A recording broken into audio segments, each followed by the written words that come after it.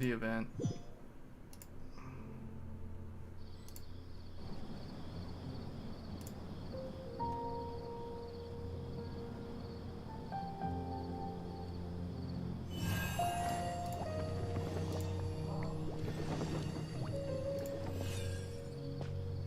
Why is the info all messed up? I'll just put Genshin Impact for now, but it's gonna change a lot. I need to put tags also. I don't understand why none of this, why is it?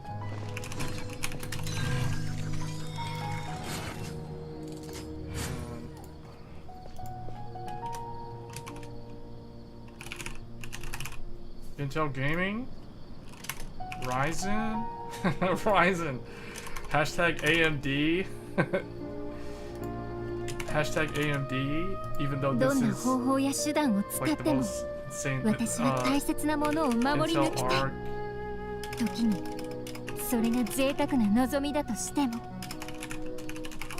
Intel graphics? I don't know, like, just, I don't know what to optimize it. Alright, I think we're good.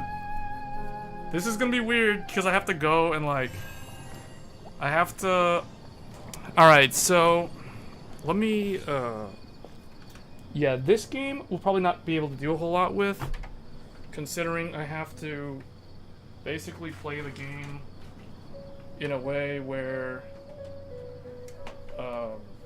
people will be able to watch, but at the same time, this is gonna be so jank because I'm literally playing on top of the computer case, like, I'm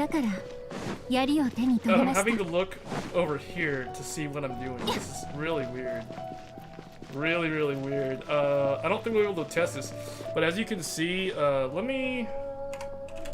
let's open up Riva.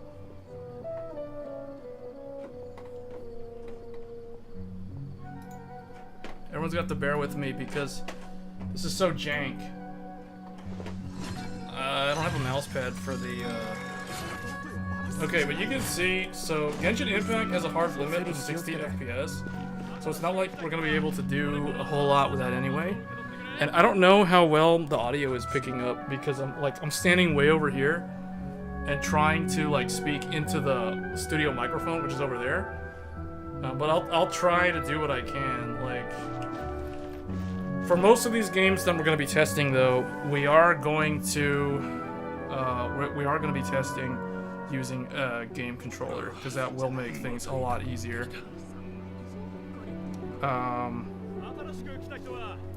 So yeah, the first game we're gonna be looking at is Genshin Impact, because in Intel's marketing, their own marketing, let me make sure that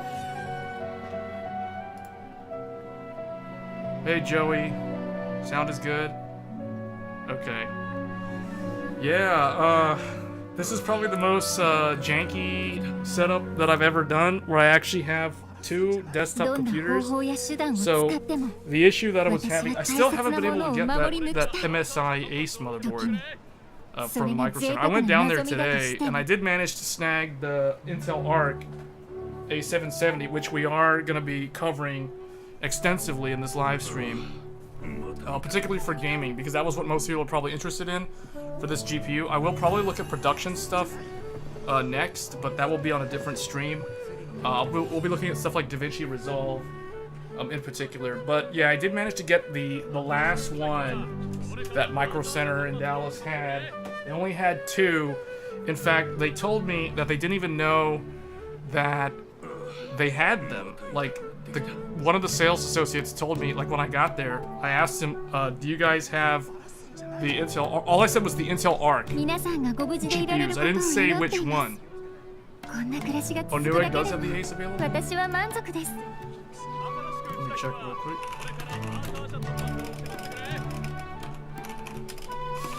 Yeah, the only thing about Newegg is...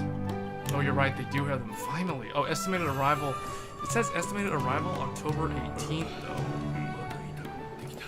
So that means it's like next Tuesday. So the only thing with Newegg is... I don't like to buy really expensive electronics from Newegg because if they're defective, like if they're DOA, I hate having to ship them back to Newegg because Newegg's return policy is not as smooth as, say, Amazon. So that's why I would much rather buy from Micro Center.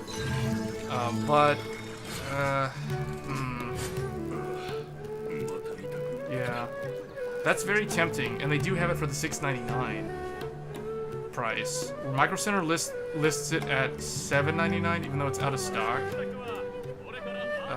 But you know, you can always ask them to price match it, so that shouldn't be an issue. But the thing is, so I actually ordered a Thunderbolt add-in card. So Gigabyte, I have a support case open with Gigabyte, and they were telling me today the latest update from them was, do you have any other add-in cards to try? And I asked them, well, what would you recommend as an add-in card? And the response was, we'll try the Thunderbolt, so the Maple Ridge Thunderbolt 4, which is USB 4 add-in card, because the motherboard does have a Thunderbolt.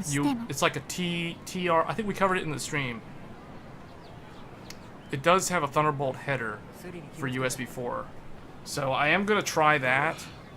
The only thing with doing that is I will have to use an external Thunderbolt-based capture card. But I don't know. I feel like at this point, I feel like I'm doing debugging and testing for Gigabyte, which is kind of annoying. I'm pretty sure if I were to swap to the Ace, all the issues I've had with the capture card would be resolved. But like what we're doing here is we are, I'll kind of show you guys the setup. So I'll kind of use the camera on, here, let me expand this camera out so you guys can see. So this is my other camera. I got two cameras here. So this one is over the desktop that has the Intel ARC GPU. You can see it in there. There is the Crosshair Hero X570 motherboard from 2019. So that motherboard was meant to be paired up with a Ryzen 3000 or a Zen 2 based CPU. I am running a 5800X with it.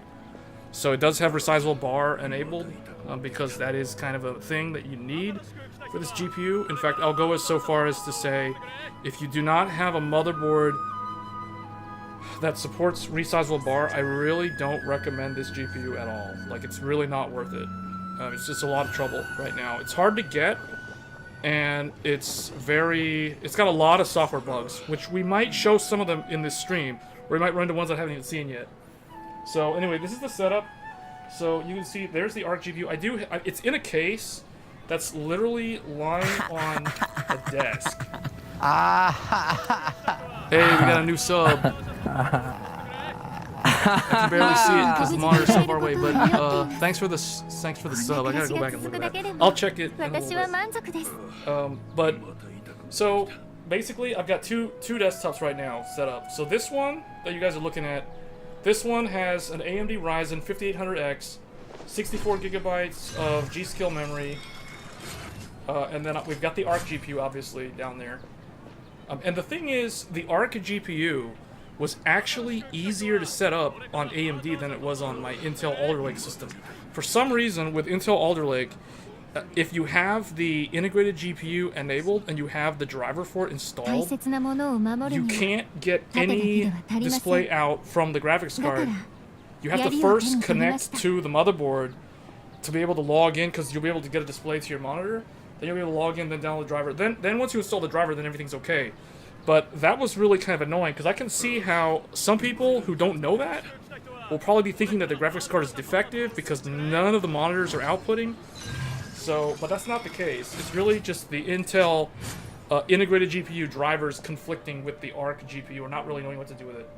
So, but if you have AMD, if you have a Ryzen CPU that doesn't have any integrated GPU, like for example an AMD 5000 series or a 3000 series, because both of those support Resizable Bar, both of those work with X470 or X570 motherboards, and I believe B550 as well, and maybe B450. Got BIOS updates for Resizable Bar, but as long as you have Resizable Bar and a Ryzen CPU that's either 3000 or 5000, you should be good to go with the ARC GPU.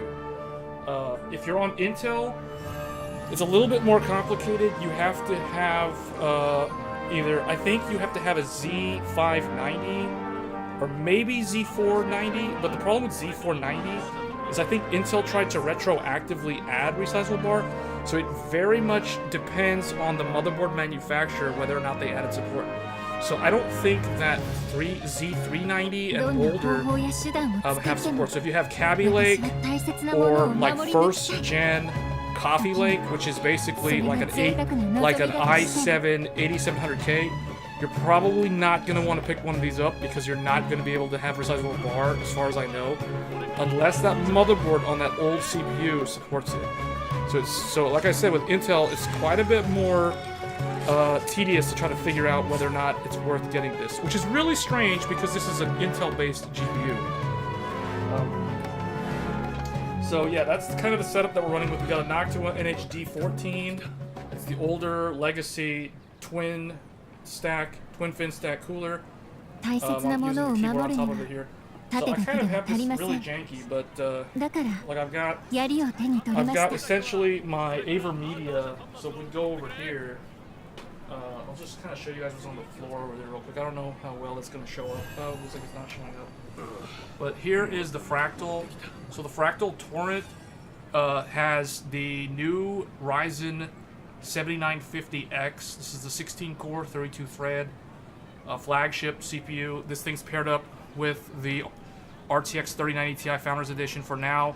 I will be testing with the Radeon 6950 XT, which is currently paired up with the Alder Lake computer that I was initially testing the GPU on. So you can kind of see there's in red, that's the AverMedia Live Gamer 4K capture card that works perfectly fine with the Gigabyte Aorus Master. The problem is when I put the computer to sleep and I wake it up, that red light does not come back and the PCIe card stays like asleep. I can't get it back. It disappears from my device manager, so I have to basically reboot the computer if I want to use my capture card. But that's the capture card that we're using to capture video from the Ryzen 5800 computer. The Intel ARC GPU is basically I've got one HDMI going to the monitor over here, which you guys can't see on stream. That's the second monitor, and then I have the first monitor, which is what you guys see for the game. That's going to the AverMedia capture card on the main streaming PC, on the 7950X PC. So go ahead and put this down here so you guys can see the ARC logo, I guess, just so I have something to show.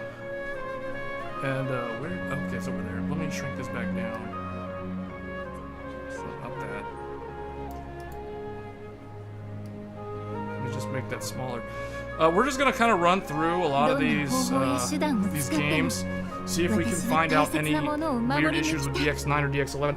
I'm not gonna test any DX12 because that's kind of where Intel claims that they already like worked a lot on tuning the drivers. So yeah, this is gonna be kind of annoying with the mouse over here. I literally only have a tiny. I'm literally using. Well, let me take this Diablo mouse pad. Let me put this over here. So I have something for the mouse. Okay, so this is weird because I'm gonna have to play standing up. So this is Genshin Impact. Might help me if I move. Oh wait, I can't really move it, can I? No. Okay. So anyway. All right. So this is Genshin Impact. You guys can see Riva Tuner Statistics Server is on. In the top left, you can see we're at 60 FPS. This game has a frame cap of 60 FPS. You cannot exceed that. This is a live service game for those that are not familiar with it, which means it's kind of like it's an open world RPG. It has a very good story on the same level of your typical Final Fantasy or your JRPG or that sort of thing. It's made by MiHoYo, which is a Chinese developer based out of Shanghai, for those wondering. So it looks like an anime-based game. It's definitely anime-inspired in terms of the character designs.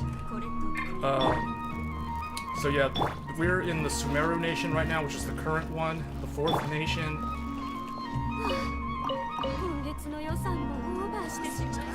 The cool thing about this game is you can actually change the dub. So I think it's in Japanese right now, but we can change it to English or Mandarin or Korean. Thanks, Alice. Thanks for the sub, man. I can barely see because you're like way over there, and I'm trying to look at what's on the other PC that we're capturing the stream footage from. But anyway, this is Genshin Impact. So we're going to be covering games that none of the reviewers none of the mainstream reviewers on YouTube actually bother to cover. So I think this will give us a more complete picture of what you can actually do with this Intel ARC GPU, because honestly I think that it's not that bad. As long as they can fix a lot of the UI weird design choices that I kind of outlined in my first impressions video. So if you guys don't know what I'm talking about, go ahead and check out that video in your free time. It's definitely worth looking into if you're really, really bent on picking up one of these Intel ARC GPUs at some point in the near future. So let's just kind of glide over here. What I'll do is, I'll just do a commission if I have one. Okay, so luckily I have one to do today. This is my daily.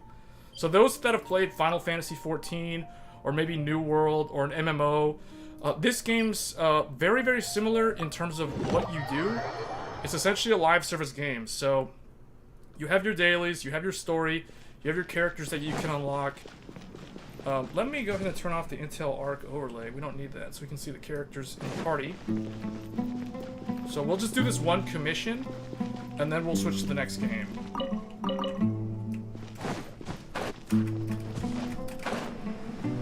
But this is a pretty good game. It's very good quality. It has an amazing soundtrack. Look up Genshin Impact OST. Check out the OST, because I think the music from this game is like top tier. Just the music alone. Like, if you don't even want to play the game, just listen to the music and you'll know exactly what I'm talking about.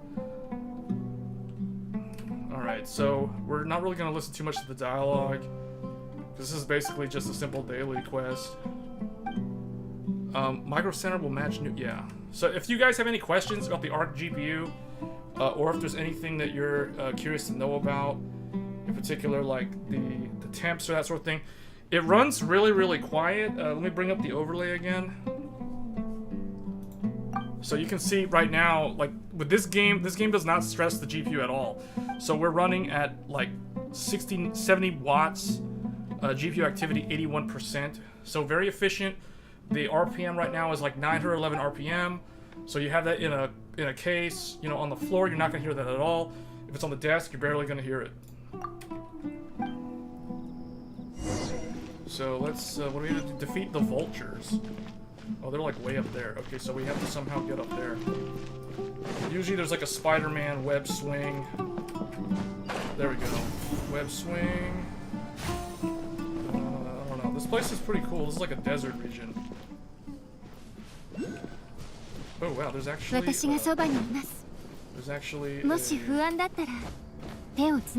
bed over here. I don't know if it's like up top or if it's down below. I think it's down below. Actually, is it in the air? Sometimes it's like... So it's very much like Breath of the Wild. If anyone played Breath of the Wild, this is like a live service version of that. See, that's that thing. So now that I have 30 of those, I think. Yeah, now that I have 30 of those, I can actually go and level up my statue. That's pretty cool. So let's show some combat here. So far, we're holding 6. So let's give people an idea. This is on Intel ARC, by the way.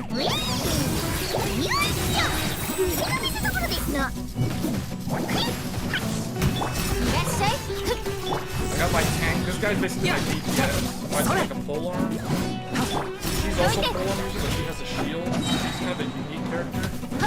Playing with what's like a mushroom that would be put on like a pizza or something.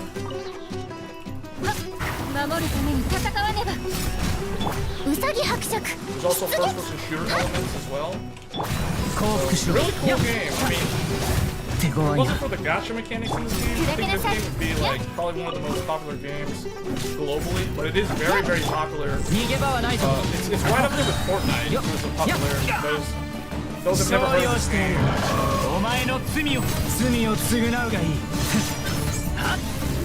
That guy dying?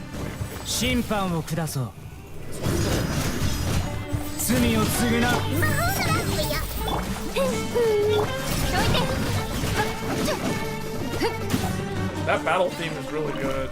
I like that desert. I think it's like Winds of Shamshir, something is the name of that OST. Very good BGM music though. Okay, now I just need to finish the quest, which is like, I gotta get up there. It seems like no one has any comments about the GPU.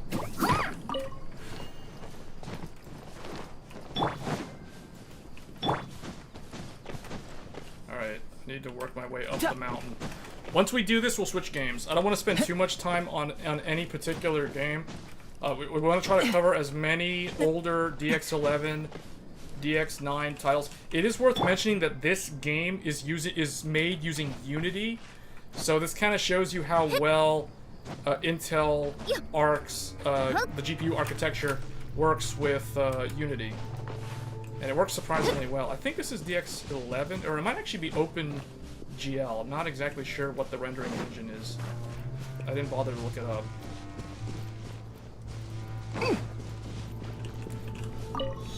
Oh, we gotta collect 8 particles.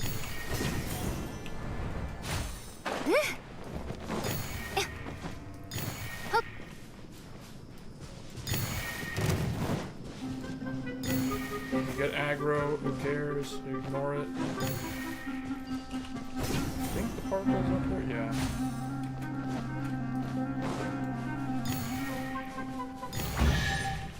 Okay, that's that. So that was the daily, and my camera seemed to have fallen off. There we go. Want to keep that Intel RGB going. This is still not done.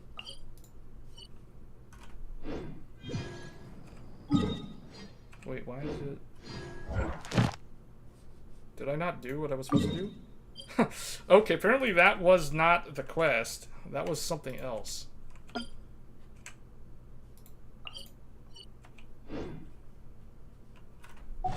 Alright, where is this?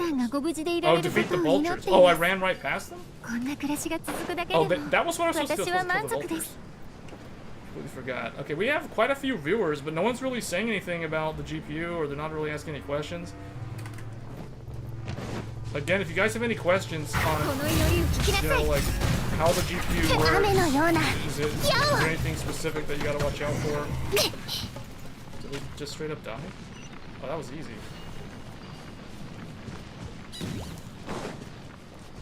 Okay. Hey, there's like a treasure chest over there. You can see it.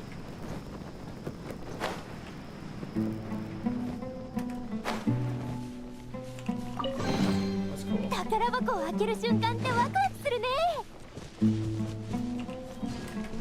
So far I got 2 subs, but no one wants to say anything. Thanks for the subs. Like I said, if you have any questions, leave them in the comments below. Okay. Newegg kept showing out of stock. Got a back order for ARC. Yeah, so if you're in North America, I think the two ways to get this GPU is, one is through Newegg, which is probably the safer bet, because I think that's going to be more widespread. The other is through Micro Center.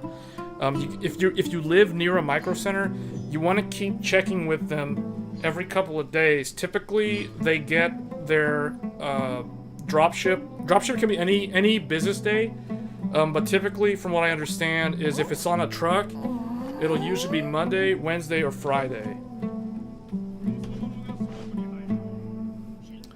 Oh wow,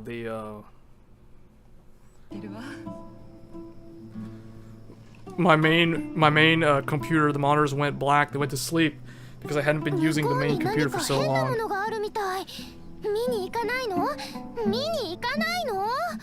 Okay, let's go ahead and turn this in. Let's go back to the forest.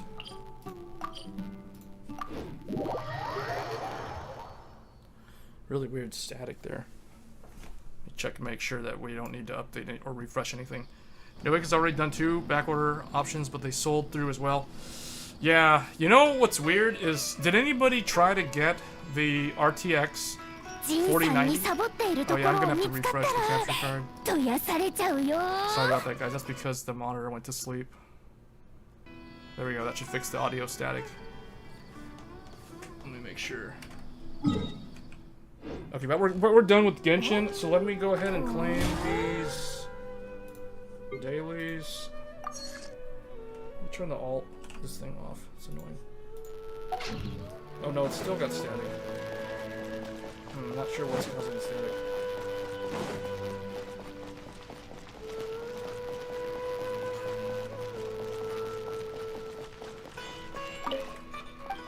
We got a lot of weird feedback. Is your stream being encoded by ARC? No, because I'm actually using because I'm using two PCs. So I'm capturing the footage from ARC into a capture card onto the streaming PC. So ARC is not doing any encoding in this stream. This is strictly showcasing gaming performance with no performance impact. So we're not capturing because we're not gonna like impact the frame rate in any way. Okay, so that's gonna be that one. Let me go ahead and close that for a little bit. I want to change titles here.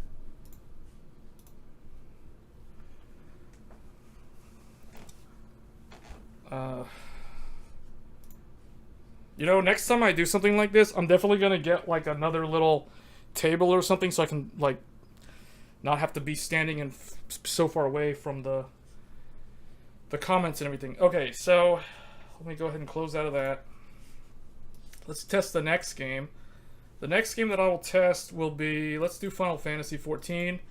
Final Fantasy XIV shouldn't take too long to get through. There's not a whole lot to showcase here. I think Gamers Nexus did cover this game. They were the only ones that actually covered it, which surprised me. No other media outlet, as far as I could tell. Not even Tech Power Up covered Final Fantasy XIV.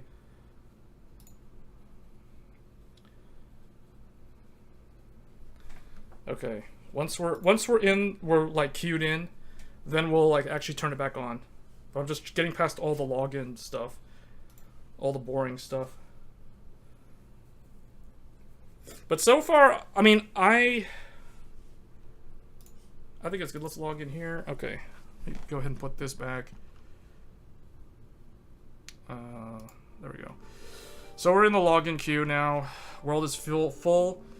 But once we're in, that shouldn't take too long. But, you know, like, Gamers Nexus covered this game. This is the only other game that I'm going to showcase that's using a keyboard and mouse. For all the other games, I'll be using a game controller.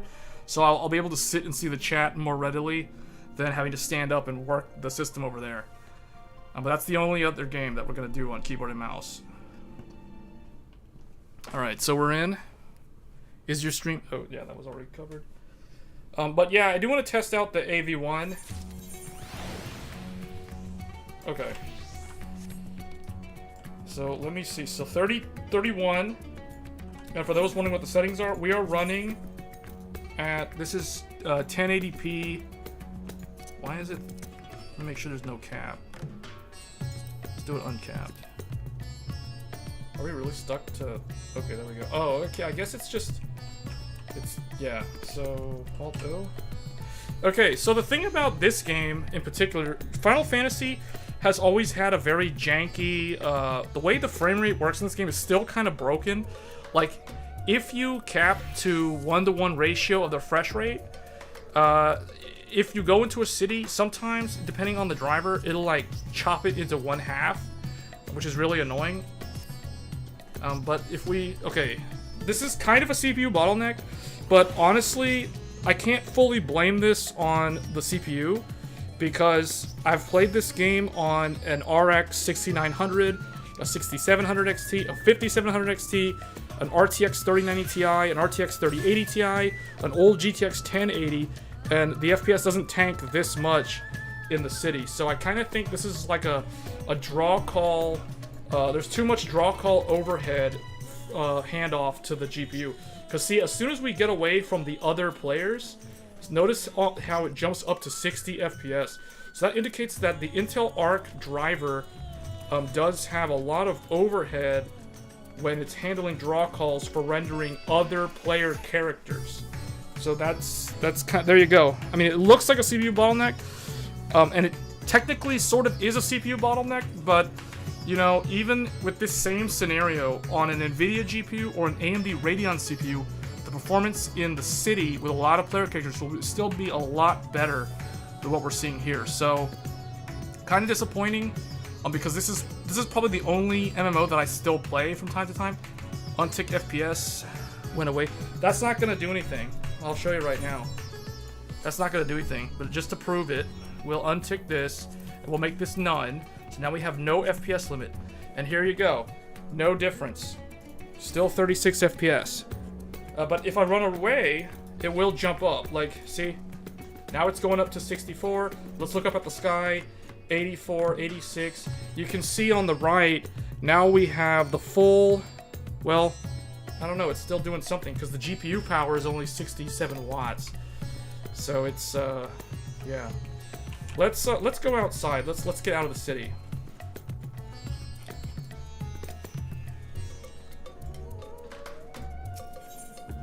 Let's teleport out.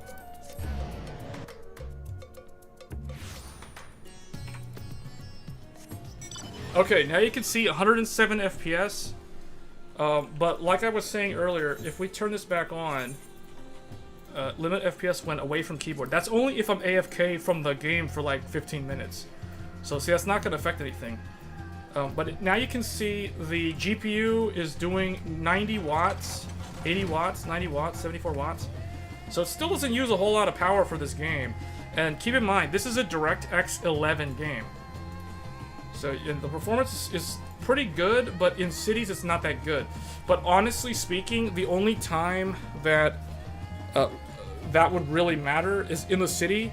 And most of the time, you're not going to be in the, or you're not, when you're in the city with a lot of player characters, you don't really need like super amounts of FPS because you're not really doing anything. You're not doing PvP, you're not running a raid, you're not doing like an arena or a dungeon or anything like that.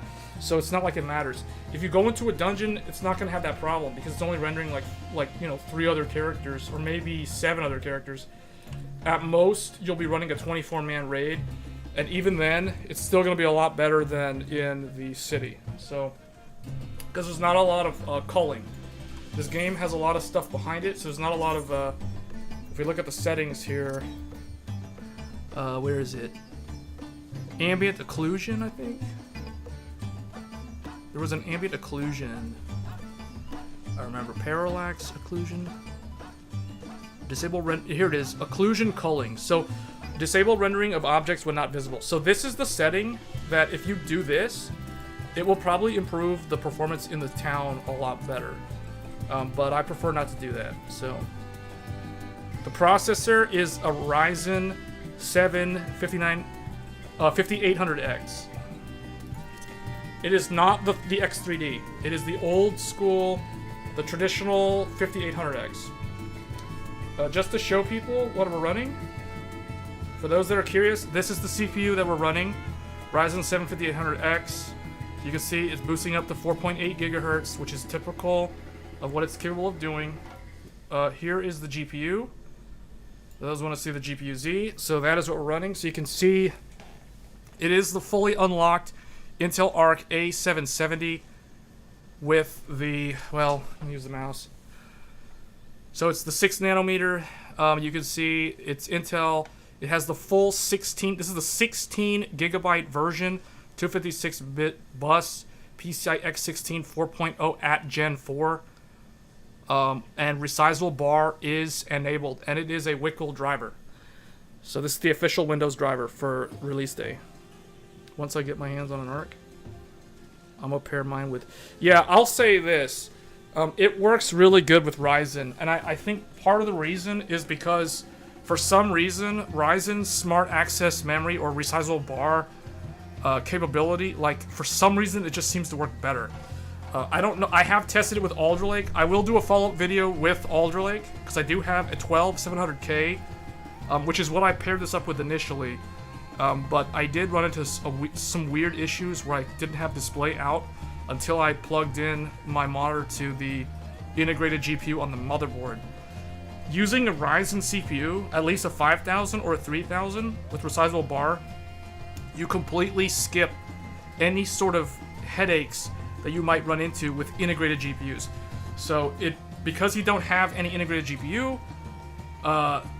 it doesn't mess up because it literally, all it does is it will immediately run off of the Microsoft Basic driver, and from there you can install the ARC driver and get running without any issues. So yeah, I'm surprised. Honestly, I'm surprised that it works really well with AMD. Like, this is what is so ironic, because never did I think I would see the day where I'm running a PC that has an AMD CPU plus an Intel GPU.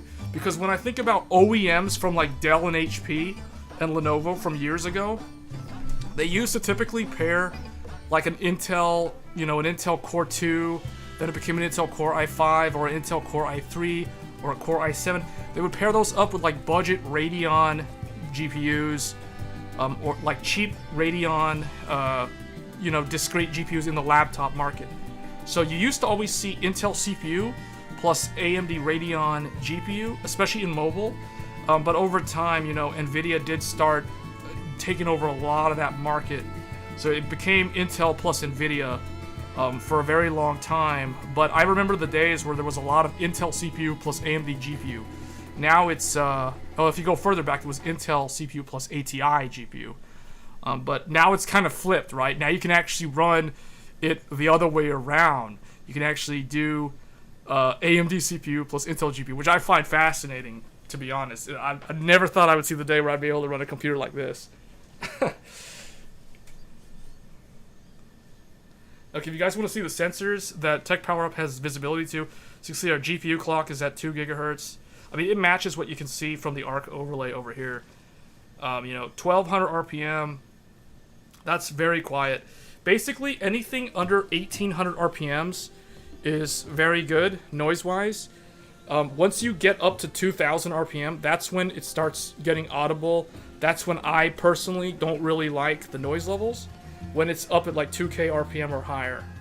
So this is good. This is very quiet. It's very, very good. GPU load, 77%. You know, nothing to it. We're running the FPS uncapped. Now, watch this. What I'll do here is I will cap the FPS. Now, look at our, look at how we dropped the clock down to 1100 megahertz, and look at our power is only 70 watts. So if you are okay with capping your FPS, and honestly, for a Final Fantasy, like for an MMO like this, you don't really need to exceed 60 FPS, or maybe you could set the cap to 90 FPS. But that kind of gets into limitations with Intel's controller, or the driver. Because if we look at Intel currently, unlike AMD and NVIDIA, Intel does not have a way within the driver control center to cap the frame rate, like at the driver level. AMD is able to do that using something called Radeon Chill. Essentially what you do is you set the minimum Radeon Chill frame rate. Like, let's say I wanted to cap my FPS to 90 FPS, or 120 FPS, or maybe half of 144, which would be 72 FPS. I typically do that with this game, personally, because I don't need, you know, all the heat from like a 3090 Ti or like a 6900. So yeah, what I typically do is I turn on chill, I set the maximum to 72, and I set the minimum to 72, and when they're the same number, it essentially functions as a frame cap, and it works on borderless windowed, exclusive full screen, windowed mode. It works on all the different modes that you'll be gaming in, so it's very good. From 64 to unlocked frame rate. Yeah, I don't like uncapped personally. I think it's too much heat. I mean, for a GPU that only pulls, you know, like, if we're talking like a lower, like a mid-range GPU, then uncapped FPS is fine because it doesn't generate enough heat. But if you're running like a 3090 Ti or a 3080 or a Radeon 6950 XT or maybe even an old Vega 64, the power consumption is so much at uncapped FPS that your room will start heating up so much. So unless you live where it's really, really cold, it's just not going to be comfortable after a couple of hours. I mean, take it from me, I know, right? Like, I've been running like high wattage GPUs for a long time. So I don't like uncapped FPS. I typically always impose frame caps on all of my games. So if I'm using AMD, I have to use Radeon Chill. If I'm using NVIDIA, I have to go into GeForce Experience, and it's a little bit more cumbersome. You have to go into application, like manage 3D application. You have to click on application tab. You have to scroll down and kind of find it, and you have to set it at the driver level specific to that app or that game. So it can be done in NVIDIA, but NVIDIA only allows you to specify a a cap that it cannot exceed, but you can't specify a minimum with NVIDIA. So I actually play one in 144 hertz while I'm playing Battlefield. Yeah, so if I'm playing, it depends on what I'm playing, right? Like if I'm playing a first-person shooter, yeah, I'll probably cap to 120, and I won't set a minimum. I'll just cap to 120, or maybe 144. But yeah, my monitor is a 144 hertz monitor.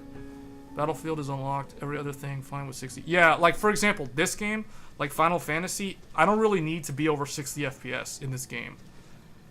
So that's typically what I do. If I was using, so because I'm using the capture card limits us to 60 FPS max. But if I was using the monitor, the settings in Final Fantasy would be none, 144, or 72. As like no cap, 1-to-1 refresh rate, or half refresh rate. But yeah, I get what you're saying. Like for MMOs, it's not really needed. Like for the game I was showing earlier, like Genshin Impact, it's not needed, right? Like 60 FPS cap is all you really need.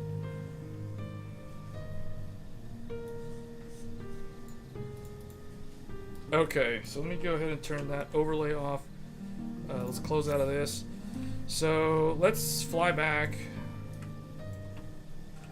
Let me make sure I'm going the right way. Just fly back into town, and then we'll exit out of this game and go to the next one. Should I buy a 6650 or wait for ARC? ARC is out. If you're okay with troubleshooting a lot of bugs and driver problems, go for ARC. If you don't want all the headaches, go get the Radeon.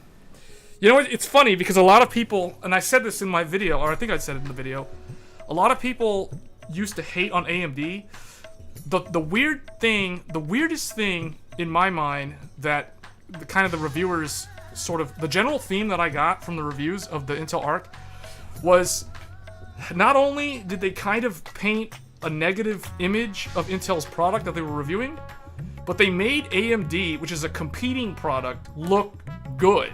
Like, Intel ARC actually makes AMD look so much better than the public ever really saw it, if that makes sense. Like, people can't really say AMD has bad drivers anymore because Intel's drivers are so much worse that AMD's drivers are actually pretty amazing.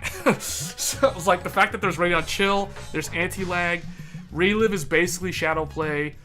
They are working on the encoder, but the encoder, honestly, guys, I feel like people complaining about AMD not being good for streaming, again, they don't really know what they're talking about. I feel like saying that NVENC on NVIDIA is so much better than AMD, it's so overrated because honestly, what that only means, or I guess where that's actually relevant, is if you're streaming at really, really low bitrate. I mean like 3,000 megabit or 3,000 kilobit per second, or maybe 3,500 kilobit per second. Like only in that scenario it matters. Hopped on the phone to tell you that you didn't turn in your commissions. Oh wow. Okay, we'll go back. We'll go back and get them. Thanks for the reminder. We gotta go back to Genshin. We gotta go back to Sumeru real quick. That's hilarious. Thanks, Byundai. I really appreciate that. Otherwise, honestly, because this stream's probably gonna go really, really long, so I probably would have forgotten about that, and I would not have gotten my primos. So thanks for the heads up, man. Much appreciated. Any chance you play Star Citizen? I did play Star Citizen. Actually, if it's... Yeah, I mean, I don't know if I have it on this computer, but I can definitely check it out on the ARC GPU. I want to say one thing about Star Citizen. So Star Citizen is the one game that makes the Ryzen 5800X 3D look so amazing.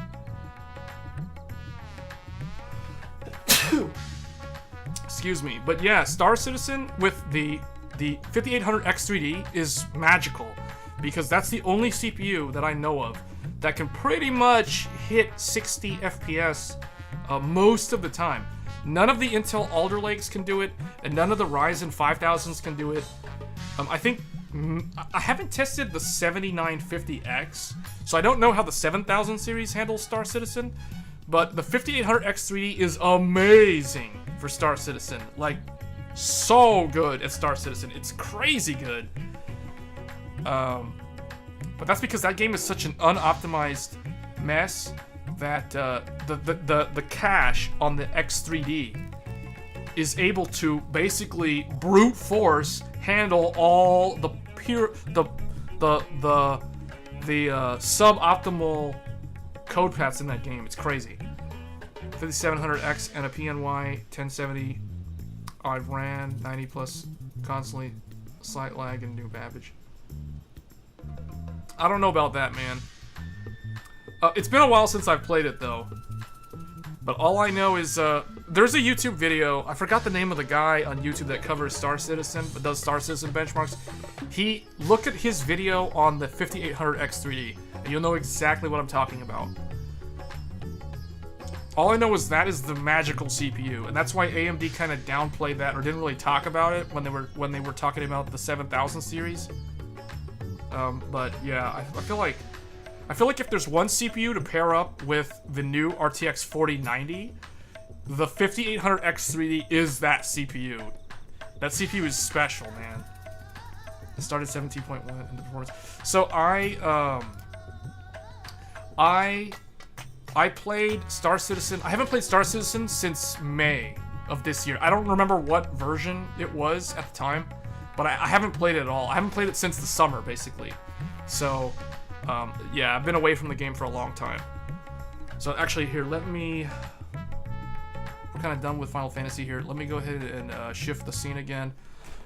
Let me exit out of that. So we can go back to Genshin and get my primos. 17.2, 17.3 have been fantastic.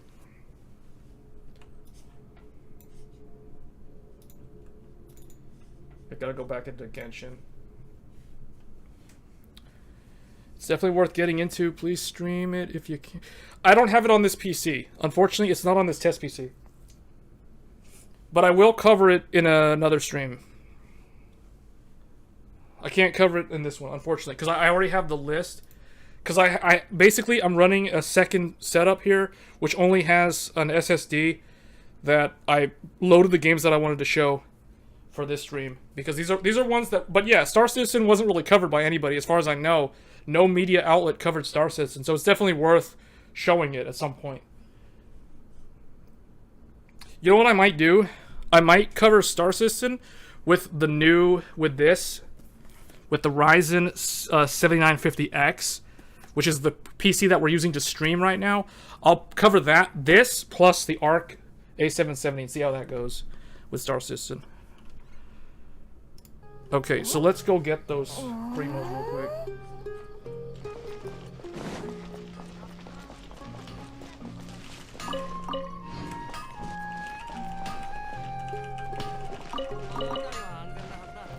How is the in-game audio? Is the in-game audio too loud? Or is my microphone too loud? Or I guess if I'm standing over here, I bet it's not that loud. But I don't know. Alright, let's go get... Did I get the commission? No, I didn't. Wow, okay. We definitely gotta go back and get it. There's another thing I need to do too that I just realized. I need to level up the statue. Audio levels are fine. Okay, good. Because when I play back the stream... Oh, Candace just leveled up. So she's friendship level 5 now. Sino's level 5. Dory's level 7. And Amber's level 6. So I've been working on Amber. Because she's probably considered the worst character in the game. But, you know, I tried to make her as strong as possible. We've got Skyward Harp on her. Road Wander's trope, but it's not really fully leveled. But, you know, whatever. I want to go to the statue. Let's level up the statue, and then we can get out of here again and go to another game. So heal up. You can go no limit outside the city. Any artifacting? Not that I'm aware of. So let's look, offer all. Yes, finally leveled up the statue. Took forever to get 30 of those. Can't believe I got this on stream, that's crazy. This game has a 60 FPS limit. There's no way to go uncapped, unfortunately. Okay. So we're level 6 now. They give me 60 Primo Gems. I'm trying to save up for the next character. We got a key also. I currently have... There's 1 day and 19 hours left for this gacha. So I already got the character, but we're kind of saving up for the next banner, which is basically going to be like Friday evening. Venti rerun for anyone that still needs that character. You know, it's a typical gacha game, but it's a pretty good one. I got 72 of these saved up. Don't really need to use them. Let's claim this. I have not purchased the battle pass. We're basically literally all I'm doing for this game, if those wondering, because people probably heard like Genshin is that big whale game. Like, I pretty much just buy Welkin. Welkin is like $4.99 a month. So essentially it makes this game like a subscription-based MMO. As long as you play it, like pretty much you log in every day, you do your commissions, you spend your resin. Like in my case, we're down to 8 resin, so you know, we're good. I do need to clear Spiral Abyss 12. I'll do that like tomorrow. That's the only one I haven't figured out my build, because I've been trying to clear Spiral Abyss with the new characters, and it's not that easy. So anyway, that's gonna be Genshin. Let's move on to the next game. So let me go ahead and close this off again. Oh, comments. Is it automatic VSync? Oh, let me show you the. Hold on, I'll show you it here. So these are the settings. So it's got 1080p here. You can do 60, 45, 30. VSync is off, doesn't matter. It's not gonna make any difference. Everything is high, extreme, high, on, you know, X16, anastrophic. These are the settings. You can't disable that. And it is a server, it's a live service game, so you can't try to like modify it, because then they'll ban you because they think that you're hacking or something like that. So, you know, that's all there is to it. But you don't really need more than 60 FPS for this game. It's a really nice game, though. I really, really love the soundtrack in Genshin Impact. Yupen Chang is an amazing composer. If you like classical music, the music of Genshin Impact is so good. I can't recommend it enough. It's right up there with like the music from Final Fantasy XIV. Okay, so let's try a different game. Let's try last year's JRPG of the year. So we're gonna try Tales of Arise. I'm gonna use the game controller. I'm gonna use my old Xbox 360 game controller, so that I don't have to keep standing up. Okay.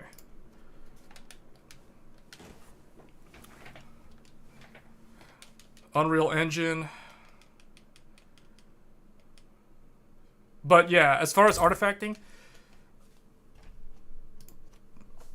is this plugged in?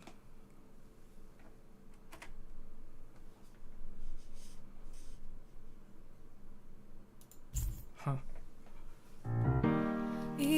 Oh, this is gonna. That's gonna demonetize the video, so I can't have that running. Why is the? For some reason my. Okay, now it's running. Hopefully I don't get me demonetized for that, because that's like a copyright song. Judging by the stench, I'd say the animals at the ranch are all grown now. Okay, so this is Tales of Arise. This is last year's Game of, or Best JRPG of the Year from the Game Awards. So it's a really good JRPG. It has a very like wholesome story. It's, you know, typically with games, you can see we're running at 144 Hertz. That's because this game allows you to set a frame rate limit. As far as I know. Where is it? Graphic settings. See, so I typically set it to the maximum of my turn the ARC overlay on. I set it to the maximum of my monitor, but because we're on the capture card, you know, this is not really going to show 144. But you can do like 120, you can do 90, you can do 75, you can do 60. Let's drop it down to 60, because if we look at the power consumption,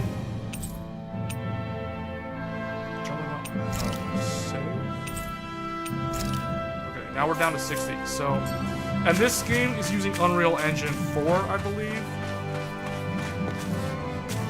So same as like Tekken 7 and Soul Calibur.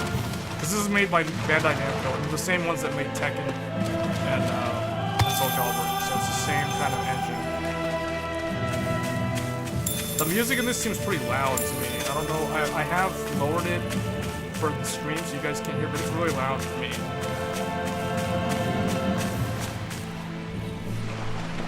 Pump this up a little bit. Okay. I forgot what the button is to change the character. There's like a button. I haven't played this since last year, so I forgot what the button was. Is it this one? I thought there's like a button. This?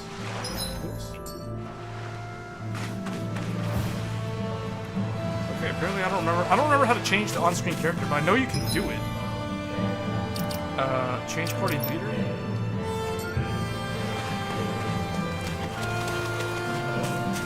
But, you know, 60 FPS, no artifacting. Let's get into a battle. I don't remember the controls. Sorry, so it's like retreat if you know what's good for you.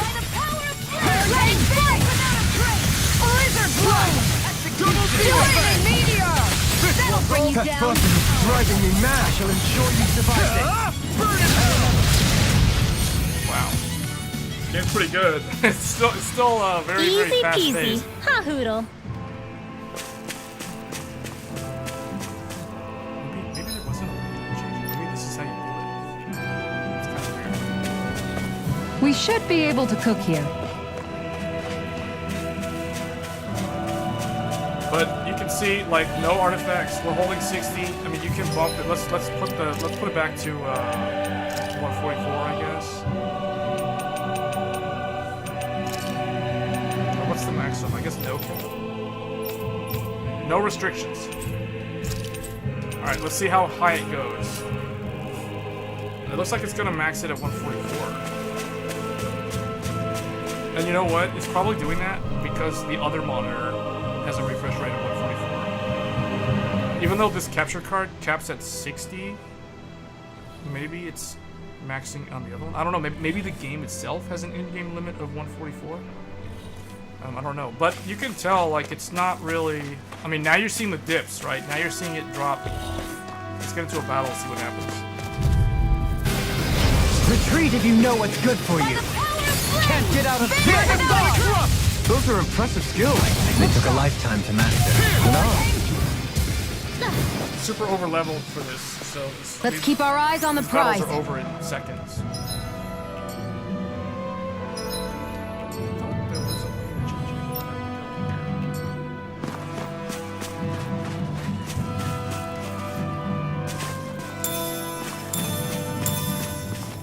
But you can see the fan speed is still only 1200 RPM. So it's, and if I'll show you guys, like, from this camera here, you know, if you guys want to see, like, what the PC looks like. I have the case cover on top of it, so you can see, there it is, it's sealed up. This is the back side, so this is where the exhaust is. You can see the audio inputs there. Here's the monitor cables, there's two of them. One display port, one HDMI. And then you've got not really a whole lot of heat coming off here, although I touch it and it does feel kind of hot. It is warm, so there's the two fans.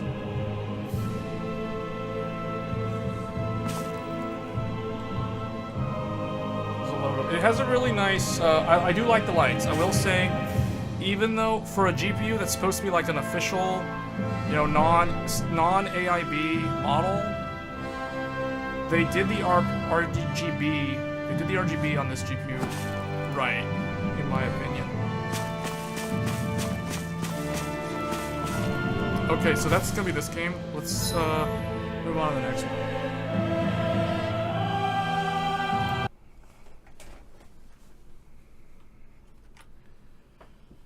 Let's try a different kind of game. Let's try Fatal Frame. Let's try a game that's perfect for Halloween. Fatal Frame, made into black water. Move like that a little bit smaller. Why is the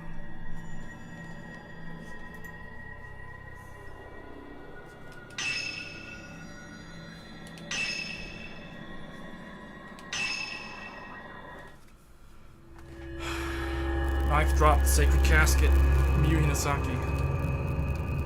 So this game was originally on the Wii U back in 2015, I think?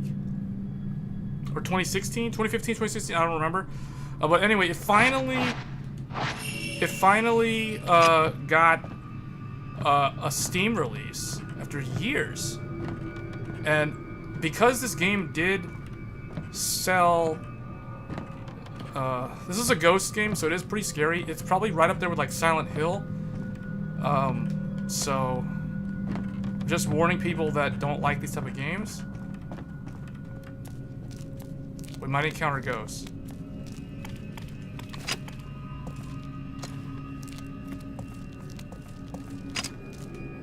There's something there.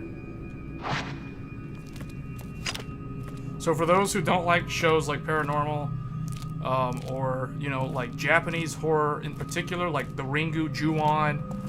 This has a lot of those type of jump scares and that kind of influence in it. But I highly, highly recommend it if you do like those type of games. Because, oh, here we go. Oh wait, why are we doing the...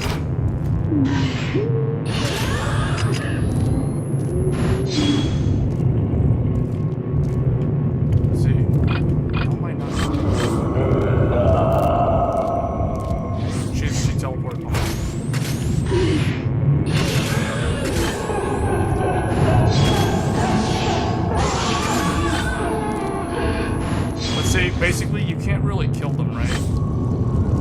But apparently the camera can kill them. But anyway, this is a really good game. I like it a lot, and I'm so glad that Mask of the Lunar Eclipse. So what was Fatal Frame 4? I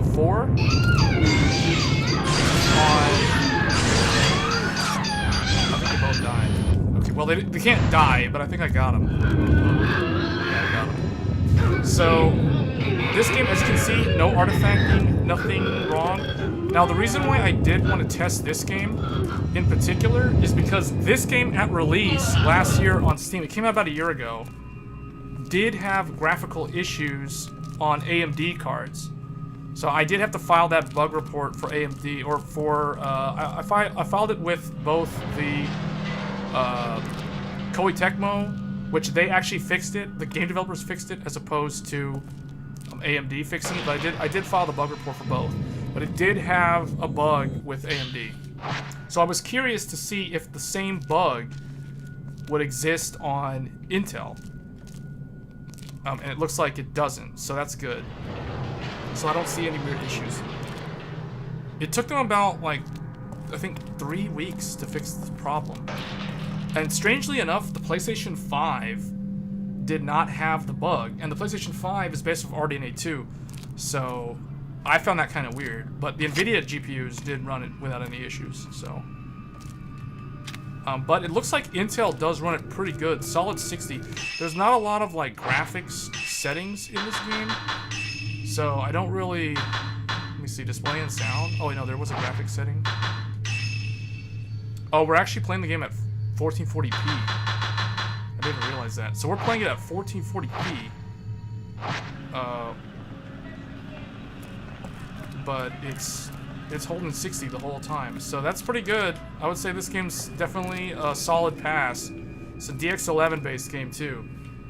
So pretty good. Let's move on to the next one before we get attacked by more ghosts.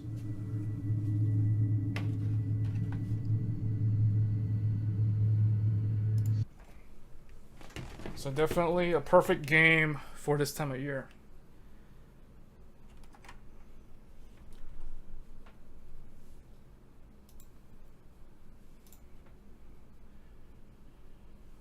Alright, now we're going to try an older game. we're gonna try Final Fantasy 13 Lightning Returns. This is probably one of my favorite action games, action RPGs from Square Enix. So this game was originally on the PlayStation 3 back in 2014. So it's a very good game.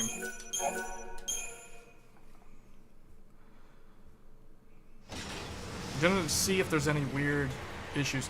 Now, I think this is DirectX 9, if I'm not mistaken. So this will give us an idea of how DirectX 9 games run on ARC. So far it's solid 60. Let me see. Let's go in the menu. Soldier of Peace. Let's go Dragoon. With a spear,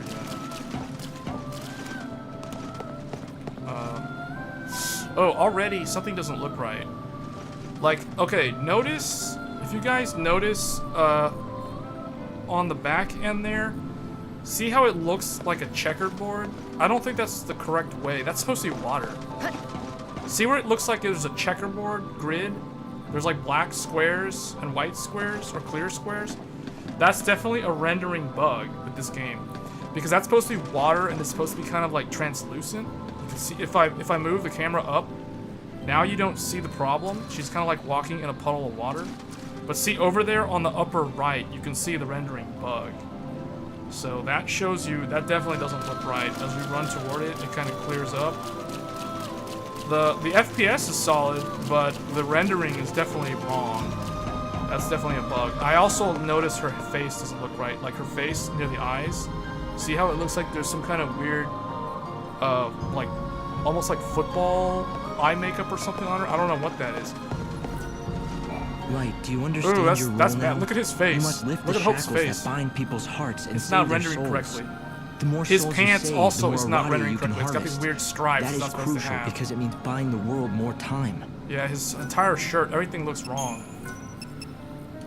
Vanille and Fang turned into a giant crystal his pillar, eyes. and together they held up an entire world. Look at his We eyes. were all His supposed eyes to do be not in it look right together, at all. He's supposed to but in have the like end, green eyes. The entire burden fell on their shoulders. It looks like So you he's. see, they have to be helped. We don't have any choice. It's like he. We It's like owe he them. like flipped his eyelids back or something. I still remember our first meeting. Mother was with me. I saw it happen. Does I she have remember I was, anything to but say? I you want to see saved her me. face. Looking Her back, face I obviously remember looks like being. it's not rendering correctly either. Odin. It was Yule who told me. Okay, so she's I knew wearing there a was mask, something about that but her chocobo from the moment I eyes first met him. don't look Turns correct. out Odin was reincarnated as the Angel of Valhalla just to help me again. Reincarnation. I wonder, can creatures with souls choose to be So reborn? there's definitely some rendering Or is it all up errors to with this fate? game. Odin This is a finding me was DX9, no which means it's being coincidence. emulated. And I believe Sarah will So, be and I reborn expect and that a we'll lot meet of again when older she games, is. because Even of if I emulation, can't see her now, they're or gonna have a talk lot to of her. weird like I know rendering she wants bugs. to see me again. She has to. But you can see like the GPU itself isn't really doing a whole lot. 48 watts. 48 watts. The RPM, the fan is running at like 600 RPM. So it's, yeah, it's like barely doing anything. Yeah, this sofa, that doesn't look right at all. The aliasing on the edge for the sofa doesn't look right at all. Even those orbs in the air also don't look right. All the like black shading looks wrong. So this one definitely is a fail. Although the FPS is solid, it looks like a fail because it's got rendering artifacts. So this is an example of a game that doesn't actually pass the quality tests. I'm pretty sure no one at Intel tested this because this is kind of a, I mean, this is one of those games where it's like, it's got like a fan following, but it's not really a mainstream game, especially by today's metrics. So I can see them unfortunately never getting around to fixing a game like this. The only way I could ever see this game getting fixed, quote unquote fixed, is if the developer decides to remaster it. Because then the remastered version will most likely be using a newer rendering engine, and it won't look like this. So yeah, this is the sort of thing though, like this could be a make or break sort of scenario. See how the shading on the upper platform just doesn't look right at all. So that's unfortunate. But hey, at least the FPS is good. So if someone were to like speedrun this game and they were running it on an Intel ARC, they'll probably be fine, but they'll just be annoyed the whole time with how things don't look right, and the faces don't render, the eyeballs don't render correctly, the backgrounds don't render, the surfaces. It's almost like they have some kind of weird culling shader that's not working correctly. That's what it looks like to me. Her cape also looks like, see, there's like stripes on it. That's not supposed to be there. So that's definitely that's quite disappointing. All right, so that's Lightning Returns Final Fantasy 13. We're not gonna bother with the other 13 games because like 13 and 13-2, they typically don't run as good as Lightning Returns, so they'll most likely have issues with rendering as well. I'm just gonna guess that's the case. So let's close out of that. Now what did I just close? I closed something by mistake. I think I may have accidentally like closed out of Steam or something.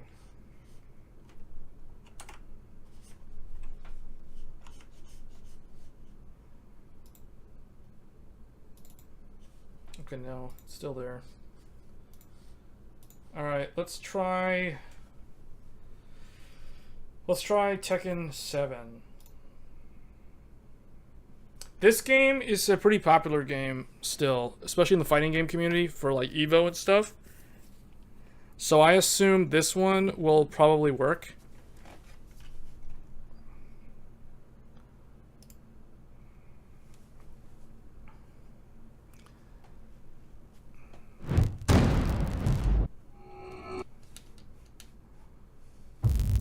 Not sure why we're getting like weird. Why are we getting strange, I'm hearing like strange audio feedback.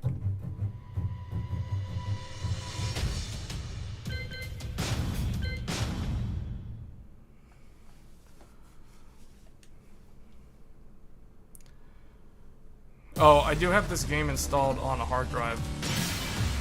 Welcome to the That's why King it's of Iron loading Fist time Tournament 7. Martial law.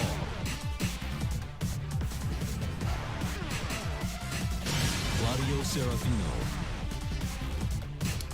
Let's just pick one of these. We're just gonna do practice just to see how it actually runs. Did I close out a Riva tuner? Get ready for the next battle. Okay, there we go.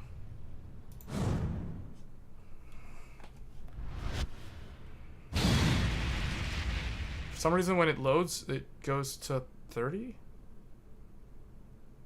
It's supposed to go to 60.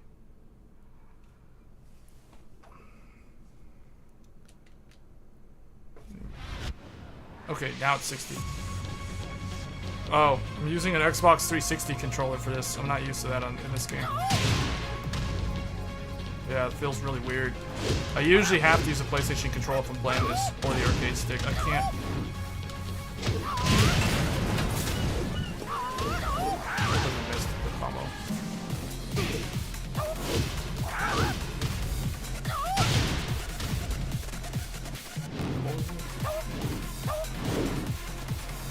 Did they change his? Did they change his? I think they changed one of his moves. Like, it used to be a different input. Huh. I haven't played this in forever.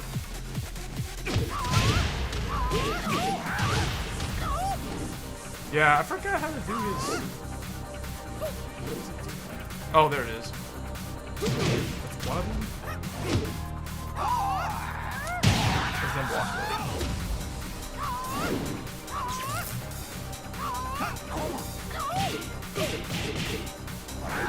Anyway, so Tekken looks good. Like, as far as I can tell, I don't see any issues. It's solid 60. It needs to be solid 60, and fighting games are supposed to stay kept at 60, so that the net code actually works properly. That's how they're designed. So, yeah, this one I'd say is a solid pass, unlike the Lightning Returns game. So it seems like most of the DX11 games, from what I've tested, seem like they work fine.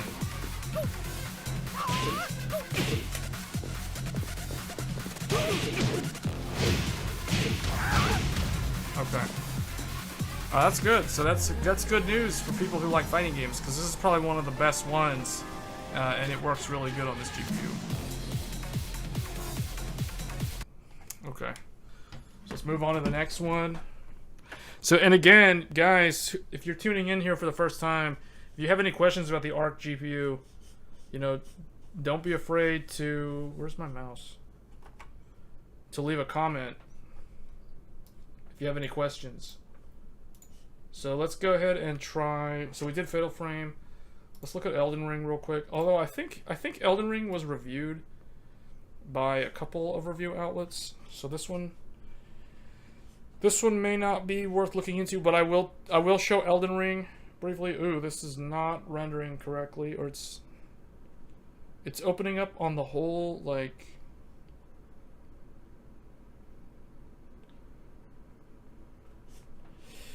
Oh dear, this is opening up in 4K.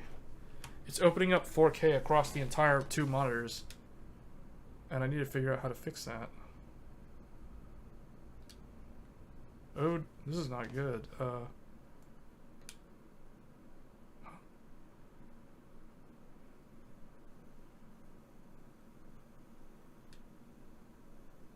Whoa.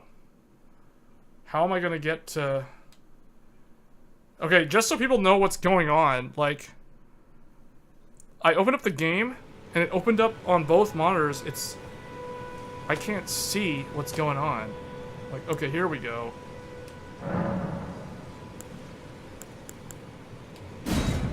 Wait, that's not... Why does it keep going to 3840? Wow, that is so weird. And that just automatically fixes it? Where's... Okay. 1080p? Don't break my... Okay, there we go. Full screen 10... We'll just do 1080 because technically... that's... Where's the... Oh. Oh, because we're... Whoops.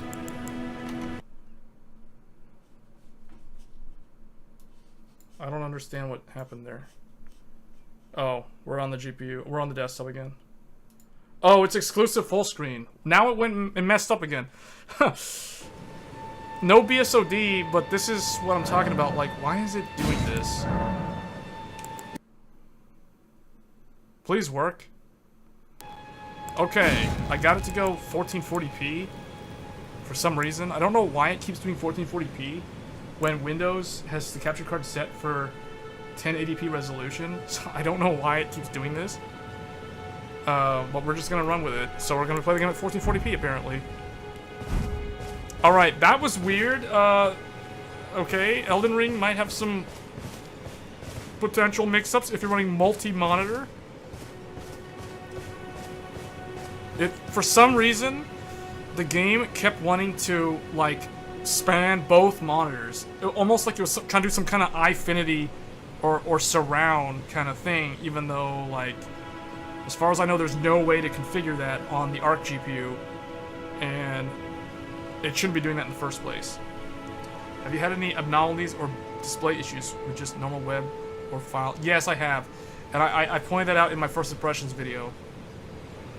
If you are looking for that, what I'll do is I'll post sections. I'll cut that video up into sections in the descriptions with timestamps, so you know what I'm talking about. But I'll go back and fix that. I just haven't got a chance to. But yes, I have experienced issues with YouTube video playback and things where, like, part of the monitor, part of the display area becomes blurry for some reason.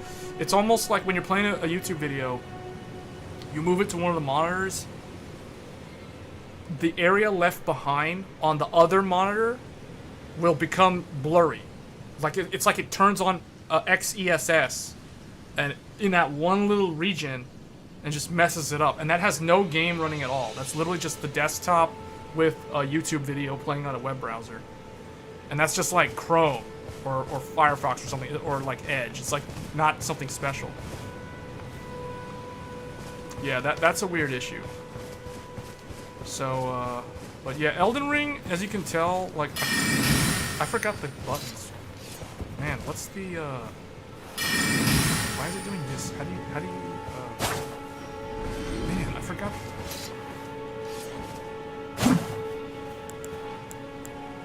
Whoa, when you don't play for so long, I literally don't know what the button is to summon the guy, like the...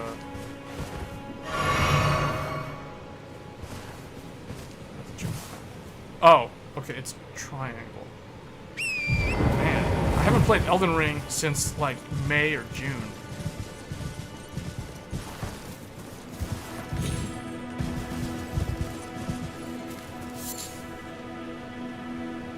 This is the 34...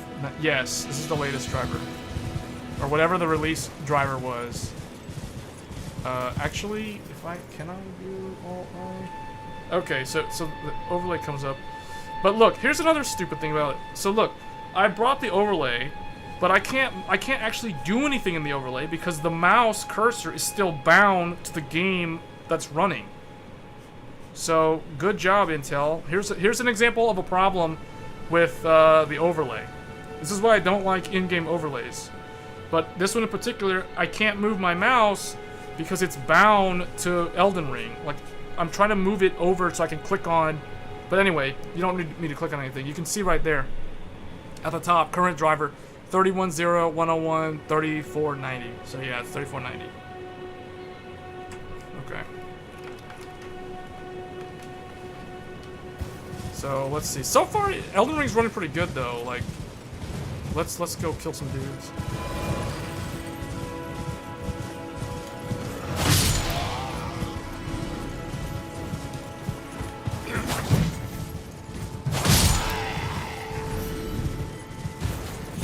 I have not played this for so long. I keep mashing X like it's Dark Souls. I keep forgetting that Elden Ring uses the triangle button to collect things, or to interact with stuff. Yeah, they need to get rid of the overlay. Like, for some reason, I don't understand why they chose to make the control panel default to an overlay. Like, even on the desktop, without a game running, like, I don't know what they were thinking. Whoever thought that was a good idea, they clearly don't use their computer. Or they don't do anything with like multi-monitors or productivity. That's how it comes across to me. Alright, let's I forgot what's the button? Oh yeah. Let's summon Nefali. She's pretty OP. I think Nefali and and Mimic are like the two, Mimic tier are the two most powerful summons, although they did nerf the Mimic like multiple times, but it's still really good. Alright, let's just dismount. Let's actually go and like fight these guys, I guess. Let's just show some basic combat. We're not really gonna do a whole lot here.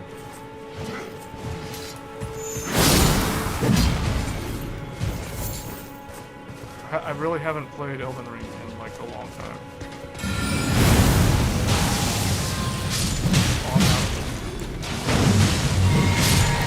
Oh wow, see look, she literally like solos all of these.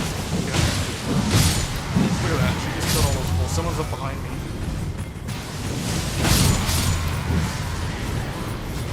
Look at her. All of them. Okay, well, we're kind of way over leveled for this area anyway. I think I'm like level 170 or something. I don't remember. What level am I? Level 174. So yeah, we're over leveled for this area. But anyway, that's Elden Ring. I don't even think that wolf went inside us. I feel kind of bad. Yeah, like I said in my impressions video, like, it needs work. At first I was kind of skeptical when I watched the reviews last week, but now I believe them, 100%. I believe them. I'm completely on board with the narrative that this doesn't feel... Like, this is not something that you can recommend to someone who is either not technically inclined, or if it's just some friend that relies on you for, like, PC upgrade advice. I cannot... I'll feel guilty if I recommend this to my friends that aren't, like, computer people. So, yeah. It is what it is. It really makes AMD's drivers look amazing, and it just makes NVIDIA look even better. So, but that's what they need, though. They need the install base. They got to get feedback somehow. I need to figure out how to file bug reports, though, because I could probably file like at least 6 or 7 bugs that I've found. Rendering bugs with DX9. I just showed lightning returns, the eyes and the wad and stuff doesn't render correctly. But DX11 so far does seem to be pretty solid. Like, I was surprised Fatal Frame didn't have any issues, because Fatal Frame at launch last year, AMD had a rendering bug that they had to fix. But the game developers did fix it. AMD didn't have to fix it. It was like a developer problem. There's a page on their site for that. Okay, yeah, I definitely need to find that, because it's like I got a ton of bugs to report. Alright, well... Well, the good thing is Elden Ring seems to run really rock solid 60, so... In fact, does this game have a frame limiter?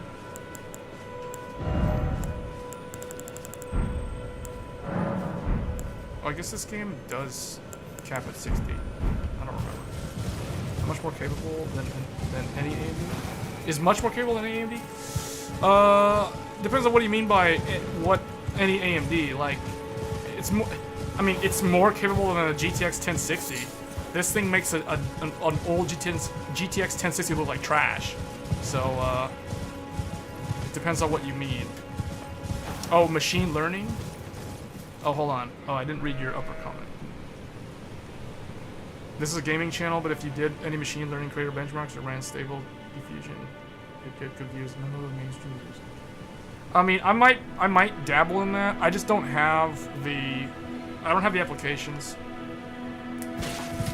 I'd have to download like a bunch of trial version software and like set all that up. I mean, yeah, I guess I could do that. Yeah, it's a lot of work, and for some reason, my monitor, it's because I'm using the other PC that my monitors like go to sleep every 10 minutes. I have to remember to like, actually, you know what, let me do something here. Let me turn off when the monitors go to sleep. There. Change it to like 2 hours.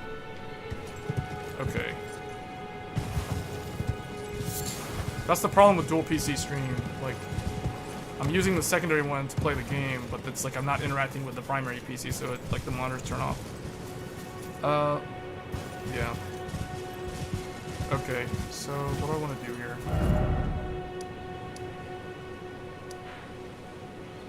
Seaside Ruins?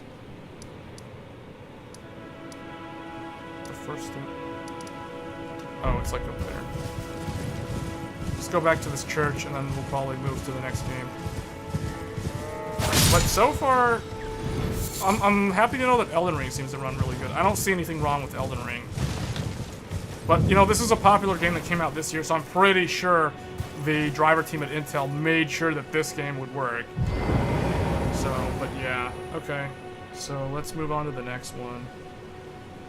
But so far, like, honestly, my take on it is if you're not playing old games that use DirectX 9, for the most part, you'll probably be fine. I haven't really found a lot of issues with DX11. That was another DX11 game. Unity games seem to run good. So far, Unreal Engine games seem to run good.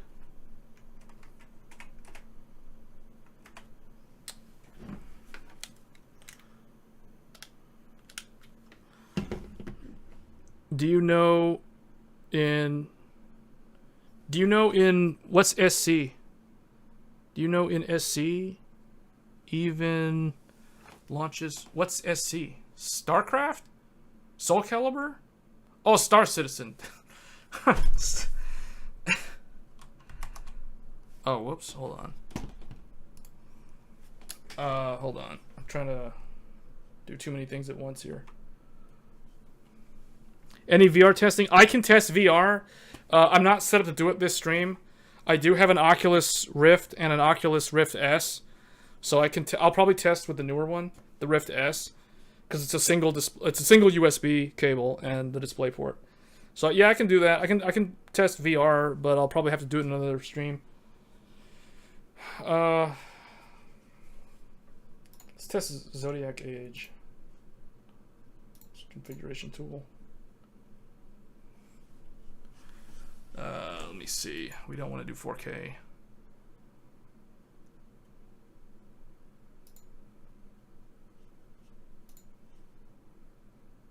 Okay. But so far, like, if the ARC GPU is your only GPU, so far it seems really good. Like there's no issues with it interacting with the integrated graphics causing a problem. But the thing is, I do want to test Intel's Deep Link, where it's supposed to team up with the integrated Intel GPU. Oh, this audio.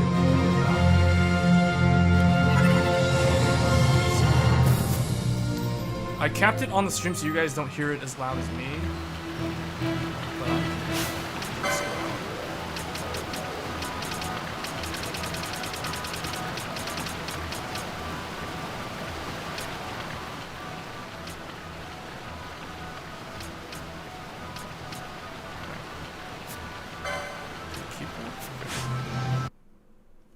Whoa, did this freeze?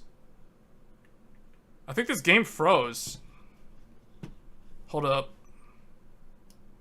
I think we found our first hard freeze. Hold on, let me make sure that it's not my capture card. Wait a minute. No, it's not, because I can still see what's going on.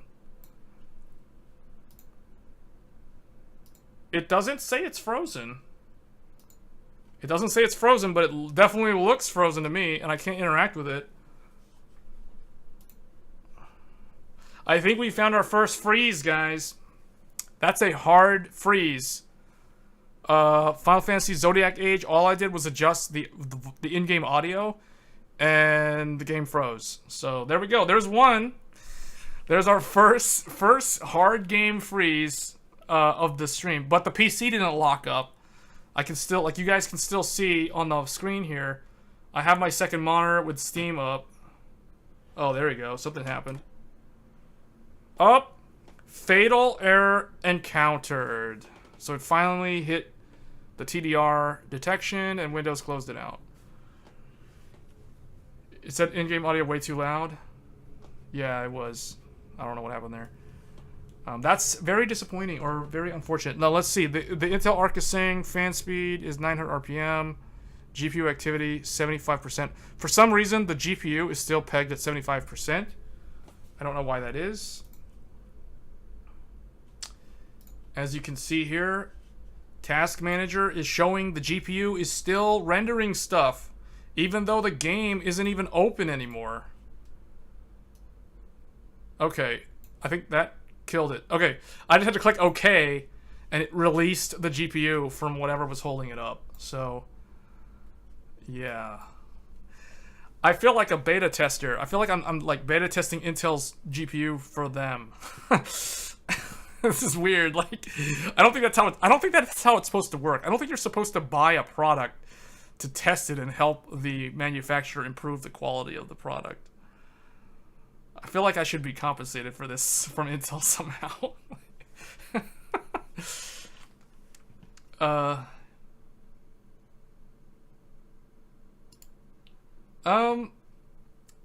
I don't see why it won't work. VR, literally all it does is it's like playing a game, but it outputs to a specific display, and that specific display is just the VR headset. Intel ARC mining crypto.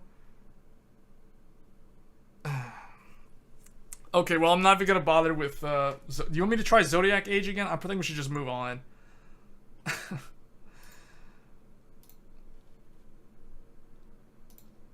Let's try World of Final Fantasy. Oh, this one again is doing something weird. That one like didn't even that didn't even open. That like tried to open and then just like nope, I'm not gonna play. So okay. Intel's like, let's play, and World of Final Fantasy's like, nope. Let's try again. Nope. Doesn't want to play. Okay, there's another one that doesn't want to work. So now we're starting to run into games that aren't working. Or maybe something... Or maybe I have to reset the driver.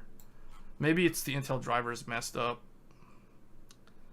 Hold on, let's turn the overlay off. Let me just turn the overlay off. Let me try it again.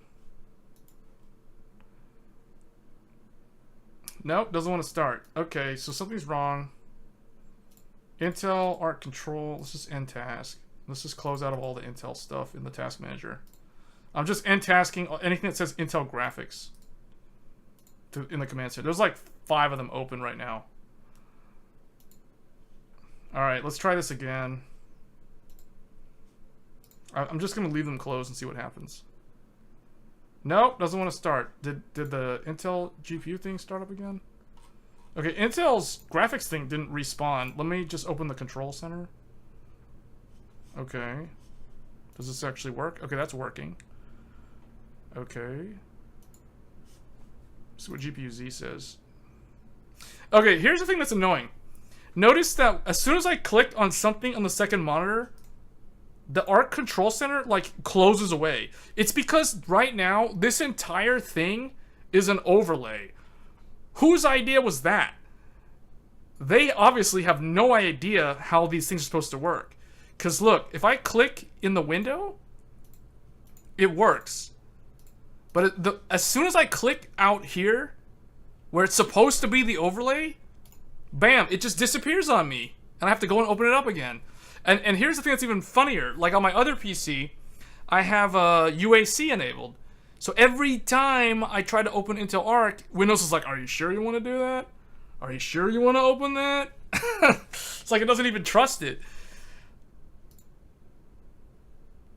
Okay, so like this is so unintuitive. And then as soon as I click on something, like for example, GPU Z is on the other monitor.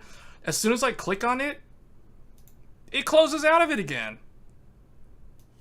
Like, why? Why does it do that? I think Steve from Gamers Nexus made the same exact complaint. Why did they do this? This is so stupid. Alright, let me see if I can actually get a game to play. We're just going to skip World of Final Fantasy, so that one doesn't work. We're just going to assume that doesn't work. Now let's try Ease Monstrum Nox.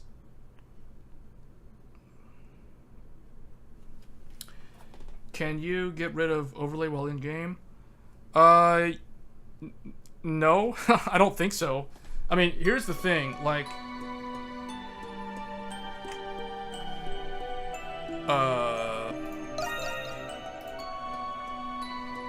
Okay, so that's how you can tell if Resizable Bar is open.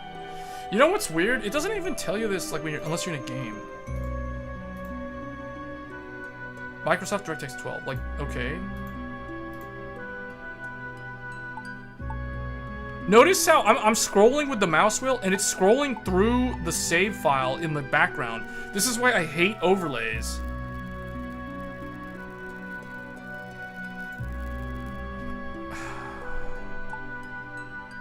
What's the latest save? That's not the latest save. The latest save was May 21st, I think?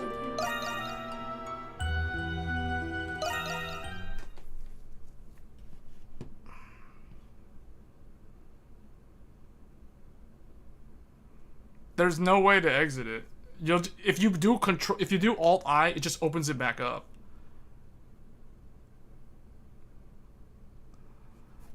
That's why I don't like overlays. I always disable my overlays. I don't run the NVIDIA overlay. I don't run the AMD Radeon overlay. I don't run the Steam overlay in most Steam games. Yeah, it's just not needed.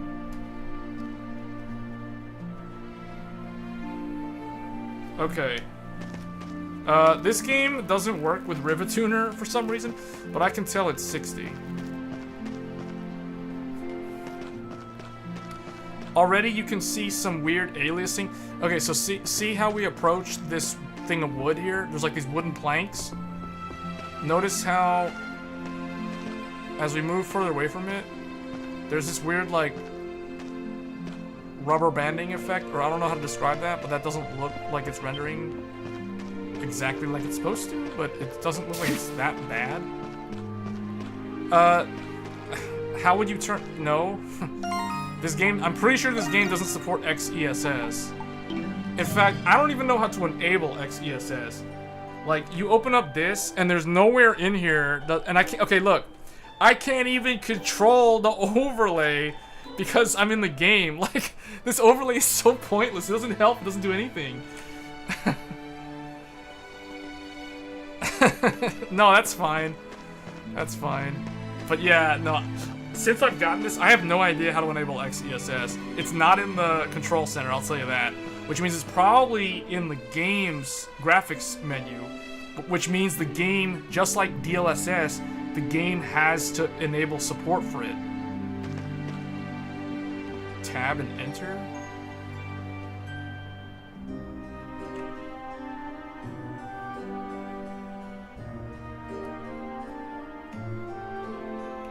Okay. That moved it. Still can't use the mouse. I'm doing tab enter, and now it doesn't move beyond that one, so... Yeah, that didn't really do a whole lot. How is the ARC doing? Is it any good? If all you want to do is play games, and you don't want to mess with any kind of, like, settings, then it's... I would say it's okay for most modern games. There's a couple of problems. A couple of things I'll say about this in my current testing and just having this for like about a day. If you do not have a motherboard and a CPU that supports Resizable Bar, don't even bother. Like, completely pretend that Intel ARC doesn't even exist, because it's totally not worth it if you have an old motherboard that doesn't support Resizable Bar. Which means if you're on an i7 8700K, if you're on an i7 7700K, or a Skylake 6700, or 6600 i5, none of those CPUs and none of those motherboards that pair up with those CPUs, as far as I know, none of those support Resizable Bar. And if they do, it's going to be very, very dependent on the specific motherboard. If the motherboard doesn't support it, then, and most likely it won't, especially if it's some budget board, you know, then there's no point in looking at ARC at all. The only, where it actually makes sense is if you're on Ryzen 3000, Ryzen 5000, Intel 11th gen, or Intel 12th gen. But the problem, the thing with Intel 12th gen is it's relatively new. It's almost 1 year old. That I feel like anybody who is on Windows 12 or Intel 12th gen, which would be like Alder Lake, or like, for example, an i7 12700K or an i5 12400F, for example. If you're on one of those, most likely you already have a GPU that is comparable to this, if not better than this.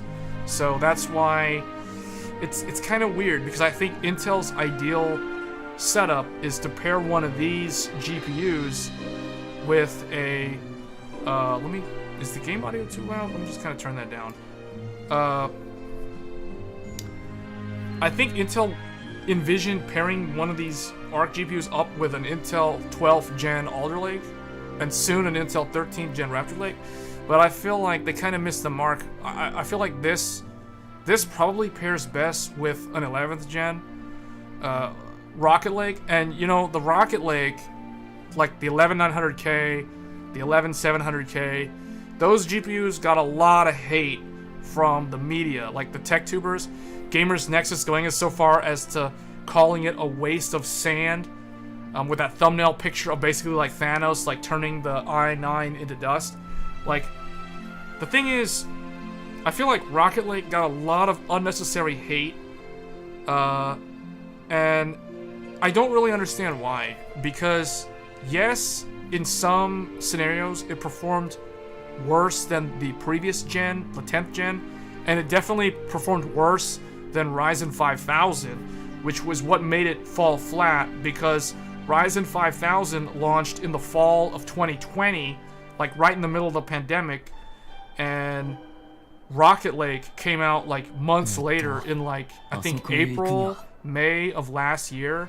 So basically, Rocket Lake was newer than Ryzen 5000 or basically Zen 3, but it was worse than Zen 3 in gaming and basically everything, and its power consumption was really bad. So I feel like it got a lot of hate in those areas.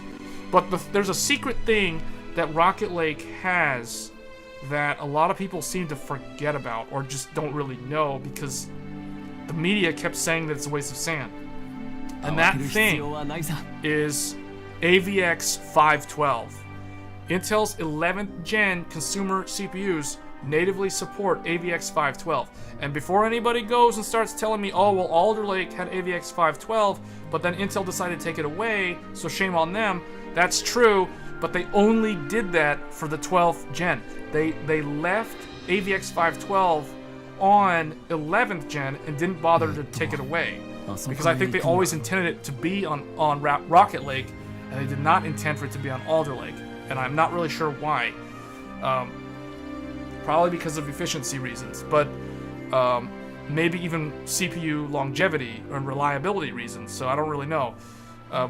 But I think Rocket Lake supports AVX 512, and that's the reason why I feel like a CPU that has AVX 512, so that's really good for like PS3 emulation as a use case, just as an example.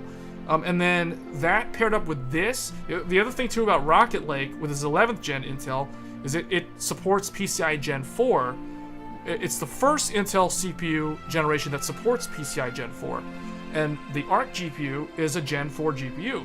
So I feel like those two, in my mind, pair well together. Like a Z590 motherboard with one of these, with Resizable Bar turned on, I think that's a pretty decent, balanced build. As strange as it sounds to say that, because I don't think I've ever found a reason to recommend 11th gen Intel, except for AVX 512. And that's because Intel, in all their infinite wisdom, decided to remove AVX 512 from 12th gen.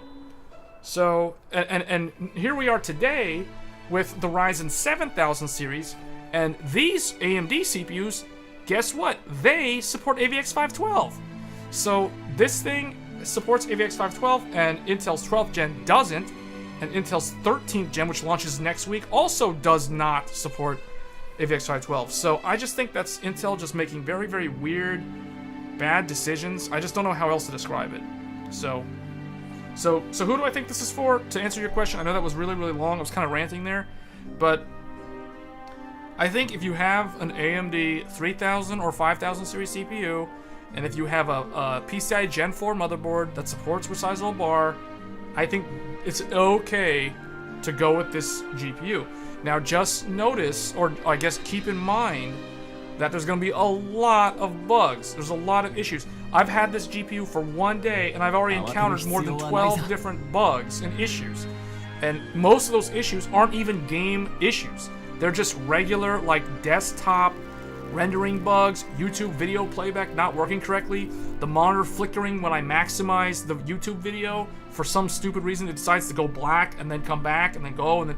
So, you know, those type of issues, like, if you're okay with those types of problems, in addition to potential game rendering artifact issues, especially if you're playing older games like DX9 games in particular, if you're okay with all of what I just said, then go ahead and get one of these if you can. This has 2x the data throughput of 3080 Ti. Get better. So, like I said in my, I think it was my impressions video. If you guys haven't watched my impressions video, I did a first impressions video, which is on the channel. It's the most recent upload. I did the unboxing, and then I did the first impressions video. So if you go back and watch my first impressions video, it's pretty long. I'm gonna go back through that video, and I'm gonna chop it up into sections with timestamps for the relevant topics. But in that video, I mentioned that this GPU, this Intel ARC A770, is very similar, almost identical to... Let me go ahead and... I don't know. Do we want to keep playing this game? This game works fine. The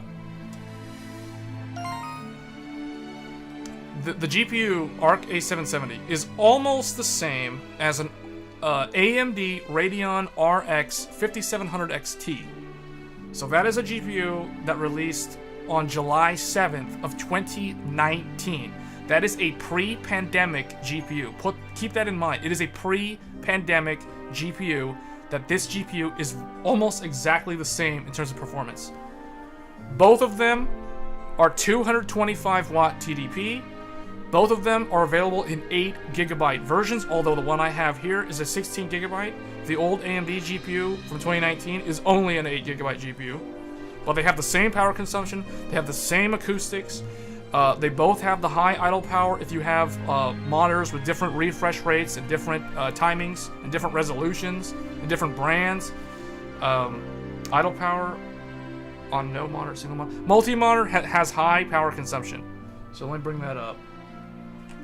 Let's just go ahead and exit out of this game. Like, hold on.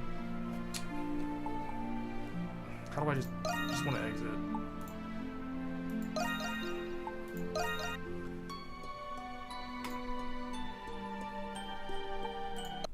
Okay, so I'll show you guys here. Here's GPU Z. Where's CPU? Did CPU Z go away? Where's CPU Z? So here's CPU Z, so people can see the CPU that I'm running. Alright, so you can see, I gotta bring my mouse over here so I can actually not have to keep reaching over there like some kind of maniac.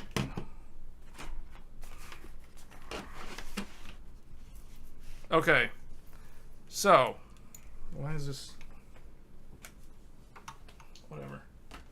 Okay, so here it is. You can see when I have two displays, and the displays are showing up like this.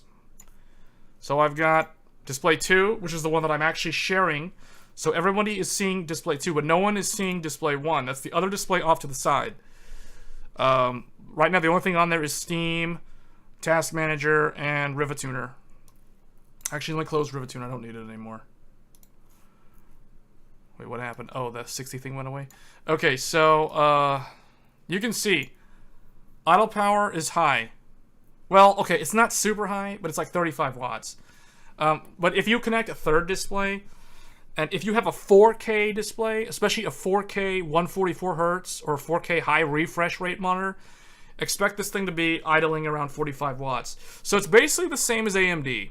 So far, my impression is that Intel ARC reminds me of using an AMD GPU from like 7 to 10 years ago. That's what it feels like. Because, you know, a lot of people like to say AMD has driver problems. AMD has driver problems. Okay, I've been using AMD since 2005, just to give you guys an idea. And I'm not saying AMD is perfect. I have seen issues with AMD, but not like this. Like, not all at once, where there's like so many rendering bugs. There's so many stupid like design choices with the UI, with the fact that your control center is an overlay, that there's no way to disable the overlay. There's no way to disable the overlay in game. The fact that there's no way for me to, like, for example, I cannot set frame caps in any games with Intel ARC Control Center. What else can I not do? I can't change my display refresh rate. I can't change my display color bit. Like, I'll give you guys an example. I have a Sony InZone M9 4K HDR10 monitor. It's a 27-inch 4K monitor that I have a review of it on this channel from back in like August. That monitor is a 10-bit color depth monitor. ARC, for some reason, defaults to 8-bit. There is no way currently for me to adjust that anywhere. I'm stuck using my 10-bit monitor at 8-bit. Now, AMD. Let's just compare AMD, because a lot of people like to hate on AMD's drivers. AMD, guess what? I plug in the monitor to my Radeon card. Automatically 10-bit. I don't have to do anything. It's automatically 10-bit. But if I wanted to change it to 8-bit for whatever reason, I can go into Radeon settings, click on display, click on the monitor, and change the settings. I can change it down to 6, I can change it up to 8, or I can change it at 10. Intel, nada. Can't change it at all. So you're SOL, you're stuck. There's no way to change it. I'm stuck with an 8-bit on a 10-bit color depth monitor. Now, how does this compare to NVIDIA? Because people are probably going to think, oh, NVIDIA's perfect. NVIDIA's not perfect. I plugged this in to my RTX 3090 Ti. guess what it does? It likes to default to 8-bit color mode, just like Intel. The only difference is with NVIDIA, I can go into NVIDIA control panel and it'll take me like 2 to 3 minutes, but I can finally find the setting buried away somewhere to override NVIDIA's setting and change to 10-bit. So I can do it in NVIDIA and I can do it in AMD. How does that translate for user experience? In that regard, AMD gets a 10 out of 10 because it does it automatically. I don't have to do anything. NVIDIA gets an 8 out of 10. It doesn't do it automatically, but it allows me to change it to what it needs to be.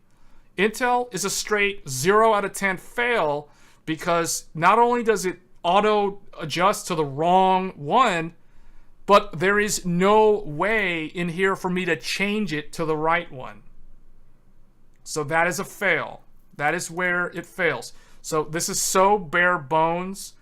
I can't do the basic display options. Like, I don't know why they focus so much on game profiles and stuff. In fact, there's like nothing in here to do. Like, they need to get the bare minimum stuff like display settings, maybe custom resolutions, display timings, refresh rates, enable or disable FreeSync. They need to have those sort of things easily accessible to the users before they try to pile on all these performance, overclocking, tuning, all this other stuff that technically some of the stuff NVIDIA doesn't even let you do. NVIDIA doesn't even let you overclock your GPU through their own first-party tools. If you want to overclock an NVIDIA GPU, you have to download RIP EVGA, so I guess that's not going to be a thing after a while, but you have to go with MSI Afterburner or Zodiac's whatever they use, or Asus Strix whatever they use. You have to, point is, if you want to overclock an NVIDIA GPU, you are forced to download third-party tools to do that, and NVIDIA doesn't cover that under warranty. So that's how NVIDIA gets to clean their hands of it and say, oh, not my problem, you messed it up, it's your problem. So you can't blame them, so when something goes wrong. Which is fair enough, because overclocking is not supported. So, where was I going with that? AMD lets you do the overclocking, but AMD didn't start with letting you do overclocking. AMD actually first gave you all the bare minimum settings that you expect to see in a video graphics card driver control panel before they started adding all these features. I think once they realized they didn't hit performance targets, they scrambled to put in Easter eggs. Well, these Easter eggs are half-baked. They're not even well done. These are like runny.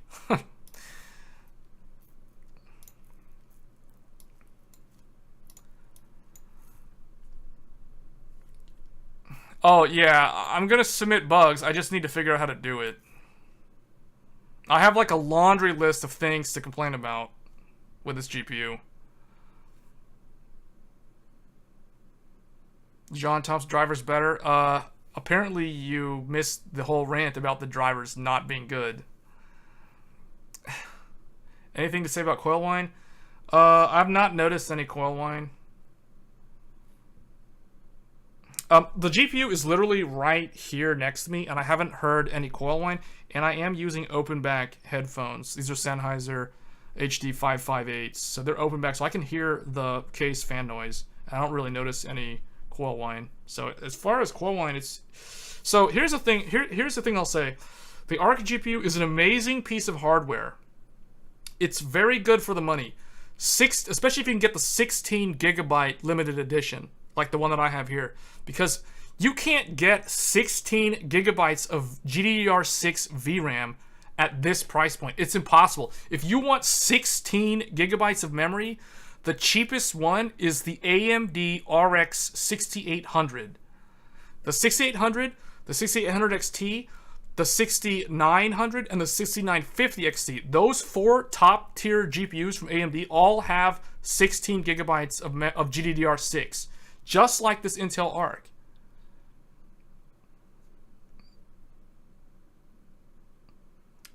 Turtle, you have a 1060. What is your motherboard? Turtle, what is the motherboard that you have, and what is your CPU? I will have to know that in order to answer you. Just joining the stream. Shadowlight, what games have you tested? So I have tested Fatal Frame, Maiden in Blackwater, Final Fantasy XII, The Zodiac Age, Final Fantasy XIV Endwalker, Lightning Returns Final Fantasy, Tales of Arise, and Genshin Impact.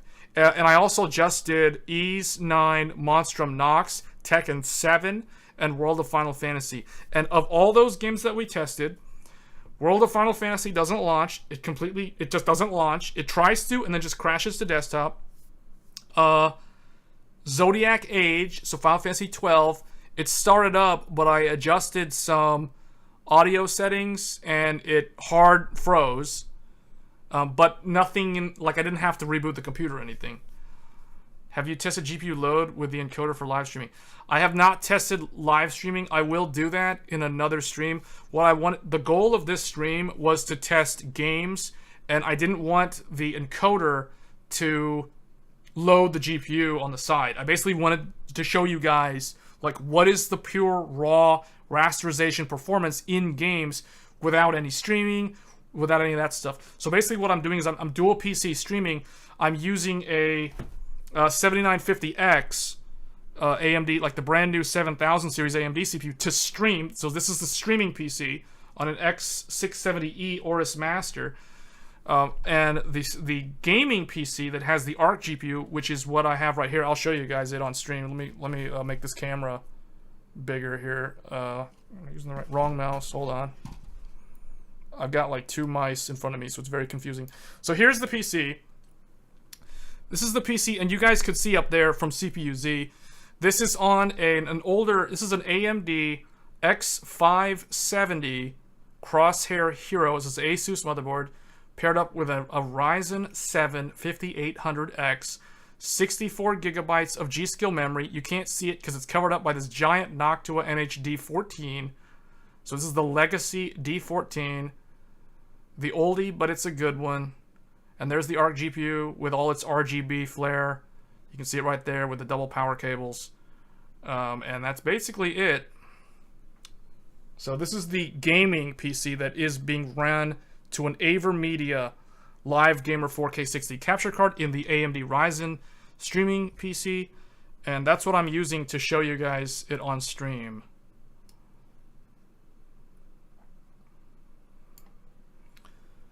How do esports titles run? Big tech channels fail to do any. I haven't. That's a good question. I haven't tested any of them, and I'm not prepared to test those at this time. I loaded basically I filled up this SSD with games that I wanted to try to test, try to get a good mix of DX9 and DX11.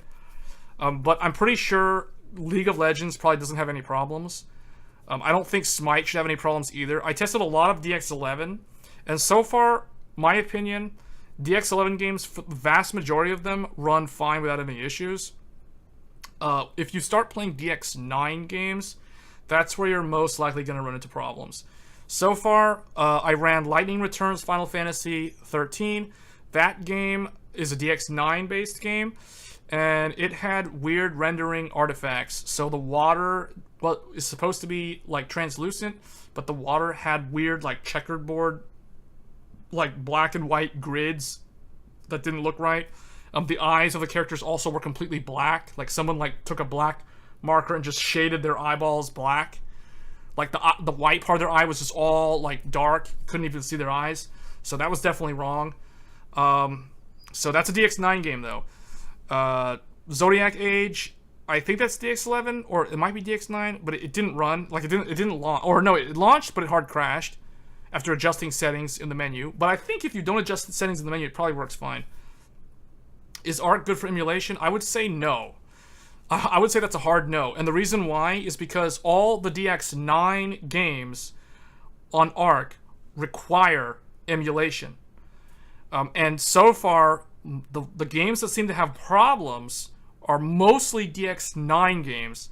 So let me fire up another game here just to kind of illustrate that point.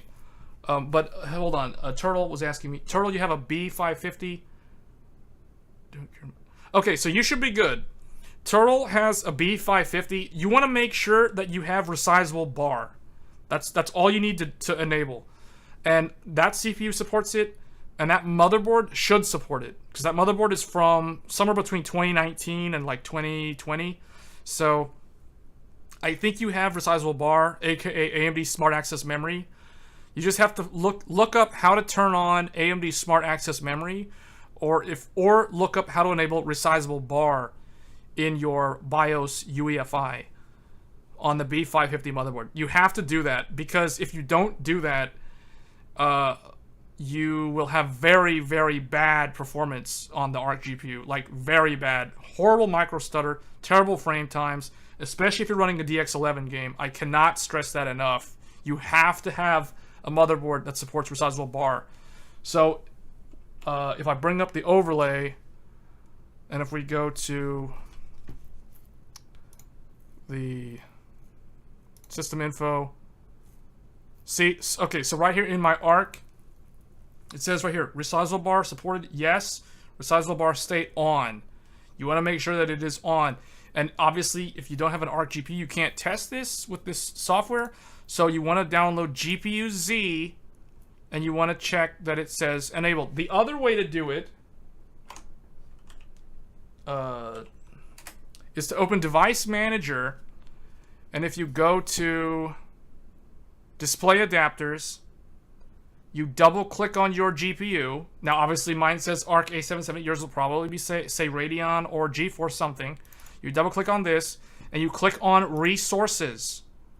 Oh, I found a rendering bug. For some reason, our ARC is making this stuff look multicolored, and that's supposed to not be a thing. So there's another bug, guys. We found another bug. Orange zeros and blue zeros. That's not what that's supposed to look like. But anyway, the point is, you go to Resources, you click on this. If it says large, it'll say two entries, memory range and large memory range.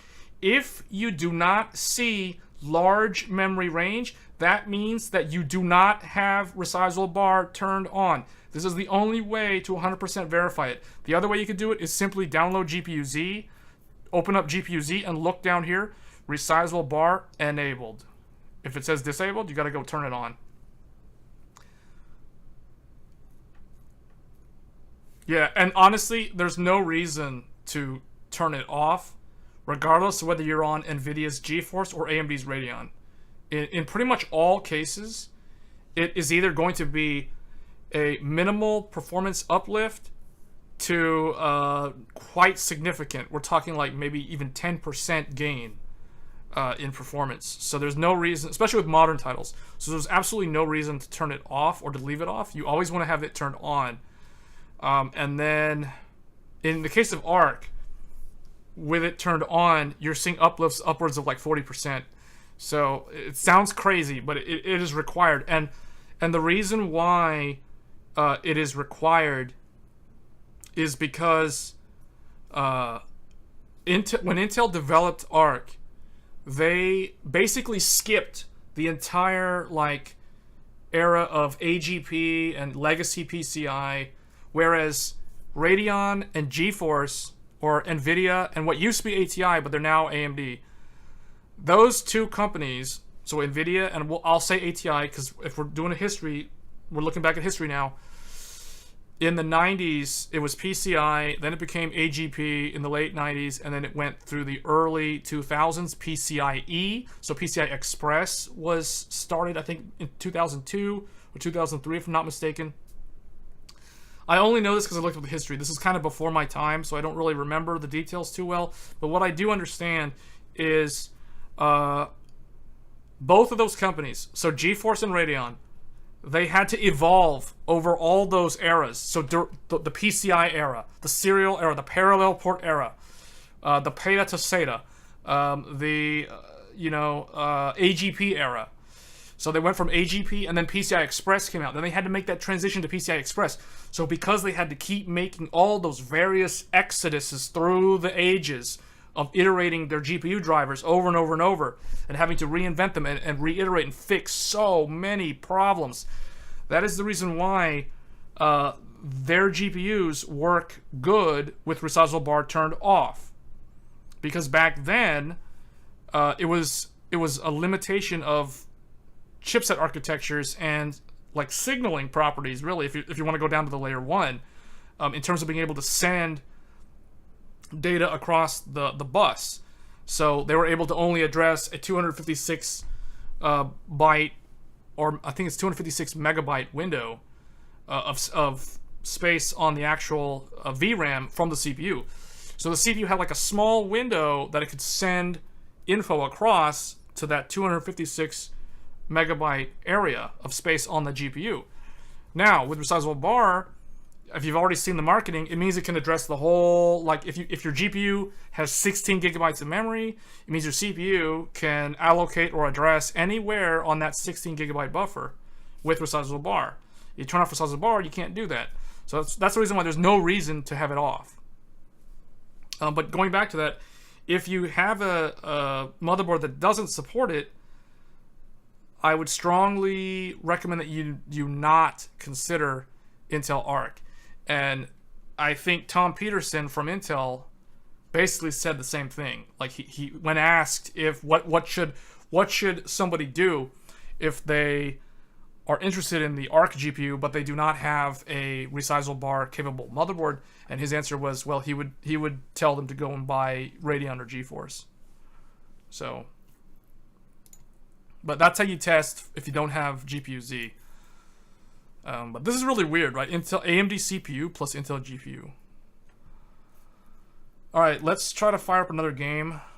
We'll probably do like 1 or 2 more games. Let's look at Monster Hunter World, because this one's pretty hard to run. If it'll start up. Hopefully it starts up, because we've had a lot of weird problems with some of these. But okay, this one seems like it's smart enough to actually go to the right monitor. Big difference running ARC on PCI 2 versus 3 versus 4. There's probably a little bit of difference, especially if you drop down to PCI 2. But again, what matters more is Resizable Bar. I think Resizable Bar makes a bigger difference than PCI 3 versus PCI 4. And here's the other thing too. ARC is an X16 lane GPU, which means even if you're on an old PCI Express 2.0 link, or if you, for whatever reason, limit the bus to 2.0 speed, as long as you have a Resizable Bar, it'll probably work.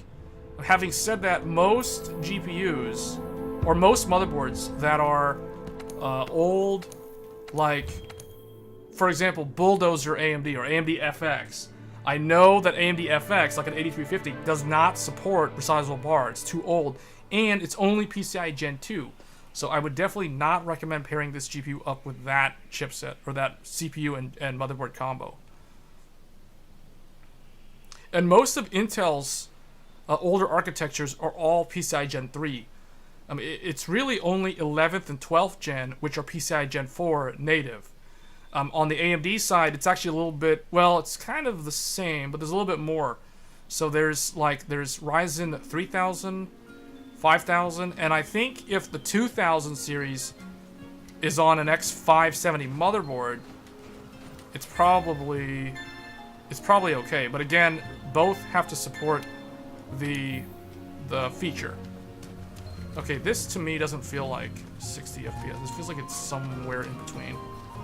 So, why is this like? I have a feeling we're rendering this at a much higher resolution because that overlay looks so small.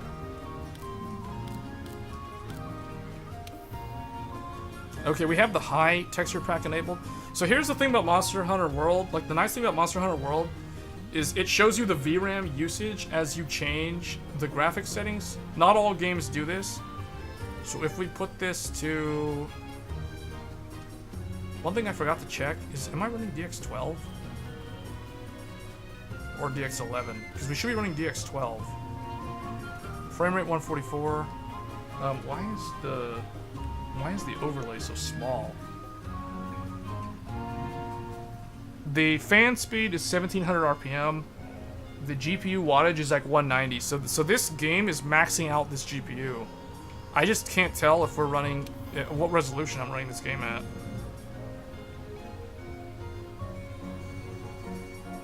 I think it's running it at 20. I think it's 1440p.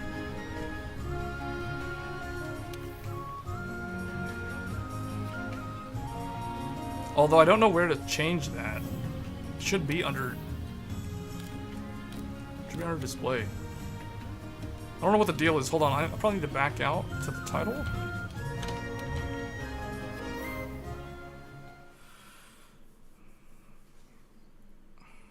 That might... I hope it's not 4K. It shouldn't be 4K, although the capture card supports 4K, so... I don't know. This is an interesting one.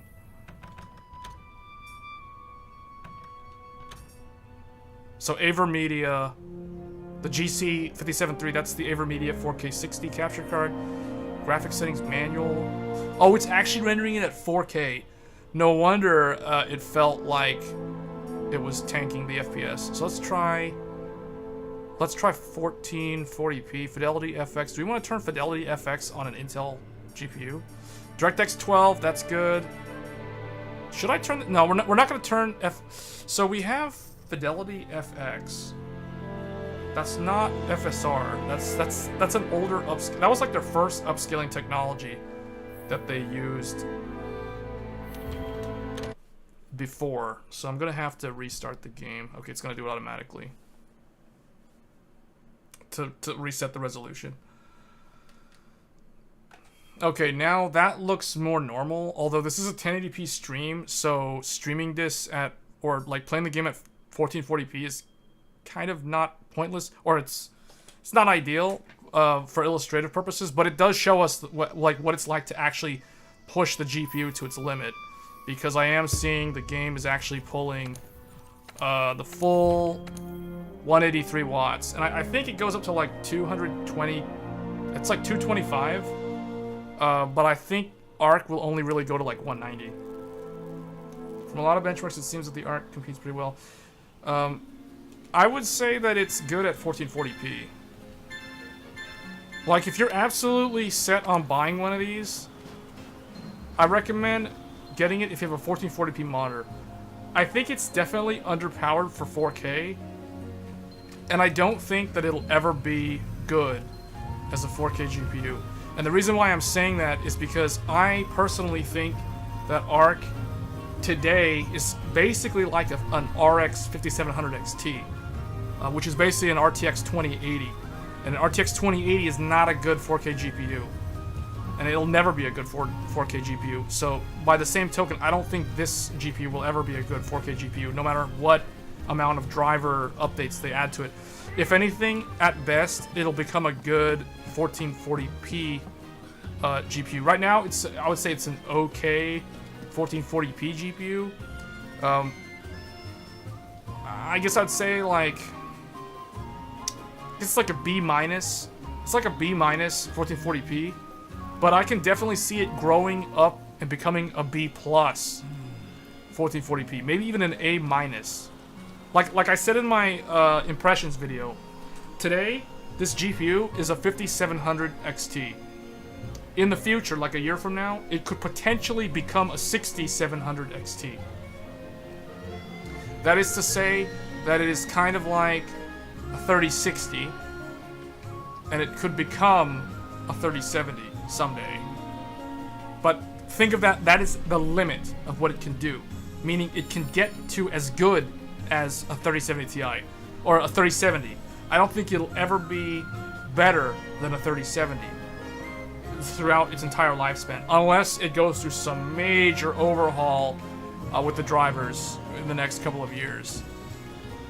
Because case in point, AMD's 5700 XT started out as a 2070 competitor, and today it is pretty much a 2080 competitor.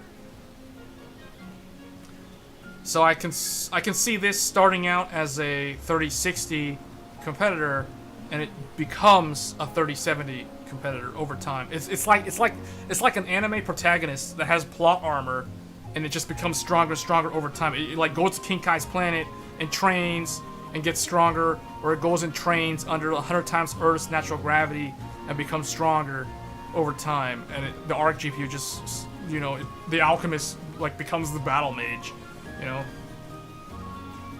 So, yeah, at 1440p, this is 60 FPS, I can tell. Like, I know, like, let me see if I can get, Riva? Okay.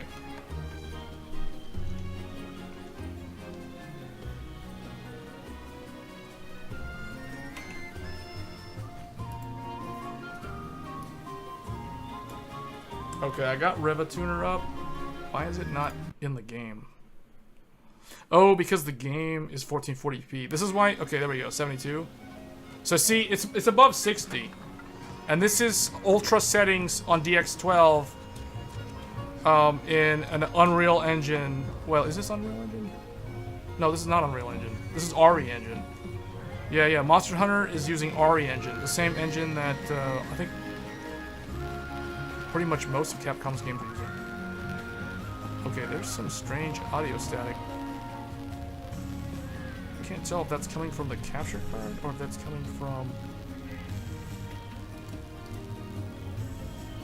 I'm not sure what that audio static is coming from.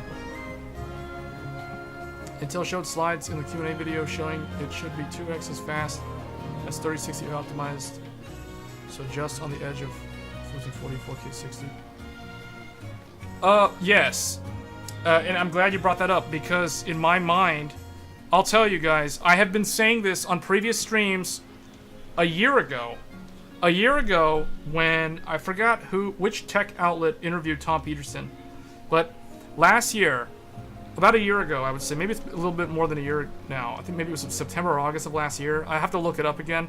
But Tom Peterson and Lisa Pierce of Intel were both interviewed by, I think it was Hot Hardware. I think the guys over at Hot Hardware interviewed them. And basically what they were saying at the time, my impression was that Intel's ARC GPU would rival the 2080 Ti. And keep in mind, this was a year ago. This was in 2021. When I made these predictions, I said a couple times in different streams, I said ARC is going to be like a 2080 Ti. And a 2080 Ti is like a 3070. And a 6700 XT or a 6750 XT. And in my mind, I always thought that the media looks too much at NVIDIA, and they ignore AMD. But knowing what I know about who works on Intel ARC, aka Raja Koduri, and the fact that he used to be the head of the Radeon Technologies group, in my mind, I always thought that it would be more proper to compare, like if you wanted to predict what Intel's GPU would be similar to in terms of performance, you had a better chance of making an accurate prediction if you looked at AMD's GPUs rather than looking at NVIDIA's GPUs. Why do I say that? Because if you, like for example, if Intel made a 10 teraflop GPU, that 10 teraflops from Intel are going to be more similar to 10 teraflops of a Radeon GPU as opposed to 10 teraflops of an NVIDIA GeForce GPU. If that makes sense. I hope that's coming across correctly. What I'm saying is basically, you're better off predicting how Intel's GPU will perform if you compare it to an AMD GPU as opposed to comparing it to an NVIDIA GPU. Because the father of Intel ARC is effectively a Radeon GPU designer. So I rest my case with that. But and the thing is, I was kind of like amused today as I was looking at this GPU, thinking about the fact that it kind of reminds me of a Radeon GPU from like 7 to 10 years ago in terms of how it functions. The fact that it has high power consumption when you have multi-monitors. That's a Radeon thing. And Radeon still has that problem today, although it's not as bad as it used to be. The fact that the ARC GPU is a 225 watt TDP GPU, you know, that the 5700 XT is the same thing, and the 6700 XT is the same thing.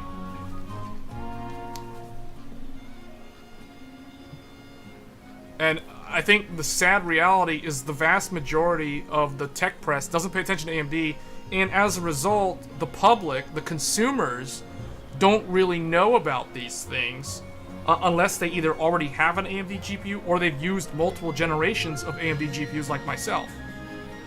That's how I'm able to draw that conclusion.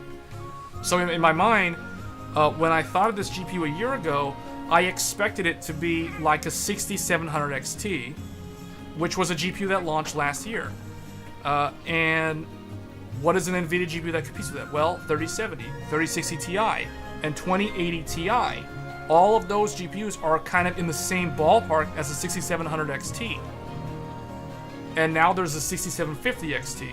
So, you know, NVIDIA has the equivalence, but it's hard to look at it on paper and try to figure out how good is the Intel GPU going to compare, because NVIDIA's teraflops don't really translate well. It's not like a 1-to-1 ratio comparison when you compare like an NVIDIA teraflop versus an Intel teraflop. But if you compare an AMD teraflop to an Intel teraflop, they're a lot more similar. So I hope that makes sense, because I've been saying this for a long time. That's why I was kind of disappointed, because when Intel ARC was reviewed, everyone was comparing it with a 6600 or a 6600 XT, and the fact that the 6600 XT was beating Intel across the board most of the time, except in certain like edge cases at 1440p or 4K, it kind of made me think, oh, okay, so they missed the mark, and that's the only reason why these things are priced where they are, because I really think that Intel intended to sell the ARC A770 for like $449 or maybe $399, which is the same MSRP as the 3060 Ti. You have a 3060 Ti, and I'm okay with the 1440p. However, for streaming, at the same time, I need more VRAM and the NVENC like separate encoder. I don't know about that. I think that dual encoder thing is not really necessary unless you plan to stream to multiple platforms simultaneously. If you plan to just stream to YouTube, or if you plan to stream to like Twitch, the single encoder, you're not really gonna notice any issues. Dual encoder really only makes sense if you're streaming to multiple platforms simultaneously. And most people don't really have the upload speed to do that without like their ISP wondering what's going on here, you know? So what is this guy doing? Sorry if I'm late, but did you test any games from the early mid-2000s or earlier? That's a great question. I didn't test anything from the early 2000s. I tested some games that are DX9 based, and so far I haven't found a DX9 game, at least from the ones that I tested earlier, that runs without artifacting issues. So, well, I won't call them artifacting issues. It's more like rendering. It doesn't render textures correctly. Like you'll see like a banding effect, or you'll see water that's not translucent. You know, those sort of things. I've ran into those sort of things, and we've illustrated that on stream in a couple of games already. But those are all DX9 games. Seems ARC only has 2 flavor of silicon.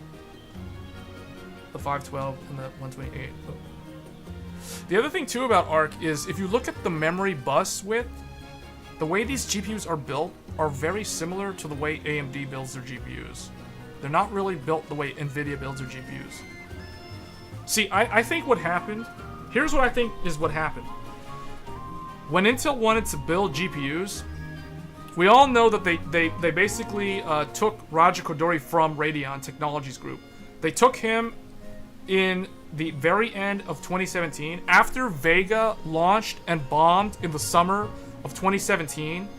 Raja Koduri went on sabbatical leave, and during that time, I'm pretty sure Intel approached him and asked him to join them. And the thing is, you got to remember that he helped Intel develop the, what was it called? It was that hybrid mobile thing that had an Intel CPU, and it was like a Radeon GPU that was kind of bolted on. What was that thing called? I can't remember what it was called. It had an interesting name, But he helped them develop that, and I think that was the sort of thing that the higher-ups at Intel were like, man, we need to get this guy on our team. He's actually pretty good.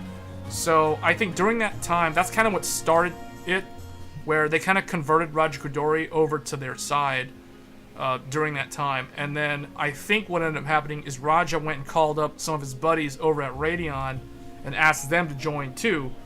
So Intel probably basically what ended up happening is Intel took a bunch of people from Radeon to get their GPU off the ground and start working on it.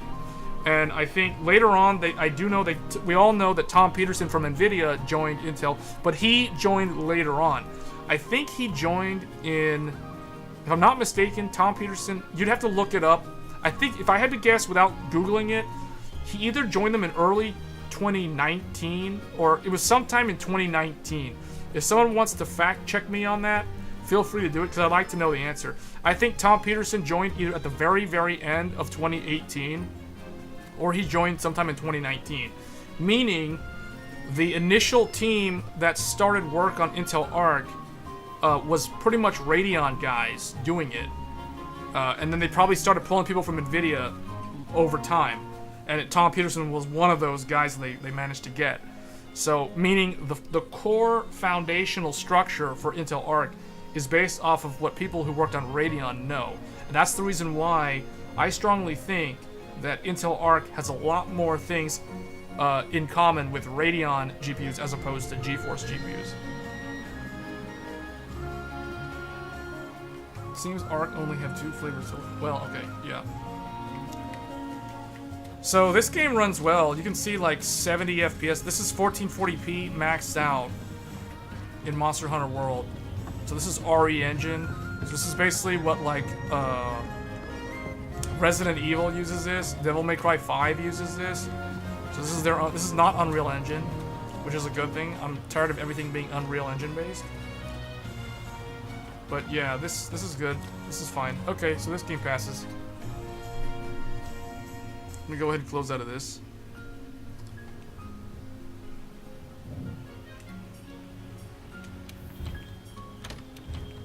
We'll save that.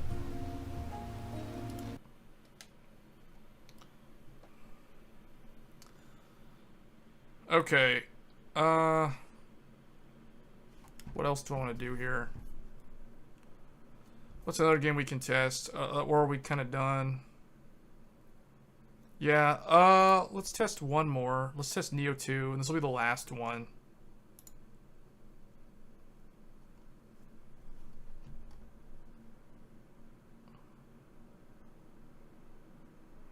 But I do have a lot of viewers on this stream. I'm surprised. We have like 15 or 16 concurrent viewers. Why is this not full screen? Like, what?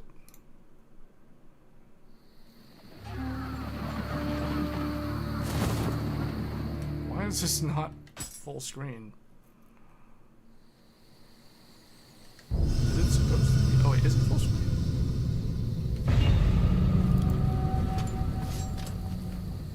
It doesn't look like it's full screen. Or did I move it? Oh, I messed it up. Did I mess it up? Oh yeah, I think I may have messed it up. I moved it by accident when I clicked on something.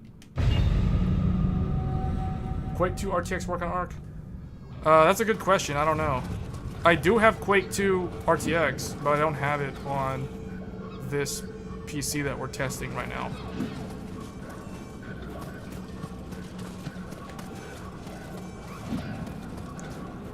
Actually, let's try something here. How do I get out of this?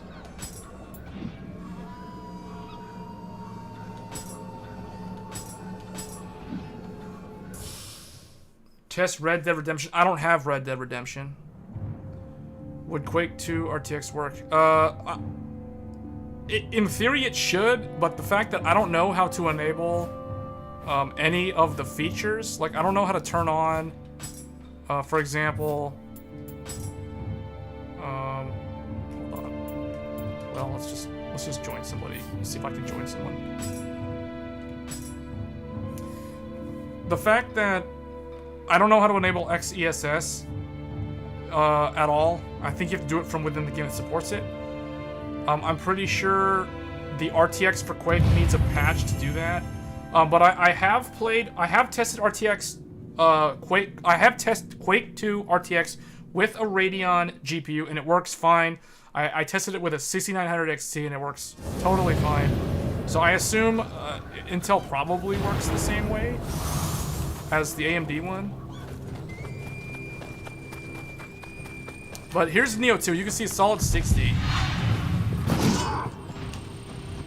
Where are these guys? Oh no. Oh, they're over here. Come on.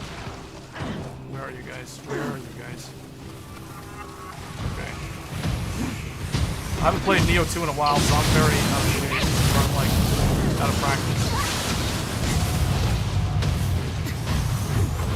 Activate my jutsu. Jutsu! Power up! Alright, let's go. I love this game. This is one of my favorite action games of all time. I think longevity-wise, I enjoy playing this more than Elden Ring. I can't wait for that new, I think it's Wolong Fallen Destiny from Team Ninja. It's basically their next, this style of game. You know what's another older game that we could have tested? We could have tested Ninja Gaiden, the remake that was released last summer. I should have tested that game. But you guys can see, we're dipping. We're dipping. 43, 46, 50. That doesn't look good.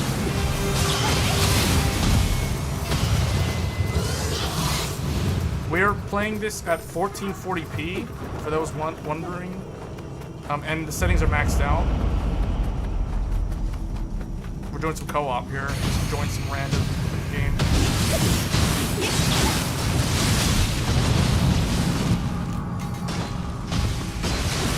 I just realized that I don't have to charge.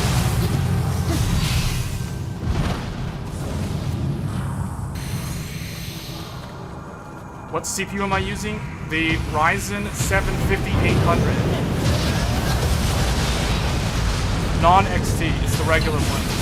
The original. Look at that FPS drop in the top left. 40. Look at those wonderful drops. Oh no, did this guy die? Okay, good. He self-revived. That was a mini boss.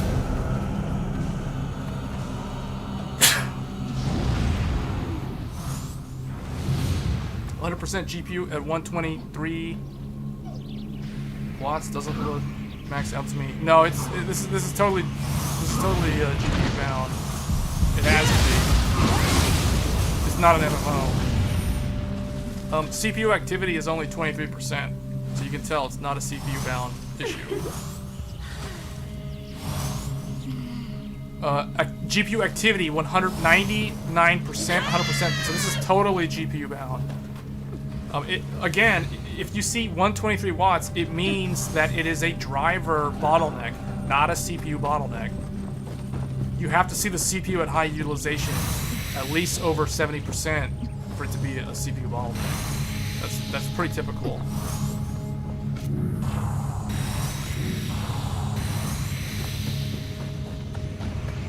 Let's do this.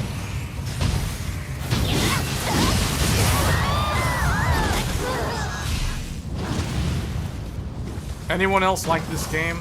Is there any other Nioh 2 fans in the chat? That's the first thing. Burn them down, burn them down.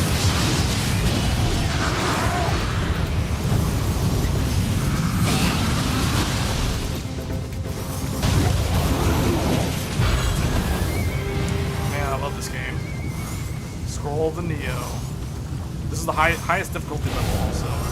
We're on Nioh difficulty.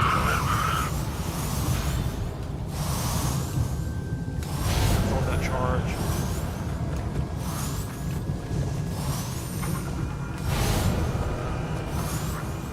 But yeah, again, to me it looks like it needs driver optimizations for this game. Obviously, they didn't really verify this game. But so far, I don't see any rendering bugs. I don't see any artifacts. So... like, strange. Alright, let's do this. Let's been a while since I played this. And by the way, those wondering, I'm playing this in like a small little window on the capture card, so it's kind of hard for me to play because I don't have the full monitor screen to see what's going on. And I'm also trying to monitor the chat, so... Normally, if I'm streaming gameplay, I wouldn't be streaming such a janky setup. This is just to illustrate the GPU. But yeah, 45. I mean, at least we're not below 30 FPS.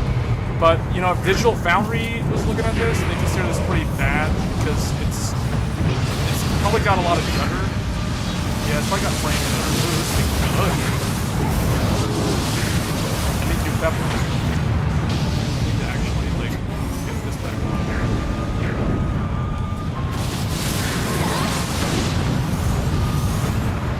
Burn it down. More that stance.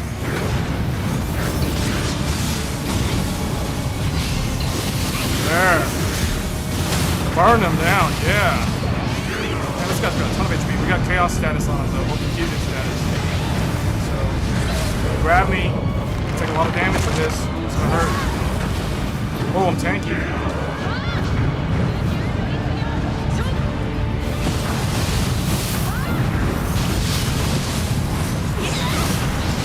Fuck this.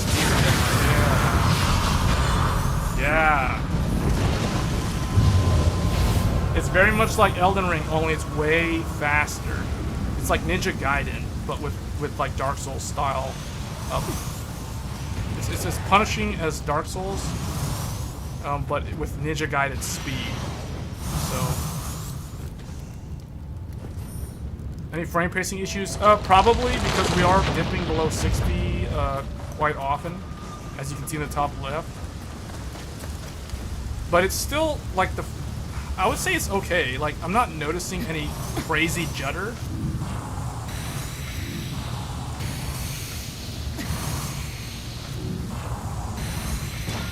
Alright, let's go all buffs. We're going all in. Let's do it. Boss fight time. This is running at 1440p, by the way. For those wanting the resolution, this is 1440p. Look at that terrible frame dip. 38. So if this was 1080p, this would probably be better. Now, the screen will say 1080p because I'm streaming at 1080p, but the in-game resolution is 1440p.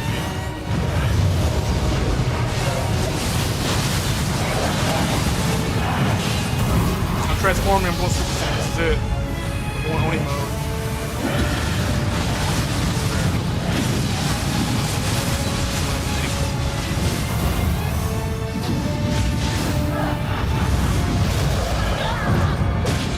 Oh, he got me. He went super on me. Whoa, I survived because I was in mode. I don't remember fighting.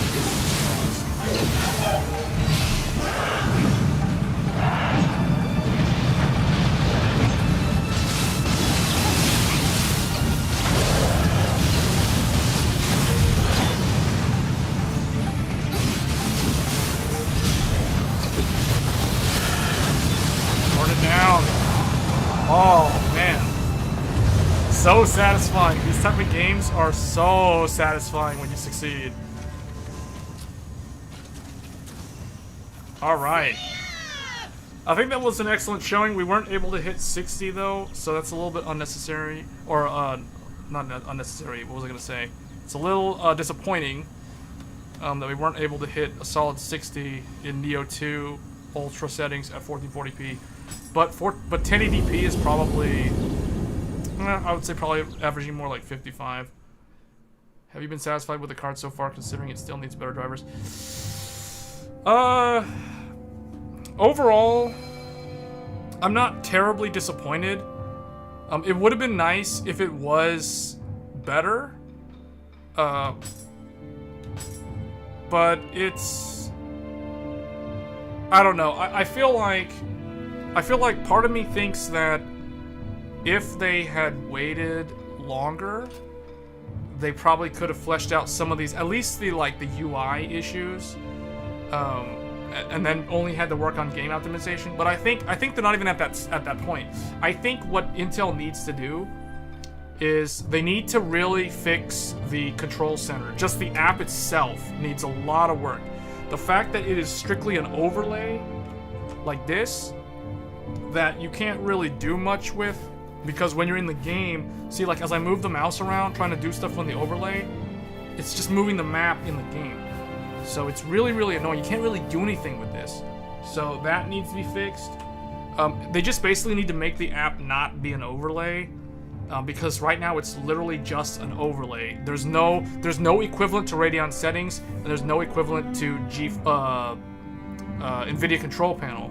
Like, they don't even have that. It's literally just the overlay. Regardless whether you're playing a game or you're not playing a game, it's always an overlay, which is really, really bad from a usability standpoint, because not everybody wants to use an overlay.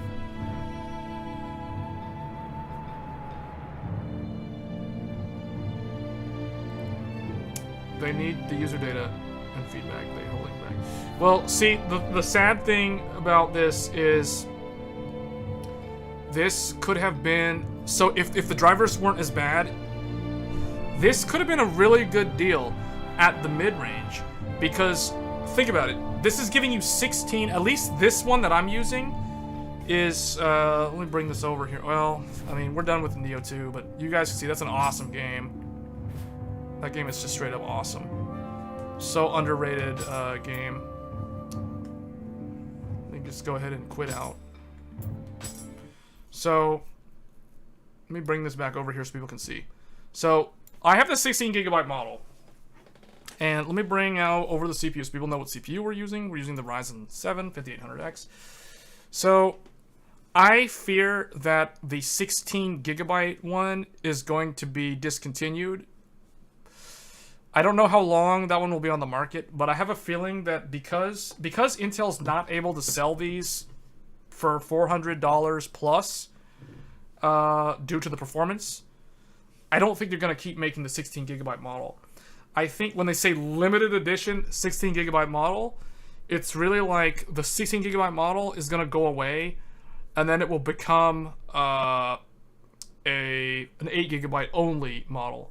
Like for example, if you look at the AIB cards, they're all 8GB. I don't think I've found a single Intel ARC GPU that's 16GB made by an AIB. The Gungnir is 16GB? Oh, it is. Is that one available in North America, though?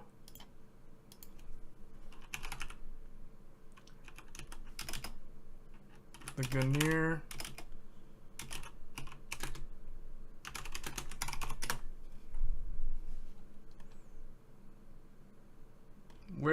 What's the SKU?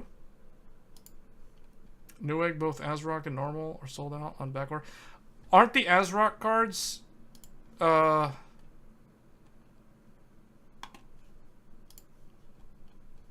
on. I'm trying to find it. Where's the ASRock cards? Like, I know they have them. I know ASRock, Gungnir, and the other one is Acer. Acer's gonna start selling Intel GPUs, guys. That's a first. ASRock ARC A770. Let me see if I can find these. I can't even find these SKUs. Let me try to move this over here.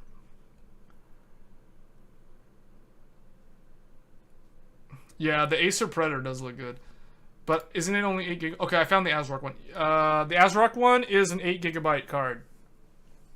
$329. ASRock Phantom Gaming ARC A770, 8GB.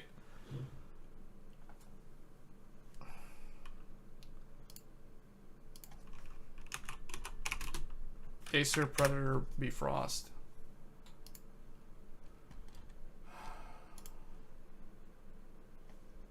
Acer one has 0 results. I don't see 16GB anywhere on the Acer page. Where does it say that? Do I have rebar turned on? You can see it right there on the screen. It says it right there on GPU-Z. Guys, right here. Look. Resizable bar enabled. of course it's turned on. I was saying earlier that you have to have Resizable Bar on to make this even remotely worth it. Do you think the A770 will soon become a collector's item? Yes. Yes, it will. Well, no. I think the one that I have will. So the one, like this one, guys, like the one that I'm showing here on the bottom left. Let me make this a little bit bigger so people can see it. So this is the RGB A770 16GB flagship. This one is probably going to get discontinued in a few months. Because I don't think Intel wants to sell these. But the thing is, I don't think Intel wants to sell these. I don't think they want to sell 16GB cards for $350. Because that's like a lost leader right there.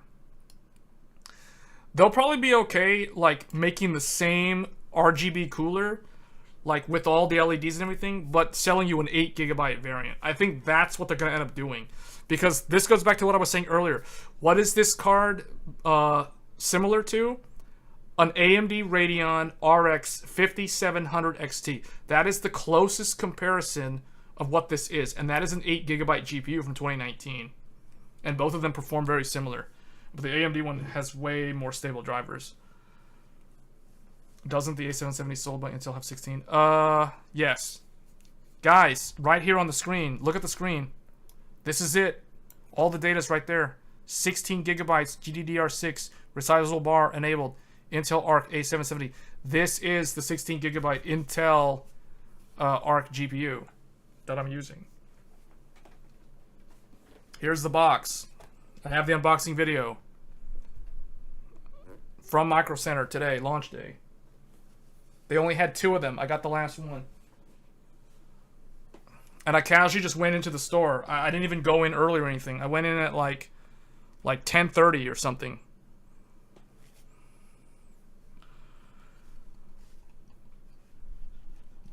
This is why people love Micro Center. This is why Micro Center has a cult following, almost. This is why people camp outside Micro Center for RTX 4090s. Because they have the stuff on launch day.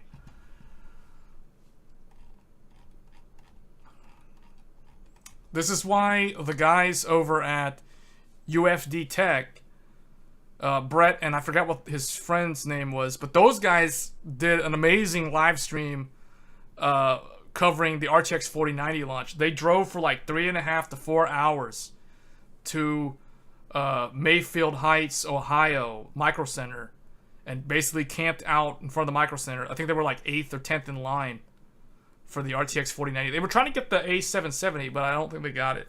I don't remember what happened. Because I was watching the stream and then I just like went to sleep. Do you think ARC series will be canceled as per the rumors? No, I don't think so. I'm a little bit iffy on consumer gaming desktop though. So here's the thing. A lot of people are saying ARC will be canceled. ARC is, okay, let me phrase this in a different way. Intel will never abandon the GPU market. Okay, what that means though is that doesn't mean that they will keep selling consumer gaming GPUs. They could leave the gaming GPU market and only sell in the professional arena.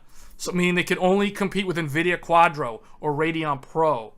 Or enterprise server grade machine learning GPUs that do not even have blower fans or axial fans on them. They're literally just a GPU with a chunk of aluminum on them, and they go inside a server chassis. They'll never abandon that. They really want a piece of that market because that's where all the high margins are. But I think, and the thing is, that like when it comes down to ML and like big data, they don't need to spend so much time optimizing drivers on a per application basis, because the problem with the gaming market is the amount of hours it takes to debug issues for games is way higher than like 1 or 2 enterprise grade applications that customers are paying big money for.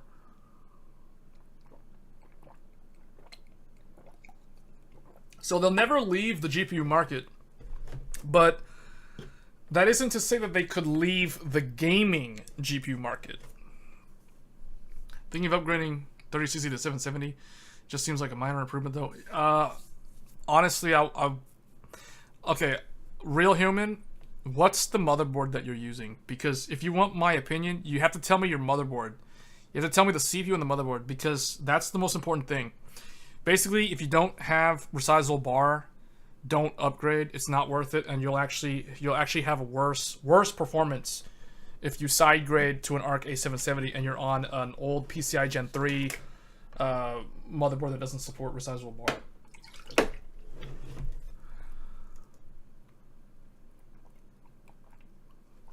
No, you're right. A user main? You're absolutely right. And I was saying this probably at least 3 or 4 times on stream earlier. The ARC A770 is a 70 tier product. Meaning it is supposed to be a 3070 and a 6700 XT competitor. Or at the very least, a 3060 Ti competitor. They just haven't hit the performance targets because of the drivers. And at first, when people were telling me that, I was very skeptical because I was thinking, oh man, it's drivers. How could it possibly be drivers? Well, yes, it is drivers. Turns out it absolutely is drivers. And now I have first-hand experience witnessing that. You have an i5-11400F. What's the motherboard? What's the motherboard? Because you can put that in like a 10th gen motherboard. And you want to be in like an 11th gen motherboard.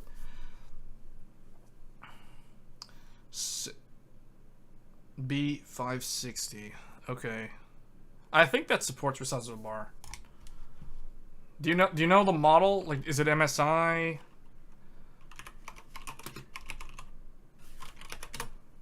Or is it ASRock or something? No, I know it's Intel. Intel's not the motherboard. The motherboard's gonna be Asus, MSI, Gigabyte, or ASRock, or BioStar.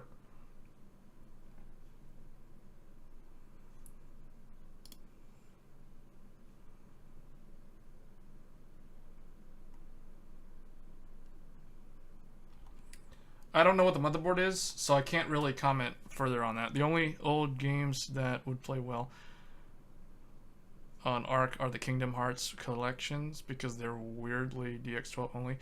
That isn't to say that DX12 runs perfectly fine on ARC. Monster Hunter World was DX12. It was running pretty good though, but it wasn't running like as good as it runs on Radeon. See, the thing is, here's the thing that I can see happening. I can see these GPUs getting a lot better in DX12 and possibly DX11, but I do not see them getting better in DX9. So if you're somebody who plays a lot of old games, somebody earlier on mentioned if I tested any early 2000s or mid 2000s games from like 2005, I assume games like that are like Guild Wars 1. Maybe even Guild Wars 2 might be worth looking into, because that's a DX9 game, although I think Guild Wars 2 is on DX11 now after like so many years. But just because it's DX12 doesn't mean it's gonna run great. Cause here's the thing, DX12 on ARC is not better than DX12 on Radeon. And when it competes with GeForce, it's hit or miss. Sometimes it's better than GeForce in DX12, other times it's worse. But pretty much, if it's DX12 versus Radeon pretty much always wins across the board. I mean, all those reviews, I'm not making this up. Like, go back and look at those reviews. Go look at the 6600 XT. Pay attention to those bar charts. The only old games that would play well on ARC... Oh, yeah. When I get my ARC... or A770, Black Mesa. Oh, you know what? Let me look into that real quick.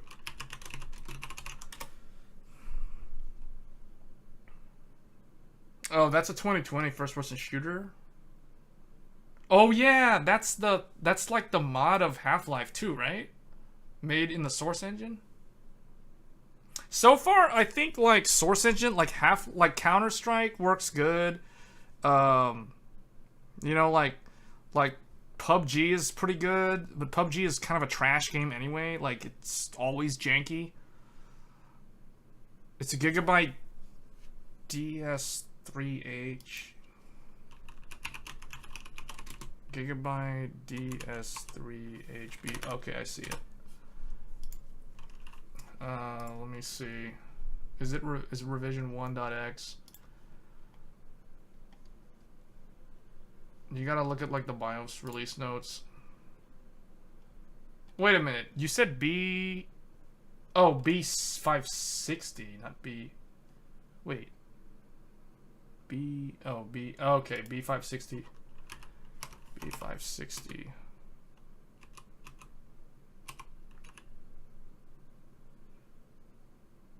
ACY what?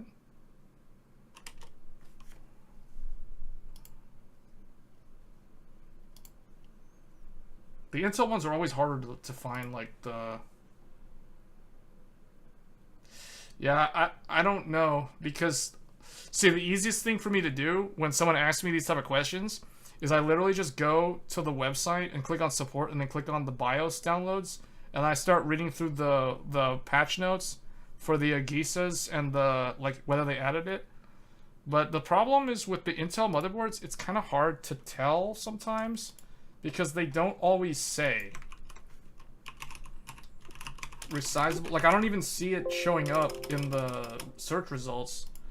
So I don't know if this one has it or not.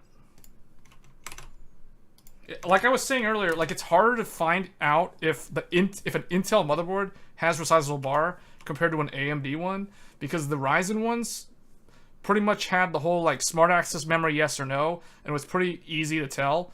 But these are kind of like, okay, let me teach you something. I'll show you how to do it. If you do not have, okay, the easiest thing I could tell you, download GPU Z from Tech Power Up and just look down here. Resizable bar, it'll say enabled or disabled. If you don't have that, you got to open your device manager. So go to device manager. I said this, or this is the second time I'm showing this in the stream, but go to the device manager, click on display adapters. Double click on your GPU. Your GPU, I know mine says ARC A770, but yours will probably say 3060. Click on resources. You have to see this. If it says large memory range, I know it looks really, really small on the stream, but under resources, it has to say large memory range. It'll say memory range and large memory range. If it says memory range and memory range, then you do not have it turned on. So you'll have to go in the BIOS to look. But if it says large memory range under resources in the device manager, then you know it's already turned on. Larrabee? Unfortunately, I don't have one of those. You're talking about... Yeah. No, I know what you're talking about, but... I wish. But guys, like, really, this thing feels a lot like a 5700 XT from 2019. Only with a lot of weird quirks that GPU never had. But that's how you check. Like, everybody watching, if you don't have GPU Z and you don't want to download it, you don't have to. Open up your device manager, click on your display adapters, double click on your GPU, and click resources, and look for what it says in the resource type. It has to say large memory range. If it does not say large memory range, that means that it is either turned off, which means you have to go in the BIOS to turn it on, and there's two settings that you have to enable to do that. The first one is called above 4G decode, and the second one will be resizable bar or resize bar or however they want to say it, and you have to enable that. Those are the two settings. Then you have to save and exit, and then it'll reboot, and then it'll go in. Then you can verify it by going into the device manager and the resources table and see if it's there. If it says large memory range, then you're good to go. If you go in the BIOS and it says enable above 4G decode, but then you don't have any other option under that, then that means that your motherboard doesn't support resizable bar. That's how you know that you don't have support. And you can't turn it on. Have you been able to use AV1 encoding for ARC yet for any program not named FFmpeg? Not yet. I haven't messed with the encoder yet. I will do that in a future. I'll do that in future content. Like, not for today. Today is pretty much just like legacy gaming coverage. But there you go. That's how you check whether or not you have it turned on manually. Like, that's how to look without downloading third-party tools, because I know not everybody wants to install third-party tools.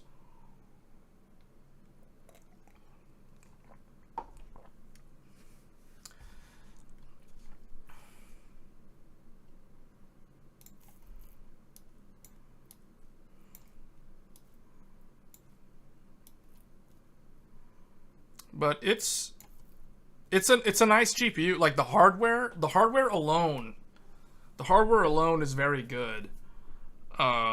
It's solid. Like, the amount of memory you get for the money is amazing, because like I said, the only other GPUs that have ever offered 16 gigabytes is Radeon 7, which is basically a mining GPU that we'll never be able to buy, and it kind of was very short-lived anyway, so it's kind of irrelevant. And then the other ones were the 6800 and the 6800 XT, and the 6900 and the 6950 XT. So basically all Radeon. There's a bunch of Radeon GPUs that have 16 gigabytes of memory, but they're all way more expensive than this thing.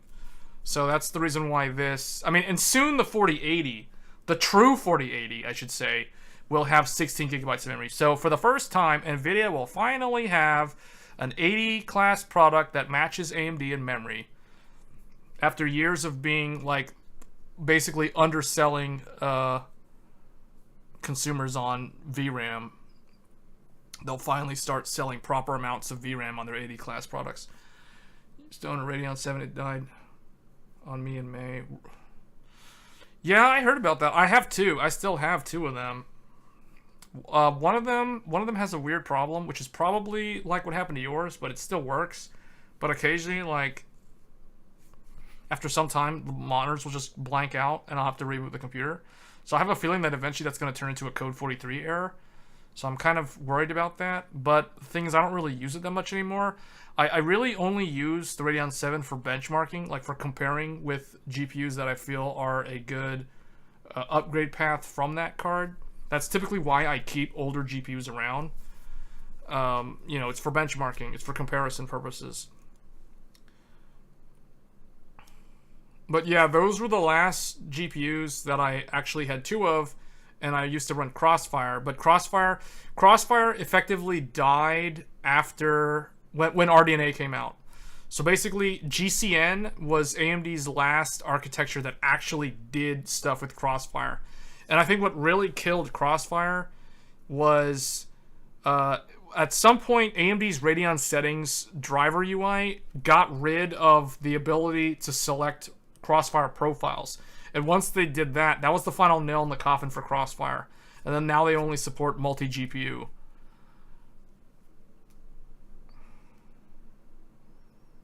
I don't know how that happens. I've never had something like that happen.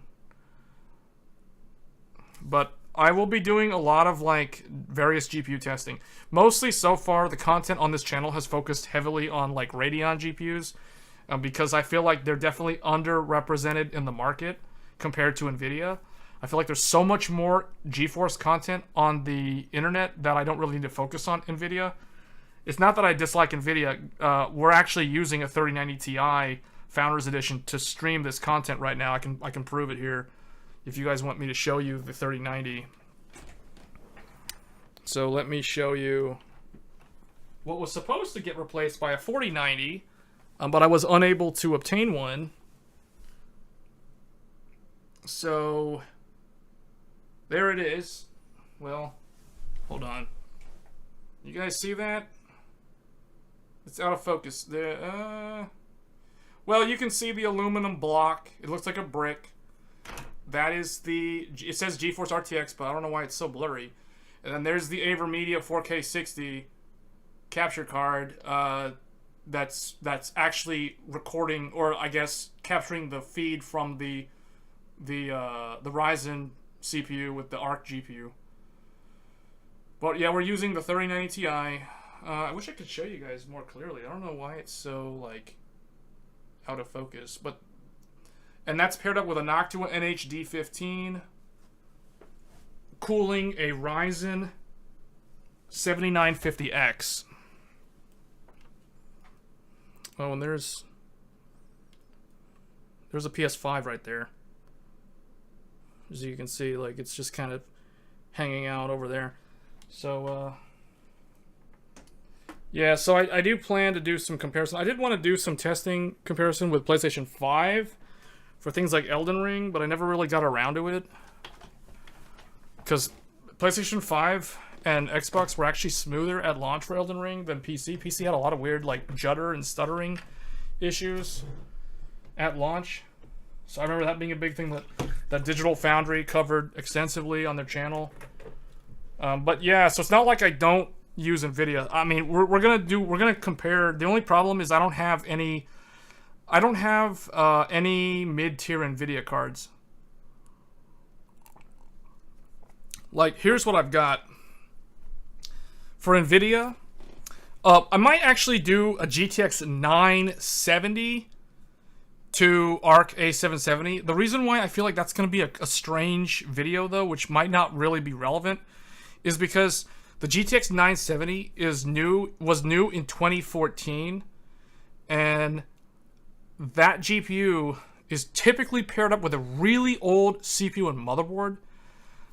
So unless the person who is on a 970 wants to go to a brand new build with, say, a Ryzen 7000 or maybe a Ryzen 5000, like a 5800 X3D, if they wanted to do that, then they could probably go into ARC A770 from a GTX 970, and that would be a very nice upgrade overall. Should rebar be turned on? Yes, it should. There is no reason to have it disabled. It should always be enabled if you have the ability to enable it. If your motherboard supports it, turn it on. That's all I have to say. But if someone was going to upgrade, like, let's say someone's on a 970 with like an old Intel Haswell i7 or i5, right? Or maybe Skylake. Or maybe even something older like Ivy Bridge. So like a 10-year-old CPU.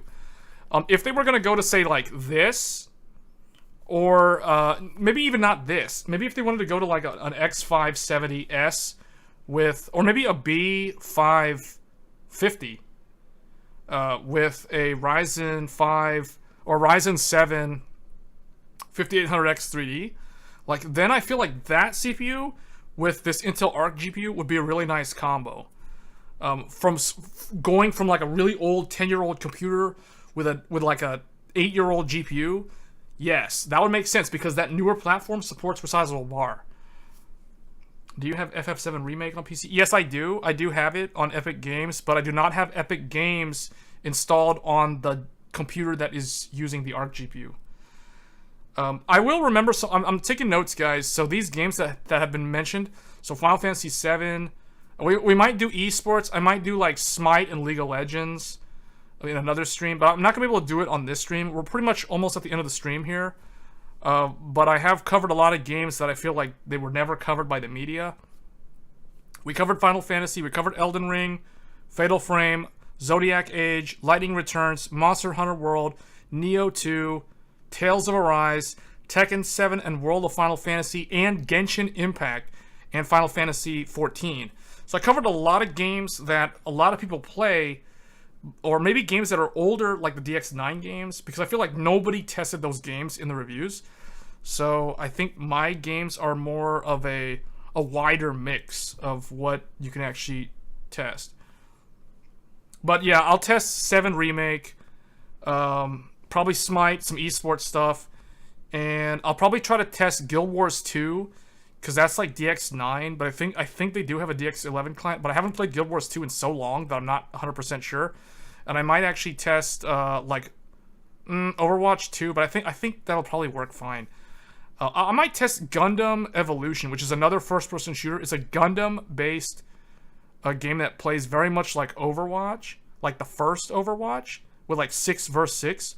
So if you're a fan of the original Overwatch and you're not too happy about the new Overwatch, or like Overwatch 2, definitely try the Gundam Evolution on Steam. It is a free-to-play first-person shooter. It's very good. I do want to test that game. Unfortunately, I don't have it installed on this computer.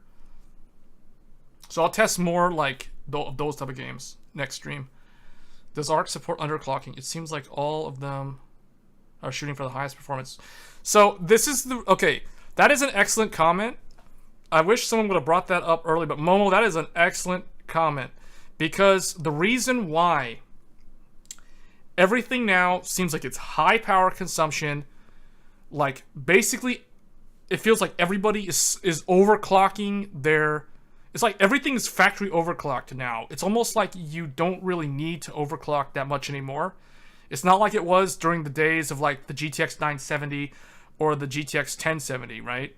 It feels like everything is done for you now, so you don't have to overclock. Or if you try to overclock, you get diminishing returns. And I feel like the reason why that's happening is because the competition is so strong. Like, people don't realize that in the okay, well, let's look at CPU realm, and then we'll talk about the GPU realm. In the CPU realm, what did we have? What was it like 10 years ago? 10 years ago, it was 2012. Right around this time, 10 years ago, was when AMD launched Vishera, which would have been the FX 8350. So that was like the successor to Bulldozer. Bulldozer was in 2011, and it was basically Faildozer. So Vishera, aka FX 8350, fixed a lot of the problems that Bulldozer had, but it was still the Bulldozer architecture at its core, right? So it still had a lot of fundamental flaws in terms of the single core performance, the fact that it was like a clustered multi-threading, or CMT was what they were doing. So effectively it was kind of like a quad core 8-thread sort of thing. So it was sort of like an Intel i7 in that regard, but it didn't have any SMT. It was CMT based, so it had like resource sharing. And so that was 10 years ago. And as we all know, back then it was the Intel 3770K and the Intel i5 3570K, which competed against that CPU. And in most scenarios, except for certain multi-threaded workloads, the Intel CPU was always winning against the AMD CPU. So you can imagine in gaming, the AMD CPU would basically always lose. I learned this when I was playing Guild Wars 2, because Guild Wars 2 launched 10 years ago. I think it was like August, September of 2012. You guys can look it up. I have videos on my YouTube channel from that time period that do this sort of comparison. 8350 versus i5 3570K. That's because both of those CPUs were in the same price performance category. AMD didn't actually have anything in the i7 range. So what ended up happening was Intel stagnated because they didn't have a competitor. So basically they started giving you, like 3770K, which was quad core 8-thread. Then in 2013, they launched Haswell, which was the 4770K. And then, which was the same thing, but it was a little bit better. Then they had Broadwell, which didn't actually have a K SKU. They skipped it. They did Devil's Canyon, which was basically Haswell Refresh, the 4790K. Then in 2015, they did Skylake, which was the 7700K, which was better, and so on. So, hey Jackson, thanks for the sub. Much appreciated. But, I can't stress this enough. What happened in that era was Intel kept giving us the same thing. Quad core, 8-thread. Quad core, next year, quad core, 8-thread. The following year, quad core, 8-thread. Tick-tock. On the talk, you get a new architecture. On the tick, you get a node shrink. On the talk, you get a new architecture, right? So the new architecture was Haswell. Then they do the node shrink. That was Broadwell. Then they do the architecture change. That's Skylake. Then they do the node shrink where they got stuck was basically Skylake. So instead of doing node shrink, they give you Kaby Lake, which was basically garbage, aka i7 7700K. And then bam, Ryzen first gen comes out, 2017. It basically comes in like the guy in the Rings of Power on Amazon Prime slams down like a comet and starts changing everything. So that was basically Ryzen, right? So Ryzen shows up, And in single thread, it's kind of on par with Haswell, which was from 2013, which means AMD is still not on par with Intel in single thread, but AMD changed the rules of the game because they started selling you an 8-core 16-thread CPU for the price of an i7. Whereas typically if you wanted an 8-core from Intel, you had to pay $1,000. You had to buy the HEDT, aka X99 or X79 platform. So Intel had product segmentation in that regard, and AMD kind of destroyed that, or they vastly like undercut Intel, where they kind of changed the rules of the game, which is kind of what Nvidia is doing with the RTX 4090. But that's a topic for a different time. So you know, Ryzen came out and changed the rules of the game. Now you can get high core CPUs without paying like massive amounts of money for an HDT platform. But then they brought out Threadripper, which also disrupted HEDT because they brought the core count up like way up, right? Like up to 32 cores. So that was real disruptive. And I think it was 2019. I'll never forget it. 2019, July 7th, 2019, Zen 2 launches, aka Ryzen 3000. And all of a sudden, they tie Intel in single thread.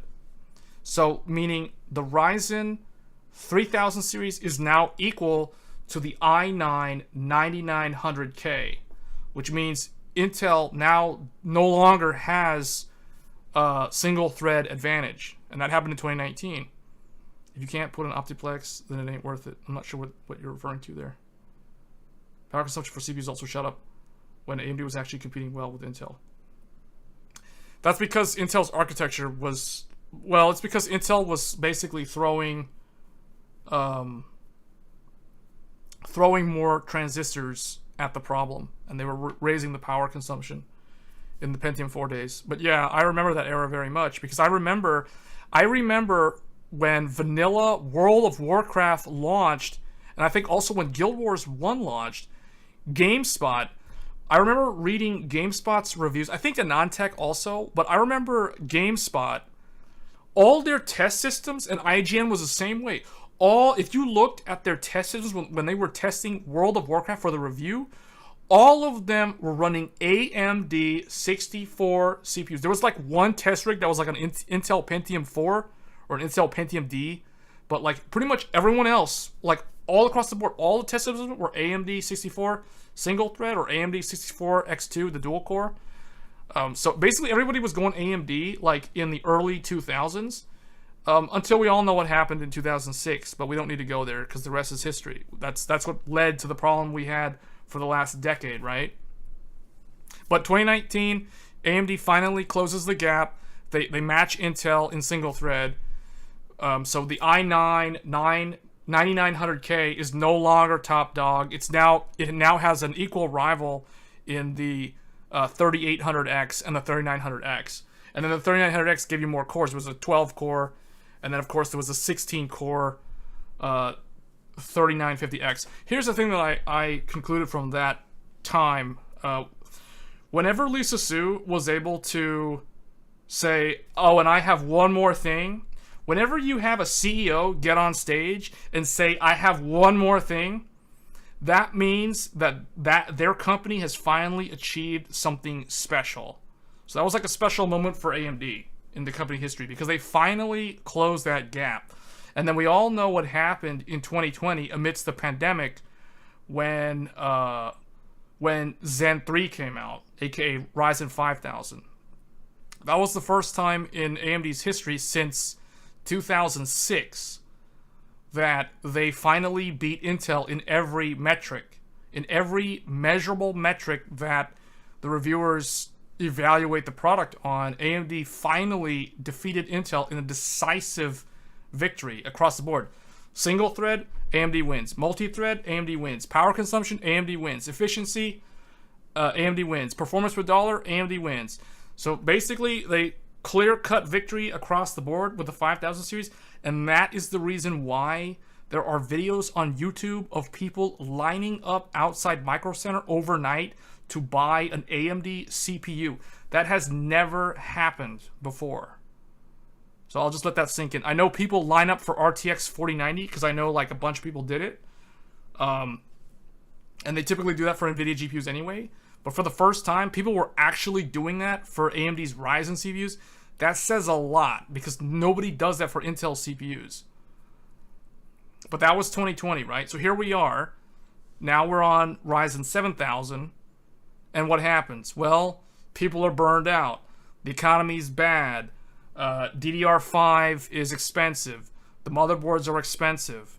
The way I see it is what AMD should have done differently is they should not have sold... Okay, like the X670E is more like a semi-HEDT platform because it's dual chipset, so it's kind of strange, so it becomes more expensive. Yeah, it's too much money. Cooper said it best, it became too expensive. But if you look at B650 or B650E, it's a lot more normal, right? Like you can actually buy, now granted you're still spending like over $300 on a motherboard, but you can finally buy a $300-ish motherboard that's a B650E. It's got PCI Gen 5 for M.2 and for graphics, and it has the debug LED on the motherboard and basically everything you need, and you know all the USB Gen 2 or 3.2 Gen 2x2 and all that stuff. Like you have all of the bells and whistles on a B650 board or B650E. So it's, and that's, I mean, it's kind of pricey, but it's really more not, it's not any more than like X570 was. In fact, it's cheaper than X570, so, and it's got PCI 5. So I feel like they kind of like missed the mark on the messaging and how they should have positioned those products. That's the way I see it. 3600 is still running fine, and Amazon was selling CPU. Yeah, see, that's the thing. Like, Zen 2 is still good. And here's the thing, too. Like, Zen 2 can work on... Well, Zen 2 launched with X570 and B550. And those motherboards, as far as I know, pretty much all of them... I know the 570s have it, but I don't know about all the B550s. I think all the B550s do. But those motherboards from 2019 all have Resizable Bar. All of them have Resizable Bar. So that platform, 3600 Ryzen 5 with the B550 or X570 or X570S, all those motherboards have Resizable Bar supported. So you could actually get the ARC A770 and pair that up with the Zen 2 CPU and you'd be good to go. And you wouldn't have any of these, like, I mean, you still have the driver issues, but, you know, the ARC GPU wouldn't be bottlenecked because it has the Resizable Bar. So that's still good. And the thing is, you got to remember, like, that CPU is like a...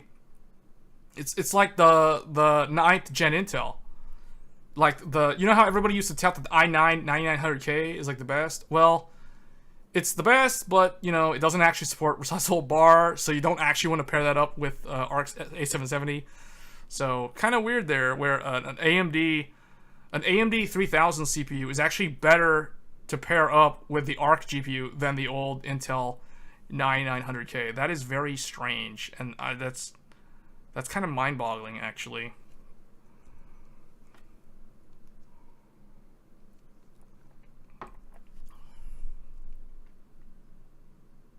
Yeah, and I'm gonna do a lot of comparisons on this channel. I'm gonna pit the ARC A770, so this GPU that we've been testing today, that is going to be the main competitor. I'm going to compare it with the 6700 XT.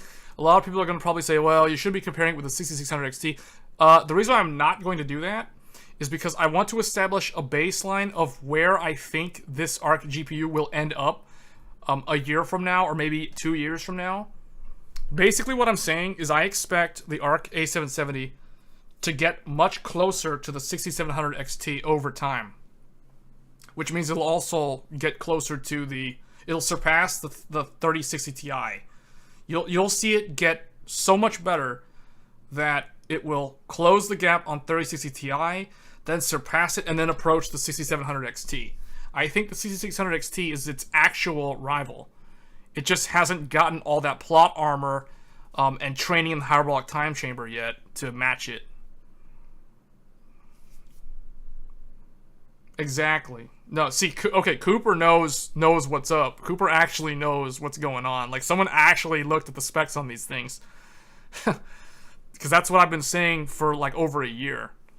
I predicted, now I'm going to sound like a broken record to people that have stuck around throughout most of the stream, but like I was saying earlier, this is probably the third time I'm saying this.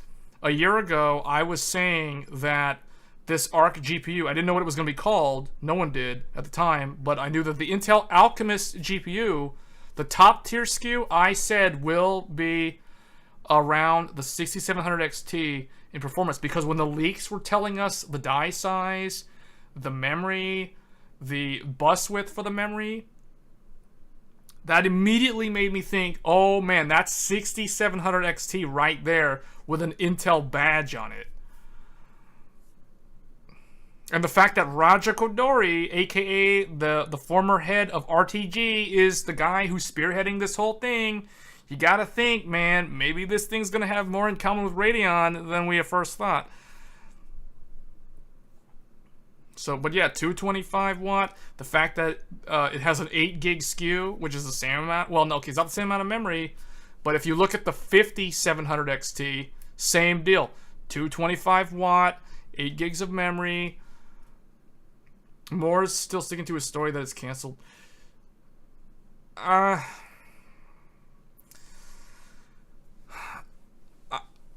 don't think it's... Okay, I don't think Alchemist is going to be canceled.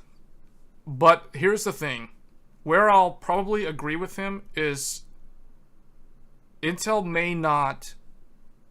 I can see Intel leaving the consumer GPU market and staying only on the enterprise side. If this doesn't go well for them, if they go for... let's say they go for another fiscal year. If Intel goes another fiscal year and they continue bleeding money on this, then I think they're going to strongly consider pulling out of the consumer side market. But they're not going to leave the GPU market. And I don't think that Moore's Law is saying that they're going to completely abandon GPUs. I think what he means to say is that they're going to cancel consumer GPU. And he might be right. Like, they could very well do that. But that depends on a lot of things. I think it's too early to say. I think it's too early to say that with strong, like with a clear, firm confidence that, oh, they're definitely going to cancel this. I don't think that's right. Yeah, I know, because yeah, they perform pretty badly. I mean, look at their stock. Their stock price is way down. But part of that is because the semiconductor industry in general is down. And the thing is, you got to remember this too. Intel, unlike Nvidia and AMD, Intel is a wide moat company. Wide moat means they have a lot of money. They have a lot of cash reserves. But typically, wide moat, high market cap companies like Intel, their stock tends to track more directly with the rest of the market. And you know, when everyone's talking recession and the market in general tends to go down, Intel doesn't really have a say in it. It's just going to tend down with it no matter what. Whereas a company like AMD, which is a lot smaller, it's a lot more agile, they can pivot a lot more easily and they can kind of offset some of these losses. But they're not doing too well either. AMD's kind of like doing pretty bad right now too. And then Nvidia also is not doing so great. I was able to back order this. Anyway, really hoping it doesn't cancel on me. Yeah, I feel like so let me just close on this thought process that I had with the CPUs. So I was saying earlier that the AMD Ryzen 5000 series CPUs will probably be remembered as one of the company's most successful product launches in the company history, because they actually beat Intel, a company so much bigger than them in terms of market cap, across the board in every measurable metric. This time around, the power consumption's higher. It's a new platform. The prices are expensive, so early adopters aren't really going to go into it. The other thing, too, is there's the whole, like, teething issues that could crop up. Although, in my opinion, Ryzen 7000 and AM5, it's not nearly as it doesn't have nearly as many issues as Zen 1 did. That's not to say it's not without issues. Like, I have a problem right now where my capture card doesn't wake up when I wake the computer from sleep. I have to reboot the computer if I want to use my capture card, and that seems like a bug with the Gigabyte motherboard I'm using. I'm using the Aorus Master. But the thing is, other than that, it works fine. Like, the other thing too is like the long post time when it trains memory on the first boot. But after that, as long as you have remember memory timings enabled in the BIOS, every subsequent cold start is normal. It's basically the same as like how it's always been. So in that regard, it's not that bad. And the fact that everyone's complaining about 95C, 95C only happens when you're rendering a video in DaVinci Resolve or Adobe Premiere, or if you're doing a Blender render. Basically, you have to load the CPU fully to ever see the 95C. It will never go to 95C while you're playing games or if you're doing lightly threaded tasks. Like, it'll typically run around, like, at most, I've seen mine go to like 70 something Celsius. Like, randomly, it'll go to like 73, 76C while gaming, but then it'll drop to like 50. It'll go from like the range is from like 51 or as low as like 47 to like 76 or 77. So like a 30-degree range is typically what I see with my Ryzen. And granted, I'm using the top 7950X with an X570E Aorus Master. And I'm using a Noctua NHD15 air cooler. I'm not using a liquid cooler. I'm using a Noctua NHD15.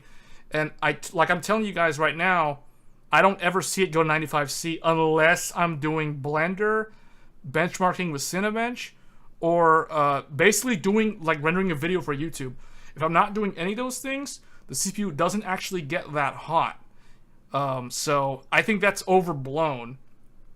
And the thing is, if you want to use Curve Optimizer, you can fix those problems.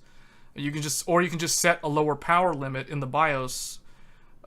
Basically set the same power limit for like Zen 3, and then the thing still performs way faster than Zen 3 while using less power than Zen 3. So it's actually like superior in pretty much every metric. It's just, you know, like the reviewers kind of painted that 95C thing like it's a big deal, but you know, it's really not. So you have to have a GPU that power consumption. Okay, hold up. I'm trying to catch up with the chat. Intel just laid off 12K. Well, DX11 is an absolute must. Yeah, and most of the DX11 games I've tested so far, most of them work.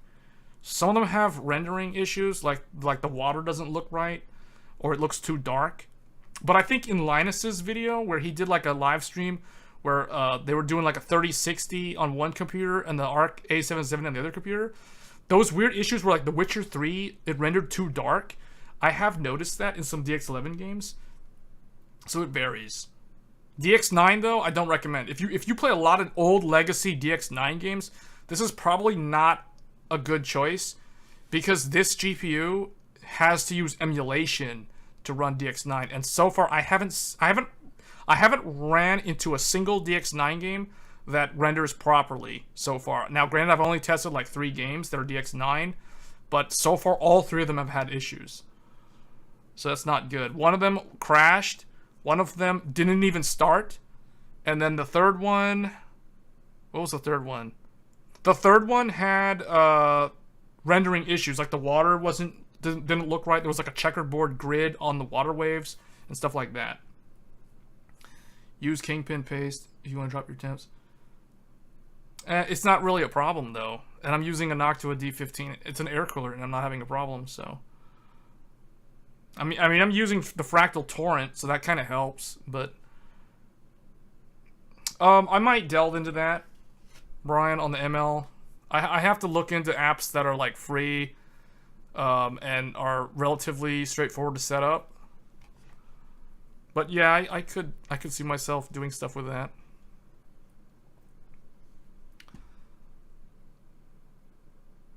For me, you have to have a GPU that can take a potato. Yeah, like, okay. That CPU is what you wouldn't want to pair up with this GPU. Or, yeah. Intel Arc would not work well with the Kaby Lake i7. Because, unfortunately, that was probably one of the shortest-lived Intel products ever. Like, basically, Kaby Lake was unfortunate. It was unfortunate collateral damage, I would say, for Intel. Because what happened with Kaby Lake was, in 2017, Intel launched the i7 7700K, aka Kaby Lake, aka 7th gen, which was a successor to Skylake. It was basically Skylake Plus, or 14 nanometer plus, and it was Z270, and then like a month and a half later, Ryzen comes out. So you have the 1800X, the 1700X, the 1700, which was basically $350, if I remember correctly, for an 8-core 16-thread CPU that you could still overclock, even though it didn't have the K. And that thing basically like poo-pooed all over the 7700K in multi-thread. Now, granted, in gaming, the 7700K was still better, even better than the 1800X. But the thing is, like, that was the end of the 4-core 8-thread i7. The 7700K was basically the end, because Ryzen came out, bam, game over, you have to change Intel. That's what basically happened. And what did Intel do in response to that? Later on in that year, in the fall of that year, Coffee Lake comes up and immediately launches, like, well ahead of schedule. It was supposed to be launching in 2018. Intel was so threatened by Ryzen first gen that they pulled Coffee Lake up and double launched in that year. So you had Coffee Lake, aka the 8700K 6-core 12-thread i7 on consumer desktop for the first time in history. That is how you move waves, because that's what I mean by AMD like forced their hand. Kaby Lake G, that is the one with the AMD GPU, yes.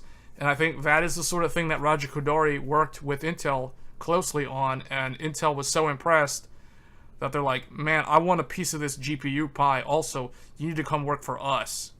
I think that's what started that conversation. It was that collaboration between AMD and Intel. Or actually, it wasn't AMD, it was RTG, Radeon Technologies Group, working with Intel.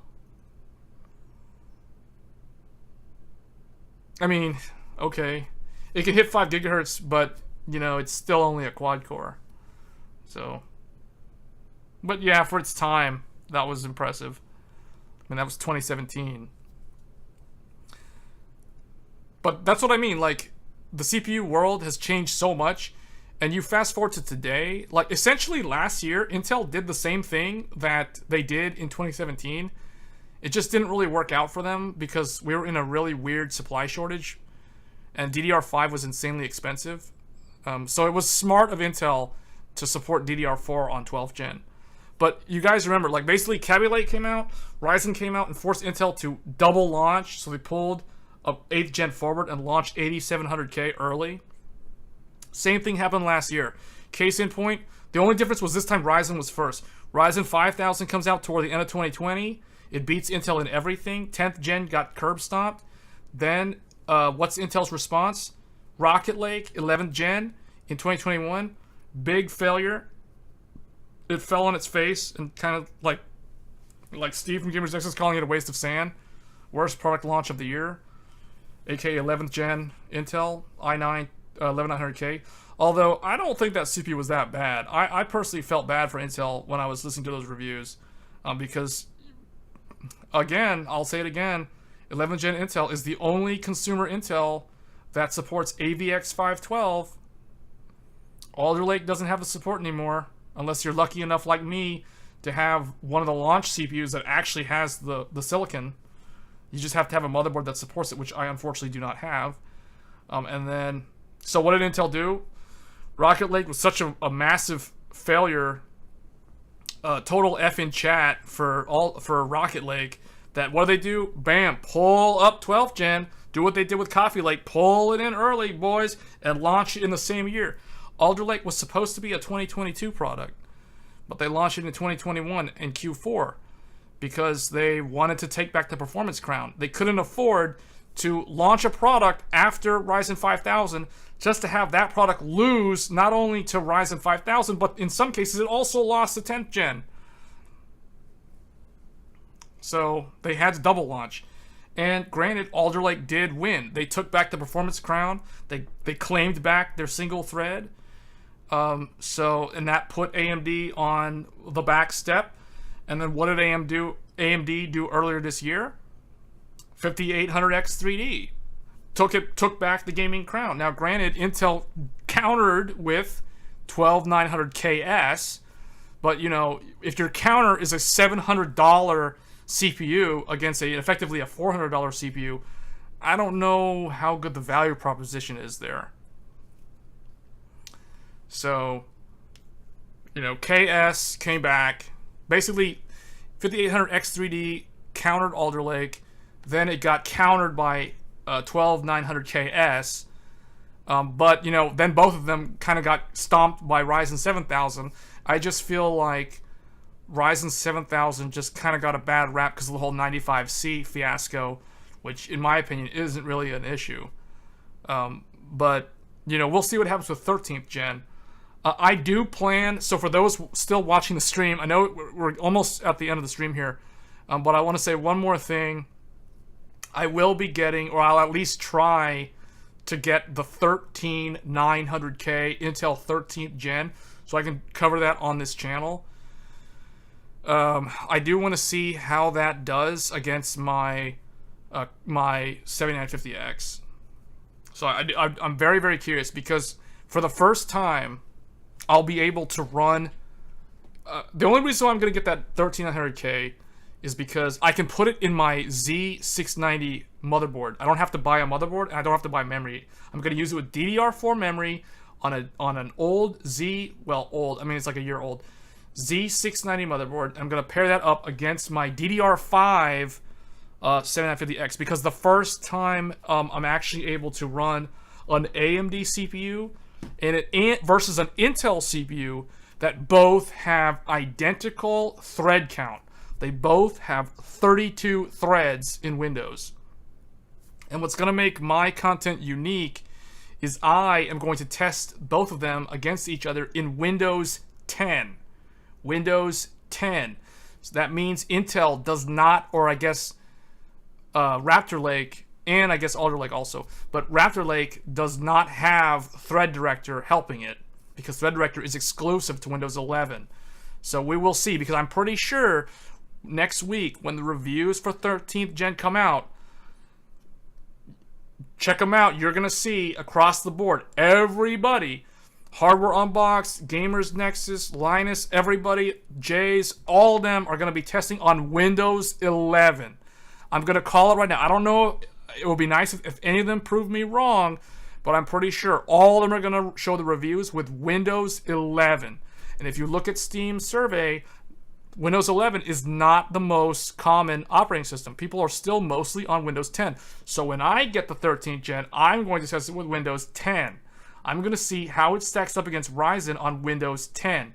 Because I feel like without Windows 11 and Thread Director propping up 13th gen, we're going to see like what it's like when they go mano a mano. Like basically Ryzen pure processing power versus Intel 13th gen pure processing power, and you don't get any handicaps. No Thread Director for you, no Windows 11 for you. It's gonna be Windows 10, and it's gonna be on. Windows 11 is 2022. What are you talking about? Windows 11 is 2022. Windows 20. I don't know what that means. Vista, I guess. But everybody's reviewing Intel CPUs on Windows 11 now, so 12700K. 12700K is what I currently run on my Intel platform.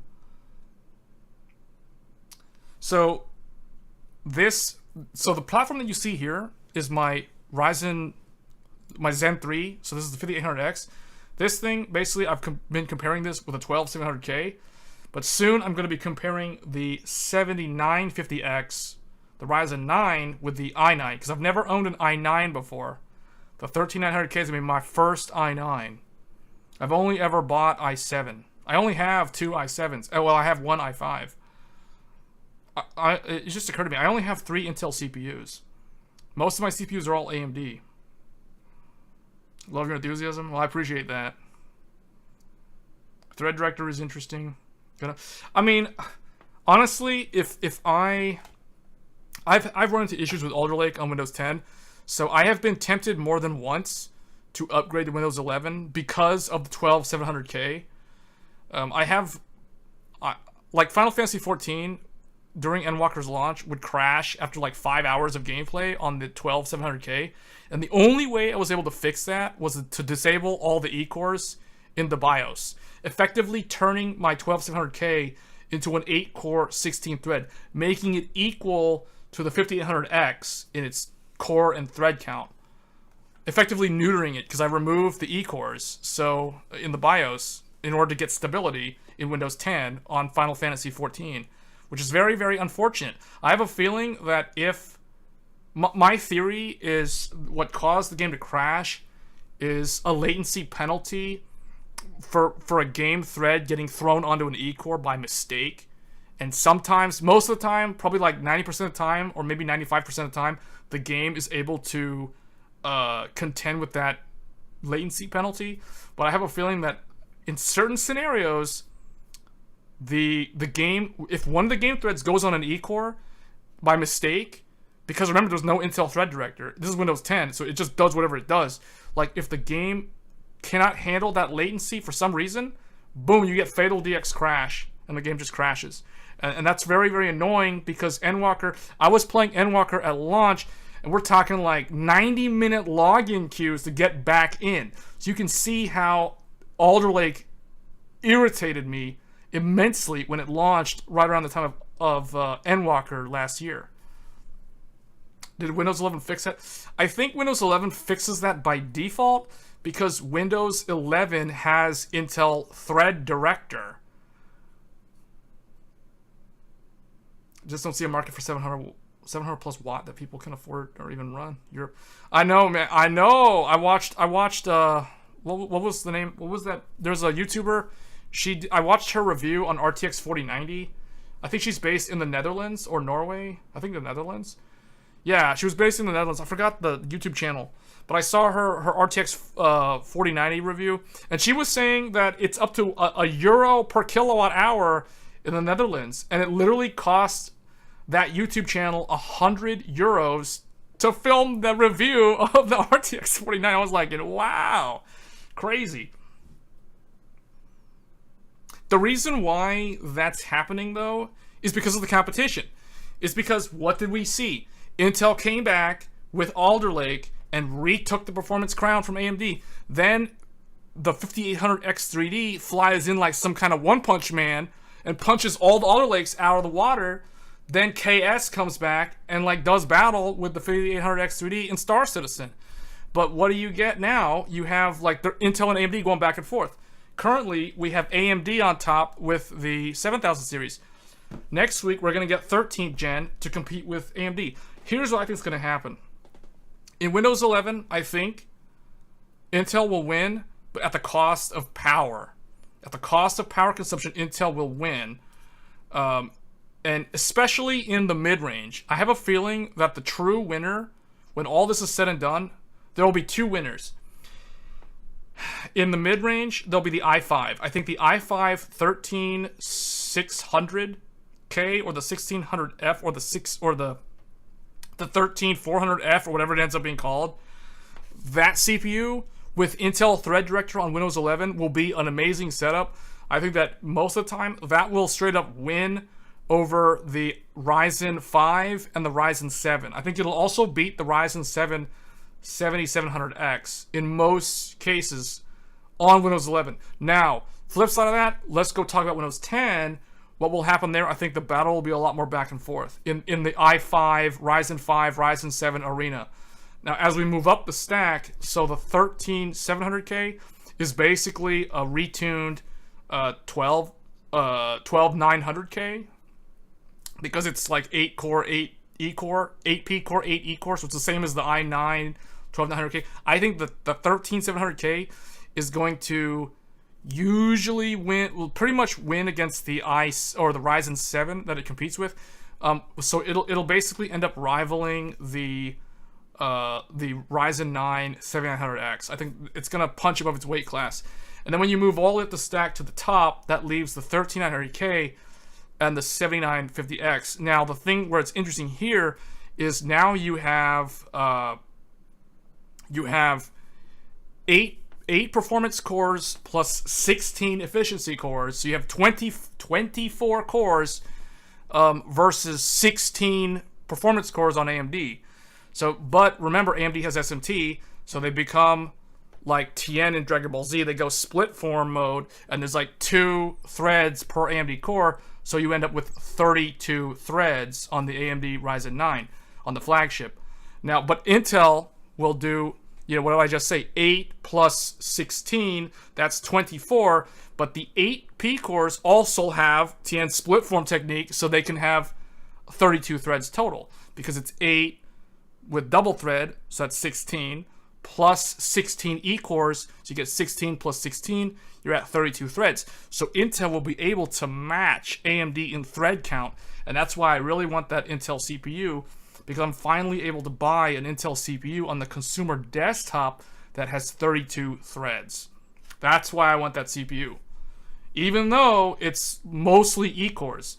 So what I'm curious to know is, how will Windows 10 handle a CPU that is 2/3 E-cores and only 1/3 P-cores? Is Windows 10 good enough, or is should I say, is the firmware, or I guess the microcode for the 13900K smart enough to prioritize the P-cores because of how fast or how the cache is set up?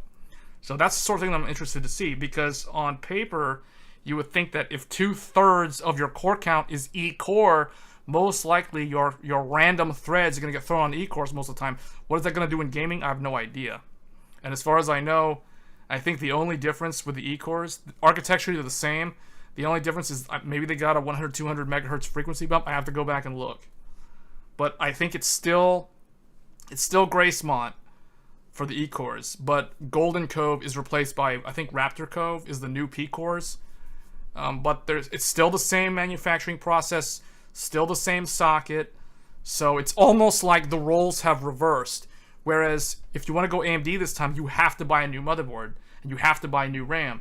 But if you want to go Intel, you can do a drop-in upgrade, which is really strange, right? And the fact that Intel still supports DDR4 on 13th gen also makes it appear like it's the better backwards compatible this time around. So it's very, very interesting. It's such a weird role reversal. It's going to dump into RAM and just move from 16 to 32. Well, if I need a GPU stabilizer. I'm just waiting for more Agisa updates for AM5. So I have 2 gigs of 32 gig DIMMs. So this is 64 gigs of RAM right here. I want to run this in my Ryzen CPU. This is XMP memory, DDR5, that I bought ahead of the Ryzen launch. Now, it works. It works fine. I might go back to it. But I'm currently running the free memory that Micro Center gave me, which is an Expo rated, same frequency as this. The only difference, and it's also the same brand, it's G-Skill. The only difference is this one is Ripjaws S5, which is basically XMP RAM. This is Flare X5, which is Expo AMD RAM. And this stuff is like 32 gigs. It's 216, so it's 2 by 16, so it's 32 gigs, 5600. Whereas this is 64 gigs at 5600. So this is Hynix, a 64 gig SK Hynix kit. Cast latency 30, so this is actually better than what I'm actually using. This is Samsung, 30 cast latency 36, so this is significantly looser, but you know, this one does post quite a bit faster than the other one. Oh, my Intel ARC CPU went to go to sleep. Thoughts on Meteor Lake? I haven't really looked into it too much. I'm more interested in the server, in the enterprise side, like Sapphire Rapids and Genoa and Bergamo. But yeah, I haven't really looked into anything further than Raptor. Like, I haven't really bothered to look at the roadmap. Why can't you make code efficient? Just dump into RAM. Because programmers do stupid things most of the time. And that's the reason why, like, most of the time I feel like programming is like, what, 20 to 30% actual programming development, and the remaining 70% of the time is debugging and fixing things and troubleshooting. And then code optimization, I guess, is like the remaining 15 to 20% of that, 25% of that, I guess. If you want to break that up into like 2 subgroups. But yeah, I'm stoked because I really want to see how this 1300K performs in Windows 10 when 2/3 of the cores are E-cores. You know, I was listening to The Full Nerd. I think it was the week when the Ryzen 7000 reviews were out. I was listening to the Full Nerd podcast. Somebody said a hilarious comment in the chat that day that made me laugh. They said, like, they were comparing the 13900K and the 7950X, and I think the comment was something along the lines of, would you rather have 16 strong men or 8 strong men and like 16 well-trained monkeys or something else, like something to that effect. But then someone later on said, well, monkeys are pretty strong, and at first I laughed because I understood what the point he was trying to get across was, that, you know, like the Raptor Lake CPU is a mix of like actual cores and like some ghetto cores, for lack of a better term, whereas the Ryzen is actually like traditional architecture. Can you test new? Unfortunately, I do not have New World. I might be able to get it, just not for this stream. I don't have it installed on the PC right now, so unfortunately I won't be able to test it on this stream. But I could test it, just not right now.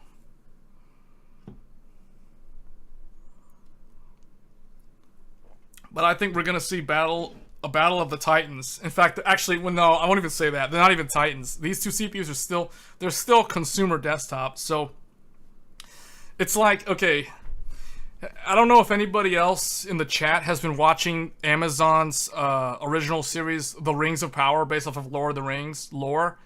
But if you know anything about Lord of the Rings, regardless of whether you watch that or not, if you remember the tier system, right? There's the Valar, which are like one level below. I forgot what his name is, but he's supposed to be like the god who created all the stuff. But then there's the Valar, then there's the Maiar, and then there's, you know, the races of Middle Earth. So you got the elves, the humans, the dwarves, the hobbits, and everything else, like the Ents and stuff, and the orcs and everybody else. So, like, the way I see it, the battle between the 13900K next, like, a week from Thursday, so like the 13900K versus the 7950X, that's basically like, let me think about this for a second.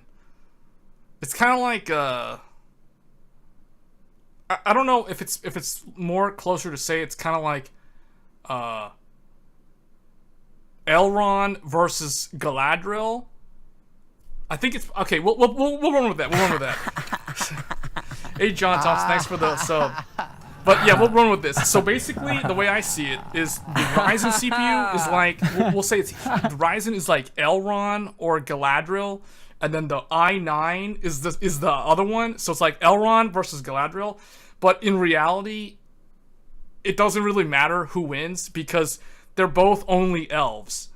So like, if you go above them, you're talking Sapphire Rapids versus Genoa and then Bergamo. That's more like Gandalf versus Sauron, or Gandalf versus Saruman, or Saruman versus basically Maiar versus Maiar. And if you go above that, you know, like you're talking like servers versus servers.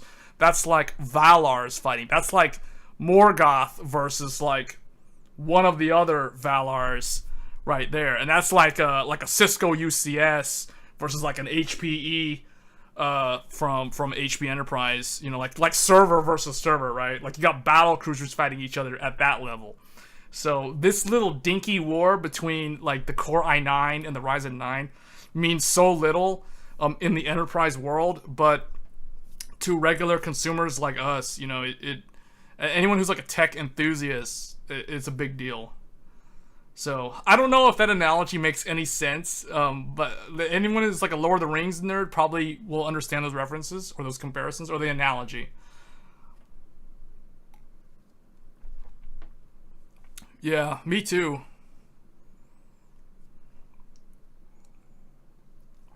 It's strange though, the experience with ARC. I think I'm gonna close on this because it's getting really, really late. I probably need to end the stream. But ARC A770, the onboarding experience out of the box with Ryzen is so much better than with Intel. I don't know why. Like, I don't think Intel intended for that, but I think, okay, I'll say this, and this is probably the last thing, and I probably have to end the stream because we've been streaming for a long time and I need to go to bed. But the last thing I'll say is, like, the first thing I did today was I took the ARC GPU and I paired it up with my Alder Lake 12700K on my Z690 gigabyte motherboard, and I connected all the monitor ports. I connected like my 3 DisplayPort monitors into the ARC GPU, turned it on, it lit up. I saw all the RGB, like what you're seeing on the screen there in the bottom left. So this is the RGB, you can see it there. And I got no monitor output. I heard the motherboard did the post beep. It was okay. It booted into Windows, but I had no display out. I couldn't see anything. All 3 monitors were just black, like nothing. They didn't even show like loading Windows, no Oris logo from Gigabyte, like nothing, nada. And I'm thinking, oh boy, did I get a defective GPU? And it was the very last one that Micro Center had. So, you know, then I started thinking about it for a second. I was like, well, this is Alder Lake. It has an onboard GPU, so maybe I can test if the card was detected if I plug into the motherboard. So I took one of the monitor cables, a DisplayPort cable, plugged it into the motherboard, and sure enough, I got a display out on the leftmost monitor. So, just upload multiple game tests. Yeah, no, I'll do some offline content and post it to YouTube.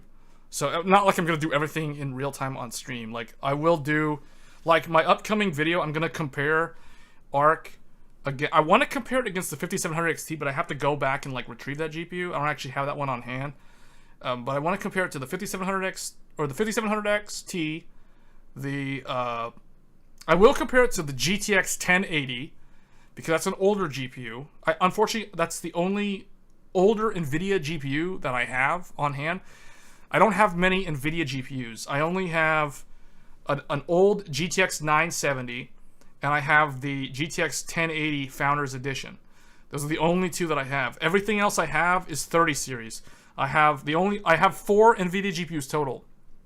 970, 1080, 3080 Ti, Founders Edition, and 3090 Ti, Founders Edition. Those are the only ones I've got. So 3 of them are Founders Edition. The 1080, the 3080 Ti, and the 3090 Ti. And then the 970 is an MSI Million Edition. So it's the green, it's like the lime green shroud of the black and, instead of the red and black, it's like the lime green and black. It looks really cool.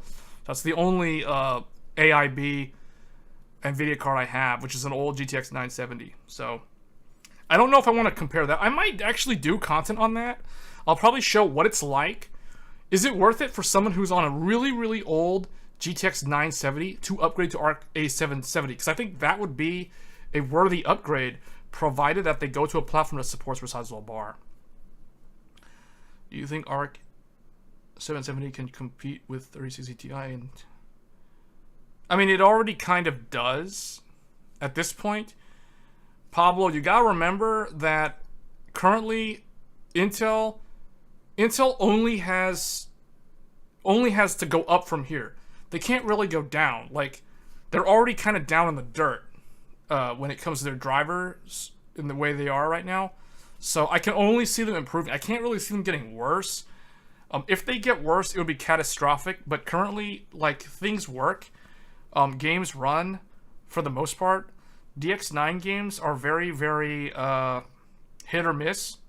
Like, it's 50-50. Like, you might get a DX9 game that works. You might get a DX9 game. It depends on what you play, right? Like, all the DX9 games are emulated. So they're gonna have a lot of issues. Think of it like this. If you guys remember the PS3, do you remember when the PS3 moved from having backwards compatibility with PS2 to software compatibility with PS2, and then eventually it dropped it completely? So ARC right now, in its current form, is basically like a PS3 that emulates the graphics synthesizer for PS2 games. When you play a DX9 game on the ARC A770 or A750, it has to emulate the game. It cannot, in a virtual environment, it cannot actually like render DX9. It doesn't have the capability of doing that. It is a DX11 and DX12 only. So DX9, unfortunately, I don't think Intel's driver team is going to spend that much time optimizing for DX9, which is unfortunate because DX9 has a massive library. I think it's going to be like a pet project for them where they kind of work on it, but then they don't really like care too much about it. I really think they're going to focus on making sure that DX11 works, because that's the majority of modern games from the last like 10 years or so. Can I test a Cycle Frontier game? No, I don't know what that game is, actually. I've never heard of that. Oh, is that a cycling? Oh, I think I know what that is, actually. No, that's... It's first-person shooter. I don't have it, so I don't know. I don't know much about it. I'll look through the chat like later to determine what games I want to provide on stream next time. But it's not like I can test every single game, right? Like, I'll try to fulfill like whatever was mentioned earlier. If I have the game, I can showcase the game. If I don't have the game, I might not be able to get it. New World is one that I don't know if I'll be able to showcase because I don't have it. I mean, it's an MMO. You know, like, unless they had like a benchmark, like how Final Fantasy XIV has a benchmark. If it doesn't have that, I might not be able to test it. But yeah, I think to answer your question about whether or not it will compete with 3060 Ti, I think the answer to that is yes. I can totally see this getting better, because the hardware is there. The hardware is solid.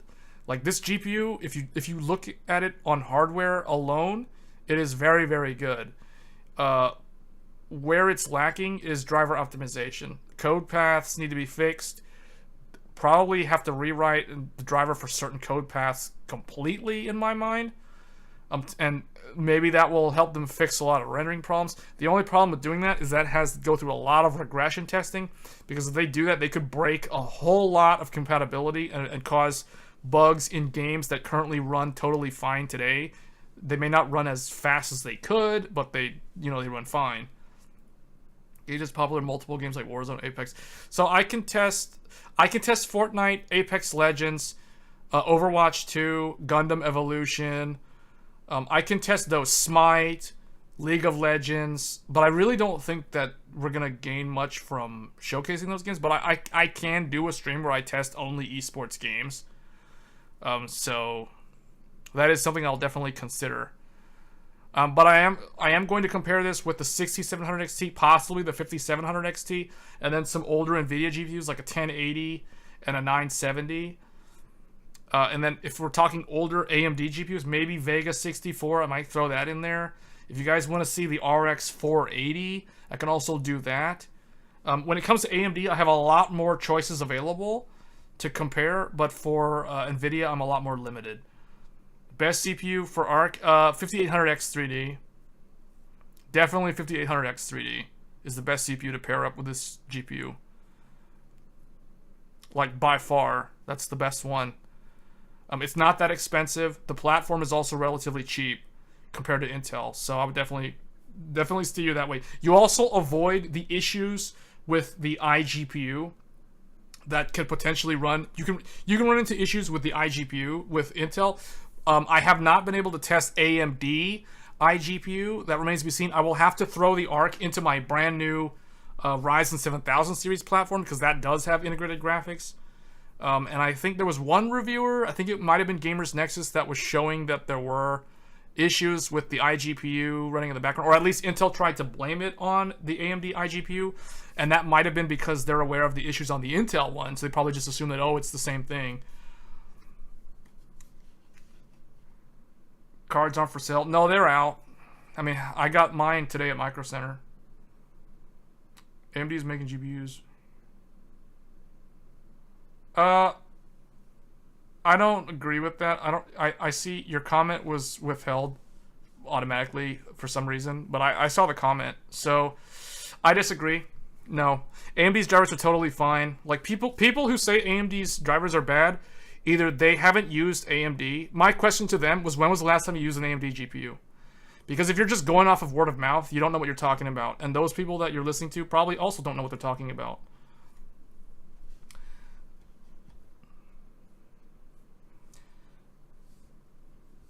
You couldn't find them anywhere? Yeah, I heard, like, the distribution in Europe was really, really bad. You had a Vega 64, so did I. I actually have two. I have a Crossfire video on this channel. In fact, I still have those cards. In fact, I had three. I had the Sapphire Nitro, and I had two reference cards. Total of 3 Vega 64s. The thing to note about Vega 64 is it is susceptible, or it causes the power supply to be susceptible to OCP, just like the RTX 3090. So you have to have a good PSU for Vega 64. Case in point, I'm using a Corsair HX1200, and I never had any problems with Vega 64. It is only until those sort of big high wattage GPUs become more mainstream, aka the 30 series, like the 3080, the 3080 Ti, the 3090, the 3090 Ti, and now the 4090, that OCP is actually talked about and covered by the media. Back in the day with Vega 64, no one actually talked about that except Johnny Guru. There is a thread on John Giroux, he's at Corsair now, but he used to run a power supply review site. Johnny Guru, I think it was johnnyguru.com or .net, I forgot exactly. But they covered the whole Vega 64 power issue, so that's well documented.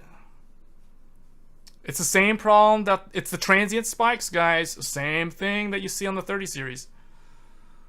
Do you think the 750 can at least run old games like Battlefield 3, Battlefield 4, as well as stuff like Persona 4 Golden and even the old EA Black Box? So,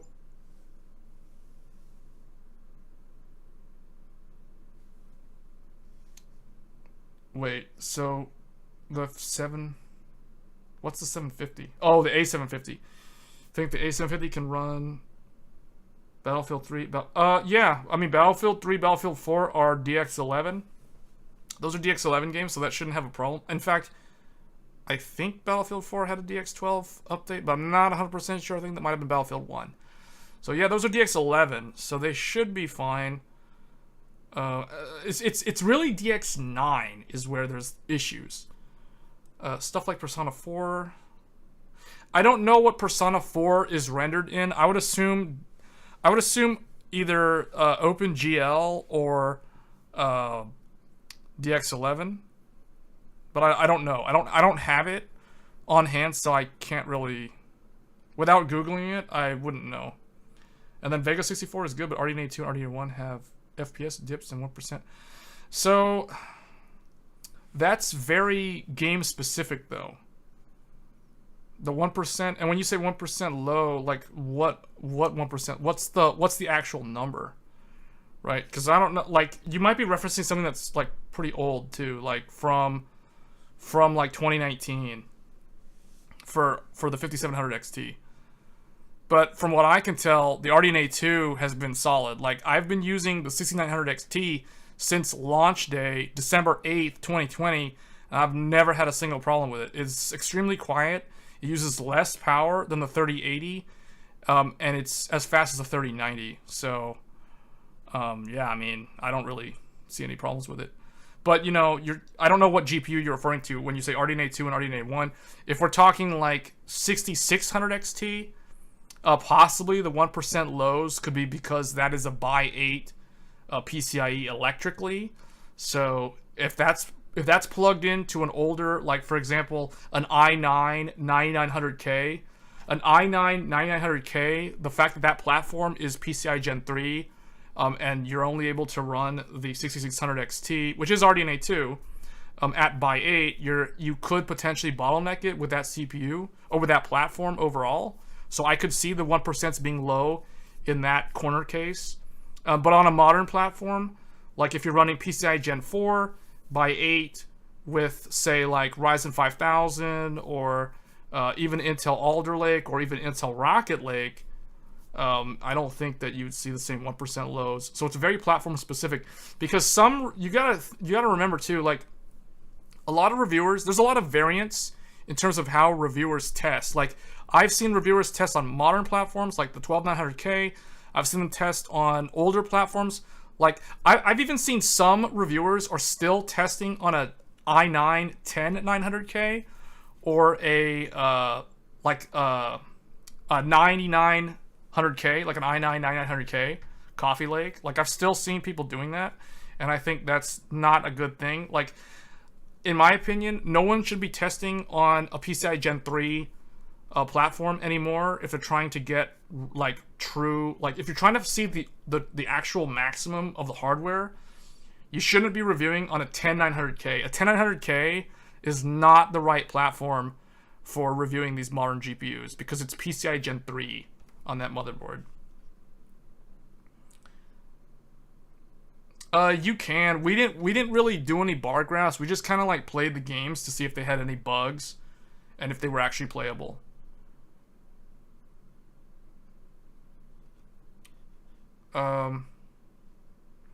Do you think the A750 will have issues running games from the 2000s? Yes, I do. Like I said earlier, I tested, and you may not have caught it, but I mean, I'll just say what I was saying earlier. Like we did look at DX9 games on stream, and every single one of them, we only looked at 3, but all 3 of them had issues, and those were all DX9. One didn't even start up. It would try to start up, then immediately close the desktop.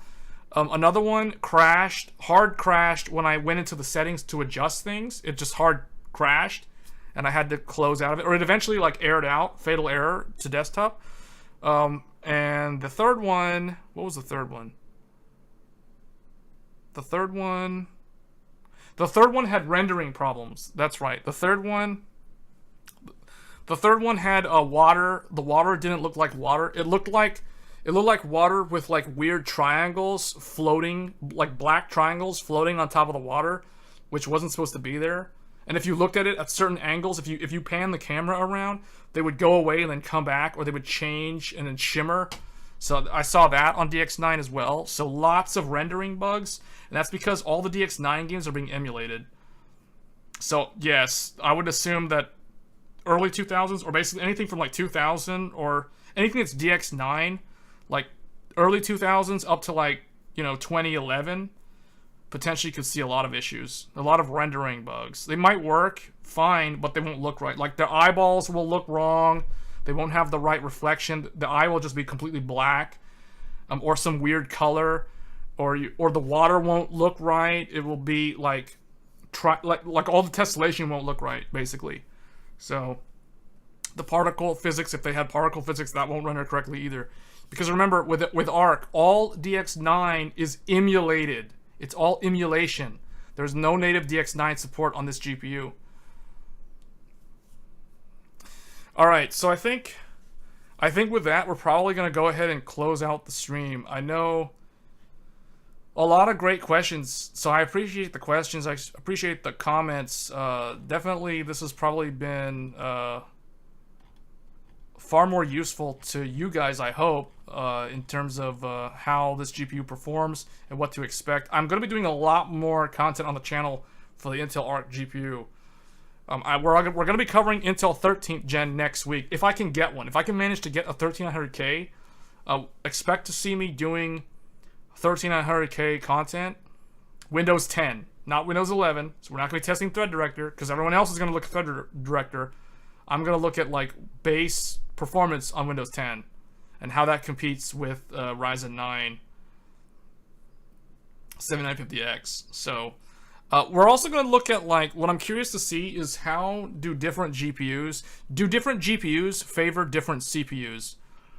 Because in my opinion, GeForce works best with Ryzen, and Radeon used to work best with Intel, but it's kind of gone back and forth in the last couple of years, where Radeon, like, AMD's really trying to make like Ryzen and Radeon pair up a lot better. But if you go back like 10 years ago, or like even just like 7-8 years ago, GeForce worked relatively good on either one, but AMD, like Radeon, really needed to be on Intel CPUs to actually see very, very good performance. As strange as that sounds, once upon a time, Radeon was better with Intel, and NVIDIA worked good either way. Like, and then NVIDIA, NVIDIA doesn't really like optimize for either one because they're both competitors to it anyway. So, I feel like NVIDIA was more neutral, I'll say. But in recent years, I do think that NVIDIA relatively still works good with either one, and that's why I feel like most reviewers will benchmark when they're CPU benchmarking. They'll compare with like a 3090 or a 3090 Ti, right? But occasionally, like, someone will benchmark using a 6900 or a 6950 XT from AMD. They'll use like a Radeon card and they'll bench that on when they're doing like CPU benchmarks. And I don't know, you might see like not vastly, but you might see like different results per game. If you pair up like a Radeon with like an Intel versus a Radeon with a Ryzen. So I'll do content like that. We're going to take the 13900K, we're going to pair it up with a 6950 XT, and we're going to pit that against the Ryzen 9 7950X, and we'll do two or three different tests. We'll do Intel Core plus AMD Radeon. Yeah, we're about to end the stream. This is the last thing. I'm just kind of giving you guys a preview of what to expect on like future content. So in terms of 13900K, we're gonna do 13900K plus 6950X. So the current fastest Radeon plus the new Intel i9. We're gonna compare that against the newest Ryzen 9 7950X plus NVIDIA RTX 3090 Ti. And we'll also do 3080 Ti. So we'll do Ryzen plus GeForce versus Intel plus Radeon. Hey Troy, thanks for the sub. But yeah, that's just kind of a teaser. We're gonna do AMD Ryzen plus NVIDIA. So basically, like, AMD, Austin, Texas AMD, which is basically the Ryzen guys. So basically like American AMD plus American NVIDIA. Well, NVIDIA is basically an American company, but you know what I'm saying. Like versus like the Canadian AMD, which is basically Radeon, because they're Markham. They're over there in like Canada.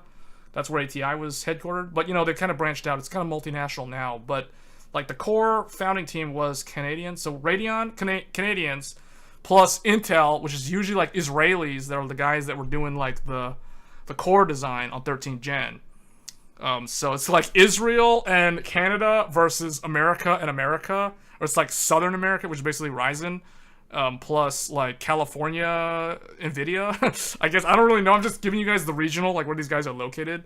But basically America versus Israel, Canada. So basically that's what this is. But obviously the teams are multinational, right? So you got people in China, you got people in Taiwan, you have people in Korea, all over the place now.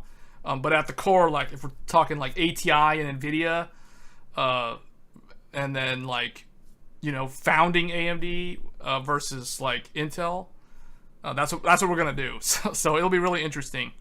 So 3080 Ti plus Ryzen versus Radeon 6950 XT, maybe 6900 as well, because I do have both. But I don't really see the point of testing the older one. I just think the 3090 Ti is just ever so faster than the 6950 XT that it might not be a fair fight if we're comparing the CPUs.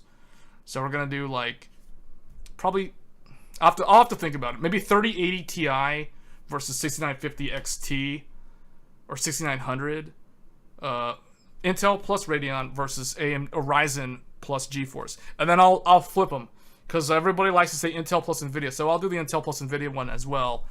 But I do think that GeForce and Ryzen is a better mix than Intel plus GeForce. Intel plus Radeon is still a very, very strong mix, though.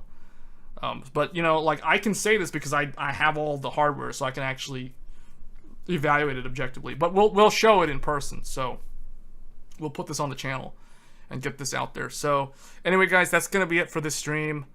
If you have any questions, feel free to leave a comment, like in the video, the video, in post, and yeah, I'll try to split this up. But this is a long one, so it's gonna take me a while. But anyway, guys, with that, we're gonna end the stream, and appreciate all the comments and all the new subscribers. Thanks for joining the channel. If you like this content, if you're a PC DIY or a hardware enthusiast, I think this is probably right up your alley in terms of the content that we plan to deliver on here. So with that, thanks again for watching, and I'll catch you guys in the next one. Thanks.